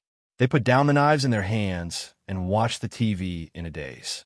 Not long after, the TV screen switched to the Japanese emperor's palace. The Japanese emperor had a distressed expression and was giving a speech to the TV to appease the people, especially the families of the dead frogmen. This emperor looks quite peaceful. Gun Yinji finally dared to watch the TV and couldn't help commenting. Hua Xiaoheng looked down and cut his steak with his knife and fork. He said calmly, "This emperor is quite interesting. He once said that he only has 4 dates that he must never forget: June 23rd, August 6th, August 9th, and August 15th. Huh? What special significance do these 4 dates have?" Gun Yinji asked, puzzled. Hua Xiaoheng didn't speak, but Yin Shixiang did. He said solemnly, June 23rd was the end of the Battle of Okinawa, as the end of the Pacific War. August 6th was the day the atomic bomb exploded in Hiroshima. August 9th was the day the atomic bomb exploded in Nagasaki. August 15th was the day Japan was defeated and surrendered, but the Japanese didn't think of it as defeat and surrender, but as the end of the war. It's completely different from our understanding of defeat and surrender. You see, there isn't a single date that commemorates the great pain Japan caused to the people of other countries. It's all commemorations of their own pain. And these painful memories are entirely their own fault. In Shixiang pounded the table. They have no remorse. Which of the damage they caused to other countries wasn't worse than this? They really don't treat the people of other countries as human beings. Only their own lives are important. Gu Yinji shook her head. I take back what I said. There is indeed something wrong with this Japanese emperor. No wonder his people have to be fed to the fish. So we don't have to care about what they say. Xiaoheng finished the last piece of steak and said calmly, we do what we should do, and we won't do what we shouldn't do even if you beat us to death. Gu Yinji and In Shixiang nodded together. Understood, Hua Xiao. After dinner, Hua Xiaoheng and In Shixiang went to watch Hong Kanchuan's interrogation video. Gu Yinji returned to her room and was just about to go through the Senate exam questions that Hua Xiaoheng had given her when she heard her phone ring. She picked it up and saw that it was He Jichu calling. This was the first watch. It was the third watch. Everyone's guaranteed monthly votes and recommendation votes. Hurry up and vote. The second watch at 1 p.m. The third watch at 7 p.m.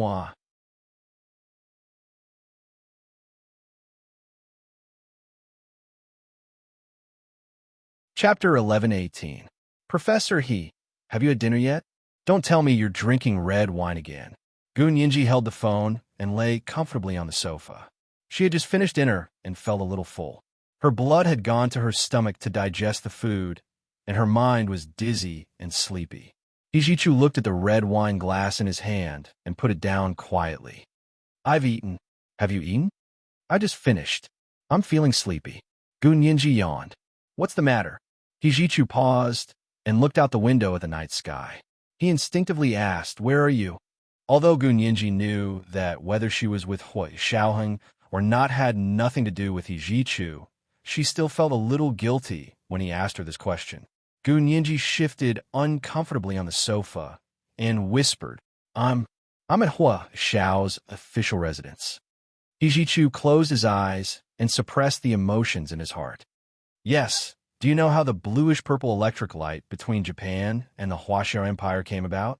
Gu Yinji, she had never expected Hijichu to ask about this. She hesitated and shook her head. I don't know. Does Professor He know?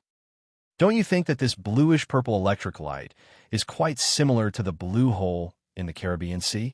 Hijichu turned on his computer and found the bluish-purple electric light map of the Caribbean blue hole, as well as the bluish-purple electric light map of the Japanese and Huaxiao Empire waters that he had taken from the internet.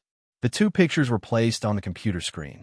If one didn't look at the surrounding environment, they would think that they were from different angles of the same place. Gu Yinji sat up on the sofa and tried hard to recall the bluish-purple electric light in the Caribbean Sea's blue hole. She muttered, it might look similar from the outside, but isn't lightning all the same? That's lightning in the sky.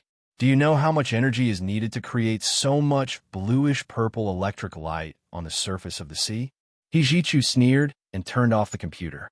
Gu Yinji's heart skipped a beat. Professor He had actually guessed that the bluish-purple electric light required a huge amount of energy. She had only thought of using the magnetic field to transform it into an electric field from Songjinning. If it hadn't been for the strong magnetic field energy, Gu Yinji would never have been able to conjure a strong electric field that could emit bluish-purple electricity. So at the end of the day, where did the Japanese get their super strong magnetic field? Gu Yinji hesitated and asked tentatively, Professor He, do you know what kind of energy could generate such a large electric field? Where did such a huge amount of energy come from? This question was right on point. Hijichu rubbed his temples and said quietly, you'll have to ask the Japanese about that. After a pause, Hijichu finally expressed his concern. Yinji, you have to be careful during this time. If you need to leave with Xiaoheng, you can call me. I'll be with you. He and Hua Xiaoheng would definitely be able to protect Gu Yinji, right? Gu Yinji became nervous. Professor He, do you know what's going on? At this time, there was no need to hide it, right? If you don't tell me the truth, I'll be kept in the dark. This kind of situation is the easiest for something to happen. Gu Yinji wouldn't force Hijichu to say something he didn't want to say, but this time, Hijichu had clearly said that Gu Yinji would be in danger, so Gu Yinji felt that she had the right to know everything. If He Jichu kept hesitating, he would be irresponsible for her life. He could choose not to say it, but what was the point of saying half the truth and hiding half the truth? Gun Yinji was starting to get upset. She stood up from the sofa and walked to the computer with her phone in hand. Professor He, since you've already said this, you must have some clues, right? He Jichu frowned slightly. He was speechless at Gun Yinji's sharp senses. He was silent for a moment, then said, "You haven't been paying attention to the progress of the lawsuit you commissioned in Japan recently, have you?" Gun Yinji froze. What lawsuit? She then remembered. Oh, it's the lawsuit I commissioned an American law firm to go to Japan to file for the illegal gift of property. Yes. You still remember? I thought you were so generous that you couldn't even be at ease with a $15 billion fortune. He Jichu said mockingly. Smith and his team of lawyers have been in Japan for almost 2 months. Have you forgotten all about it? How is that possible? Gun Yinji giggled. I remember, but I haven't heard from them recently, so I'll pretend everything is normal. No news is good news. He Jichu sighed. They told me that the verdict on the case is about to be announced, and they think the chances of winning are very high. They're thinking of asking you to treat them after the lawsuit is over. That's no problem. Gun Yinji answered readily. Of course I have to reward them after winning the lawsuit. Yeah. He Jichu's rippling peach blossom eyes were clear. That's what I want you to be careful about. Professor He, are you messing with me? Gun Yinji was angry. You're telling me to be careful about this? Are you afraid that I'll die from having too much money? He Jichu was speechless. Hearing the anger in Gun Yinji's voice, He Jichu could only say tactfully, people die for money and birds die for food. Don't you understand? Think about it. If you die, wouldn't it be easier for them to reverse the case and not have to pay back the money? These people are willing to do anything for $15 billion. So that was what he was talking about. Gun Yinji breathed a sigh of relief. I'm not afraid. If the Angel and the World Foundation dares to make a move on me, I'll make sure they never return. He Jichu's lips curled. I believe in your abilities, but it's easy to dodge a spear in the open, but hard to guard against a stab in the dark. Who knows what kind of crazy things they'll do? It's better to be careful. Got it, Professor He. Thank you for the reminder. Gun Yinji smiled as she searched on the computer and hung up. He Jichu looked at his phone, which had been hung up on, and sighed. He didn't know how much longer he could hold on, but as long as he was here, he wouldn't let Gun Yinji face the same fate as before. After watching Hong Kongquan's interrogation video, Hua Xiaoheng and Yin Shixiang shook their heads in unison. Hong Kongquan was still being stubborn even at a time like this. No wonder he was from a military and was the director of the Secret Service. He was even more familiar with all kinds of anti-interrogation and anti-reconnaissance tactics than their interrogators. He either pretended to be deaf and dumb to all the questions, or he shook his head and said he didn't know anything. He insisted that he had been framed and that he had never done anything wrong to the country or the people. Even when they took out the surveillance video of him with the Japanese spy, as well as the video of the Special Operations Forces personnel taking him back from the Japanese, he insisted that he had been held hostage by the Japanese. What about this person? Was he also killed by the Japanese? In the video, the young Special Operations Forces personnel took a photo of the airport police officer being killed and showed it to Hong Kongquan. Don't forget, there are surveillance cameras here too. Hong Kongquan slowly looked at the interrogator and said in a low voice, he was indeed killed by the Japanese. I was held hostage by the Japanese and had been trying to escape from them. But after I was rescued by Major General Hua, I think there was some misunderstanding between the two of us that can't be resolved in a short period of time. Unfortunately, the evidence is irrefutable. You won't be able to get away with it. The personnel ended the first round of interrogation and ordered Hong Kongquan to be taken away. The interrogation video ended. Hua Xiaoheng thought about it for a while and decided to find another way to pry Hong Kongquan's mouth open. He pulled up the information on the Weibo blogger's murder from the computer and printed a few photos. Then, he personally took the photos and sat down in the interrogation room. Bring Hong Kongquan in. Hong Kongquan had just fallen asleep and was dragged to be interrogated again. He needed to adjust his body and mind. Being arrested and interrogated in the middle of the night would depend on a person's willpower. Most people would be the most confused at this time and would say, yes, yes, yes. Okay. Let me sleep for a while more. However, Hong Kong woke up in almost a second and followed the people who were escorting him to the interrogation room. Seeing that it was Hua Xiaoheng sitting in the interrogation position, Hong Kong finally smiled. Xiaoheng, you're finally here. I've said it many times. I didn't betray the country. I was held hostage. Why don't you believe me? Really? Hua Xiaoheng pushed the photo of the Weibo blogger, Churchill's Garden, Lu Dayong's death across the table to him. Then do you know this person? It was the second watch. I was delayed by something today, so it was even later. There were only 2 watches left. It was already 1:30 in the morning. I've been staying up late for a few days, so I can't stay up any longer. I need to sleep early. There's no more at night. I'll see if there's a possibility of 4 watches tomorrow, moi.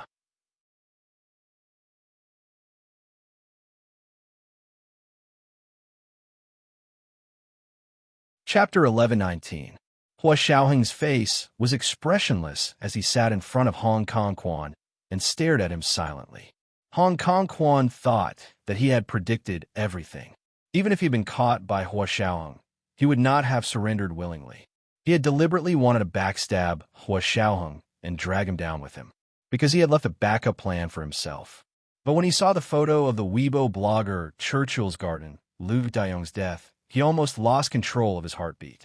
In order to maintain his composure, he bit the tip of his tongue.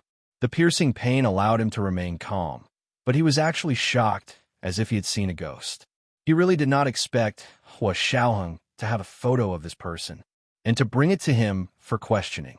Hong Kong quickly recalled, and was very sure that he had done it flawlessly. There was no way Hua Xiaoheng would know that he had something to do with this incident. His heartbeat quickly calmed down. Hong Kong looked away from the photo and frowned. Who is this person? Why did you bring it to me? Is he dead? Of course he was dead. This was probably the last photo of the Weibo blogger Churchill's Garden in the world. His hands and feet were bent at a strange angle on the red brick path. There was a pool of blood on the top of his head, and his eyes were wide open. He looked very frightening. You don't know him? Hua Xiaoheng's slender fingers tapped on the table. Think again. I wouldn't know him even if I thought 100 times. Hong Kong spread his hands. You wouldn't torture me to get a confession, would you? Hua Xiaoheng curled his lips. If you don't know him, then why did you look for him? As he spoke, Hua Xiaoheng took the report that recorded Hong Kong's whereabouts that day and placed it in front of Hong Kong. Is this familiar? Hong Kong lowered his head to hide the flash of panic in his eyes. He looked at the time on the report and shook his head expressionlessly. Not familiar. What is this? Why are you showing it to me? Hong Kong shook his head as soon as he asked. Hua Xiaoheng leaned back in his chair, clasped his hands, and rested his elbows on the armrests of the chair. He looked at Hong Kong quietly, and the pressure in his eyes gradually became apparent. Not familiar? This is the tracking chip on your body that shows your whereabouts on that day. Hong Kong, don't tell me that you don't even believe in the accuracy of the positioning chip. Look at your route. Leave from your house. Go to the gay bar. Then leave from the back door of the gay bar. Take the subway to an apartment complex near the 4th Ring Road, and finally stop in front of this person's apartment. Then we entered his house. Hong Kong finally raised his head and glared at Hua Xiaoheng. He could no longer contain the shock in his heart. How is that possible? His tracking chip had already been modified by that person using those 4 lines of AI programming language. Every time he made a special move, as long as he sent an order to the central control system, the 4 lines of AI programming language would automatically hide his whereabouts. He had tried many times, and nothing had ever gone wrong. Hua Xiaoheng could actually break through the control of the 4 lines of AI programming language. Absolutely impossible. Even Zhao Liangzi, the widely recognized computer expert of the Special Operations Forces, could not find these 4 lines of AI programming language that were hidden seamlessly. He also knew that Zhao Liangzi had been exiled, overseas because he had offended Hu Xiaoheng last month. How could Hu Xiaoheng know something that even Zhao Liangzi could not detect? Or were there other experts in the Special Operations Forces that he had not noticed? Finding these 4 lines of AI programming language from the program of the Central Control System was like finding 4 drops of pure water that had been secretly placed in the ocean. Who could separate 4 drops of pure water from the ocean? Even from a probability perspective, it was absolutely impossible, because he was completely unwilling to believe that Hu Xiaoheng and his men could discover the 4 lines of highly advanced AI programming language. Hong Kongquan naturally thought that Hu Xiaoheng was lying to him, so he continued to deny it. Major General Hua, don't waste your time. You learned your bluff from me. Do you think I will believe you? If you want to pin a murder case on me just because you made up a routine, you'll have to see if the military court agrees to it. Hong Kongquan angrily pounded the table. I want to see General Ji. I want to see Speaker Long. Don't even think about using your power to avenge a personal grudge. The smile in Hu Xiaoheng's eyes deepened. He leaned forward slightly and said calmly, Hong Kongquan, I didn't say anything. How do you know that this is a murder case? Hong Kongquan's expression suddenly changed. His entire body trembled violently, and even his teeth chattered loudly. In an instant, he almost lost the ability to speak. His pupils dilated, and his breathing became heavy. His face turned purple, and his eyeballs almost popped out of their sockets. This was the sign of a person who was extremely nervous and had blood rushing to his head. However, Xiaoheng still crossed his legs calmly and leisurely enjoyed the rapid changes in Hong Kongquan's expression. Even the police did not say that this was a homicide. Why are you so sure that this is a murder case? Do you have more clues than the police? Can you share them with the police? Hong Kongquan was about to go crazy from Hu Xiaoheng's calm demeanor. He was really too nervous.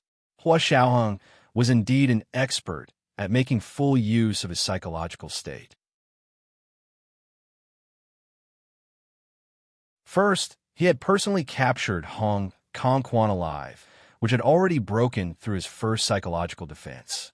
Then, after a day of exhausting interrogation, he suddenly threw out the photo of the Weibo blogger Churchill's Garden, Lu Dayong's death, which seemed to have nothing to do with him. This sudden attack caught Hong Kongquan off guard, and it quickly broke through his second line of defense. Then, he threw out the records of Hong Kongquan's whereabouts that day, hinting that there was a problem with the 4 lines of AI programming language that Hong Kongquan relied on the most. This final attack not only broke through Hong Kongquan's last psychological defense, but it also made him fall into Hu Xiaoheng's psychological trap. He was eager to use the truth that he had long since disguised to fight back against Hu Xiaoheng. The moment he called out Hu Xiaoheng's hidden meaning was also the moment he exposed himself. Hu Xiaoheng looked at Hong Kongquan mockingly, like a cat catching a mouse. In fact, he was even more cunning than the cat catching a mouse. Without saying a word, he made Hong Kongquan reveal the truth. I didn't. Hong Kongquan struggled.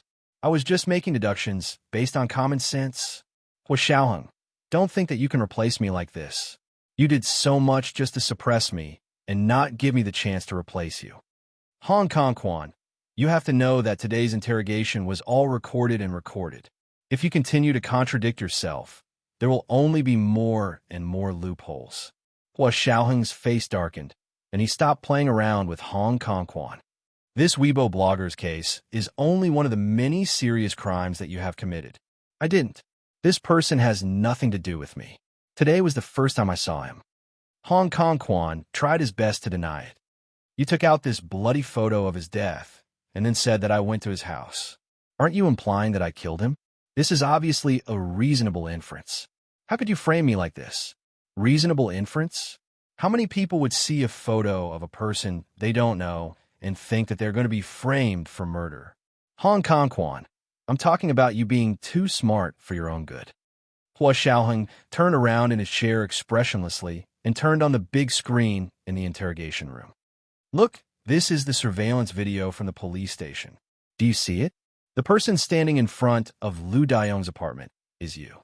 Hong Kong Quan immediately retorted, "This is me? Do you have evidence? Did you measure his height? Did you see his back? You said that person was me? Do you have eyes?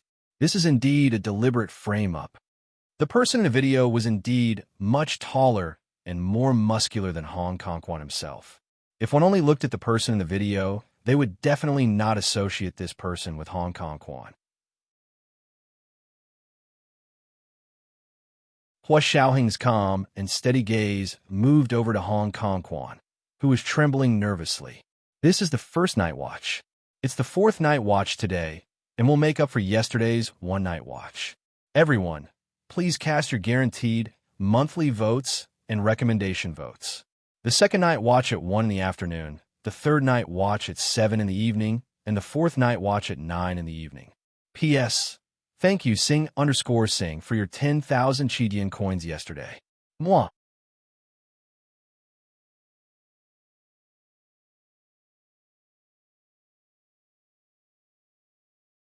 Chapter 1120.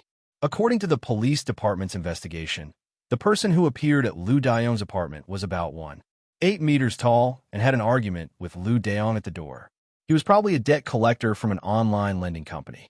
However, the police department also did a thorough investigation and found that none of the online lenders that Liu Daiyong owed had sent any debt collectors to Liu Daiyong's home that day. Therefore, this person was definitely not sent by the online lending company. However, it could not be ruled out that he was a debt collector sent by a private lending company without any records. This type of lending was illegal, so there was no way they would jump out and tell the police that they had sent him. At this point, this case should have become a cold case and would probably be left unsolved after a few years. However, because of Hong Kongquan's lead, the case had surfaced again and there was a possibility that it could be solved. Hua Xiaoheng looked at Hong Kong with a smile and said confidently, "Height? Back view? Hong Kong, you really disappoint me. Can these indications be used to determine a person's identity?" Hong Kong looked confused. "You can tell it's not me just by looking at the height and back view. I'm not gay, and I've never been to that gay bar you mentioned. So many facts don't match, so why do you insist that it's me? Hua Xiaoheng, I've always treated you well, so why do you have to target me? Do you know what you're doing? Do you really think that you can sit back and relax in this position just because you've pulled me down?" He pointed at where Hua Xiaoheng was sitting and looked very distressed. It was as if he had seen a lost sheep and was trying to persuade him to turn back. Hua Xiaoheng raised his hand disapprovingly. "Hong Kong, don't change the subject. We're talking about how to prove that the person in the surveillance video is not you. We're not talking about the personal relationship between us. It wasn't me in the first place. I've never been to this place." Hong Kong insisted that he had never been there. Hua Xiaoheng took back the report that recorded Hong Kongquan's whereabouts on that day and said calmly, "The surveillance system shows that you have indeed been to these places. It's fine if you don't admit it. The court is all about evidence. Murderers all say that they didn't kill anyone. If a one-sided statement can win the court's trust, then what's the use of the law? Even if you have this evidence, it's only circumstantial evidence." Hong Kong glared at Hua Xiaoheng. "So what if I've been there? The person who appeared in this apartment wasn't me. I told you. We need to verify if this person is you." Hua Xiaoheng waved his hand. "Come in." A medical staff wearing a white coat, a mask, and a medicine box pushed open the door and walked in. Hua Xiaoheng raised his chin at Hong Kong. "That's him. Draw his blood and do a DNA test." "What are you doing?" Hong Kong stood up in shock and raised his arms to stop the medical staff from coming over. "Why do you want to test my DNA?" "To verify your identity." Hua Xiaoheng looked up at Hong Kong, amused. "You don't think that we can only rely on our own eyes to determine whether or not that person is you, do you? In today's society, seeing is believing is already outdated." Hua Xiaoheng stood up as well. "Eyes can lie, ears can lie, and even consciousness can lie. Only your DNA doesn't lie. Don't tell me you have that person's DNA." Hong Kong looked at Hua Xiaoheng in shock. "Don't play the game of the thief calling the thief." Hua Xiaoheng folded his hands behind his back and stood tall and straight. He said casually, Of course, the police have it on file. Impossible. Hong Kong Quan immediately retorted. That person's apartment was burned to the ground. How could there be any evidence left? Not to mention DNA. Even if there was, it would have been burned a long time ago. Hua Xiaoheng nodded. Another clue. Thank you for providing it. It seems like you know the crime scene like the back of your hand. Hong Kongquan's face turned red. I saw it on the news. This case was on Weibo. Oh, you're so concerned about this case? You even read the crime scene report released by the police? Hua Xiaoheng dug a hole for Hong Kongquan without batting an eyelid. Hong Kongquan could only take advantage of the situation and admit it. Of course, this case is very sensational. Really? But just now you flatly denied that you knew anything about this case and said that you didn't know who Liu Daong was. Hua Xiaoheng smiled. Actually, you said that you knew this person from the beginning and that you knew about this case from the internet. Everything made sense. What a pity, what a pity. Hua Xiaoheng shook his head and sighed regretfully. It was as if they weren't talking about a murder case, but a quiz show on TV where Hong Kongquan lost the biggest prize because of slip of the tongue. Hong Kongquan's face turned red, then white, and the corners of his mouth twitched. He couldn't say a word. Hua Xiaoheng raised his hand. Draw. The medical staff in white walked over with a large syringe in his hand. Two other members of the Special Operations Forces came in and fixed Hong Kongquan in his seat. They rolled up his sleeves and let the doctor draw a syringe of blood. Hong Kongquan yelled with all his might, Hua Xiaoheng, you framed me. What can this evidence prove? This is the physical evidence. Hua Xiaoheng looked at the syringe in the doctor's hand. I'll go and interrogate the witness now. Witness? Who? Hong Kongquan was stunned. How could there be a witness? Wasn't Liu Daong dead? Kai Songyin. Hua Xiaoheng turned around and curled his lips where Hong Kongquan couldn't see. Hong Kongquan's vision darkened.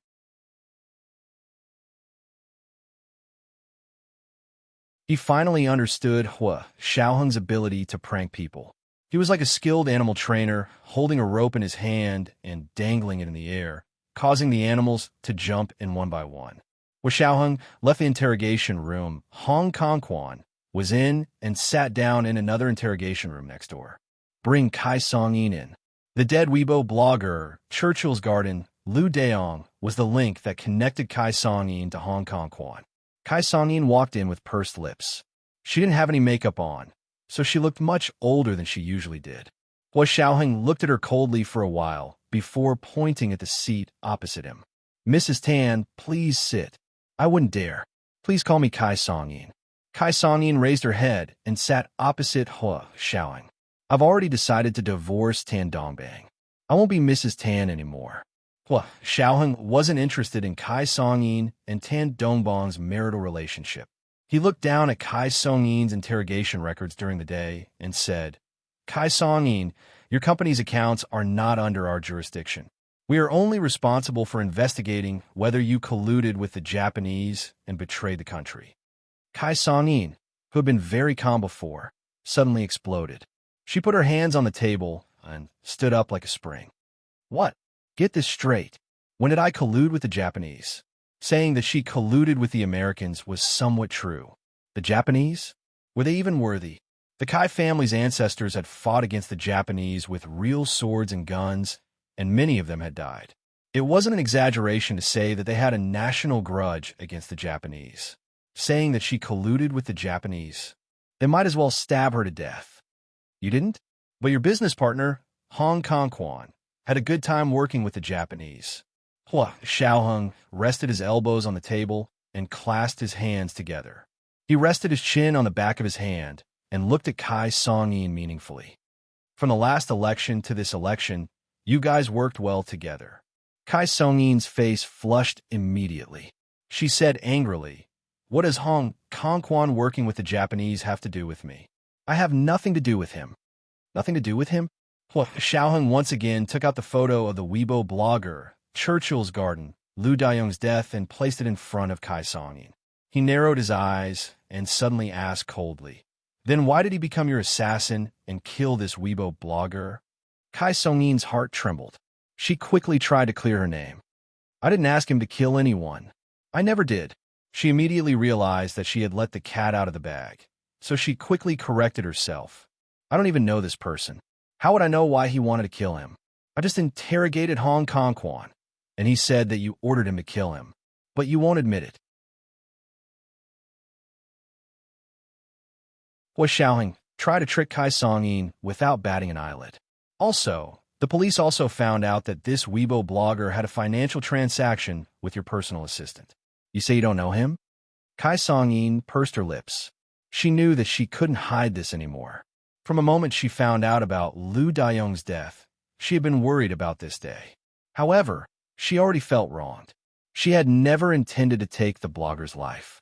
She never thought that Hong Kong Quan would be so cruel and merciless. He killed someone on his own, and now he was trying to turn the tables on her. Kai Song-yin said with a straight face, I didn't ask him to kill anyone. He did it on his own. It had nothing to do with me. It was the second night watch. Today was the fourth night watch, and it was to make up for yesterday's first night watch. Everyone, please vote for your guaranteed monthly votes and recommendation votes. The third night watch at 7 p.m. and the fourth night watch at 9 p.m. You're tuning in to the Romance Rendezvous YouTube channel. We're so grateful for your support, and don't forget to subscribe to join us on this incredible journey through captivating stories.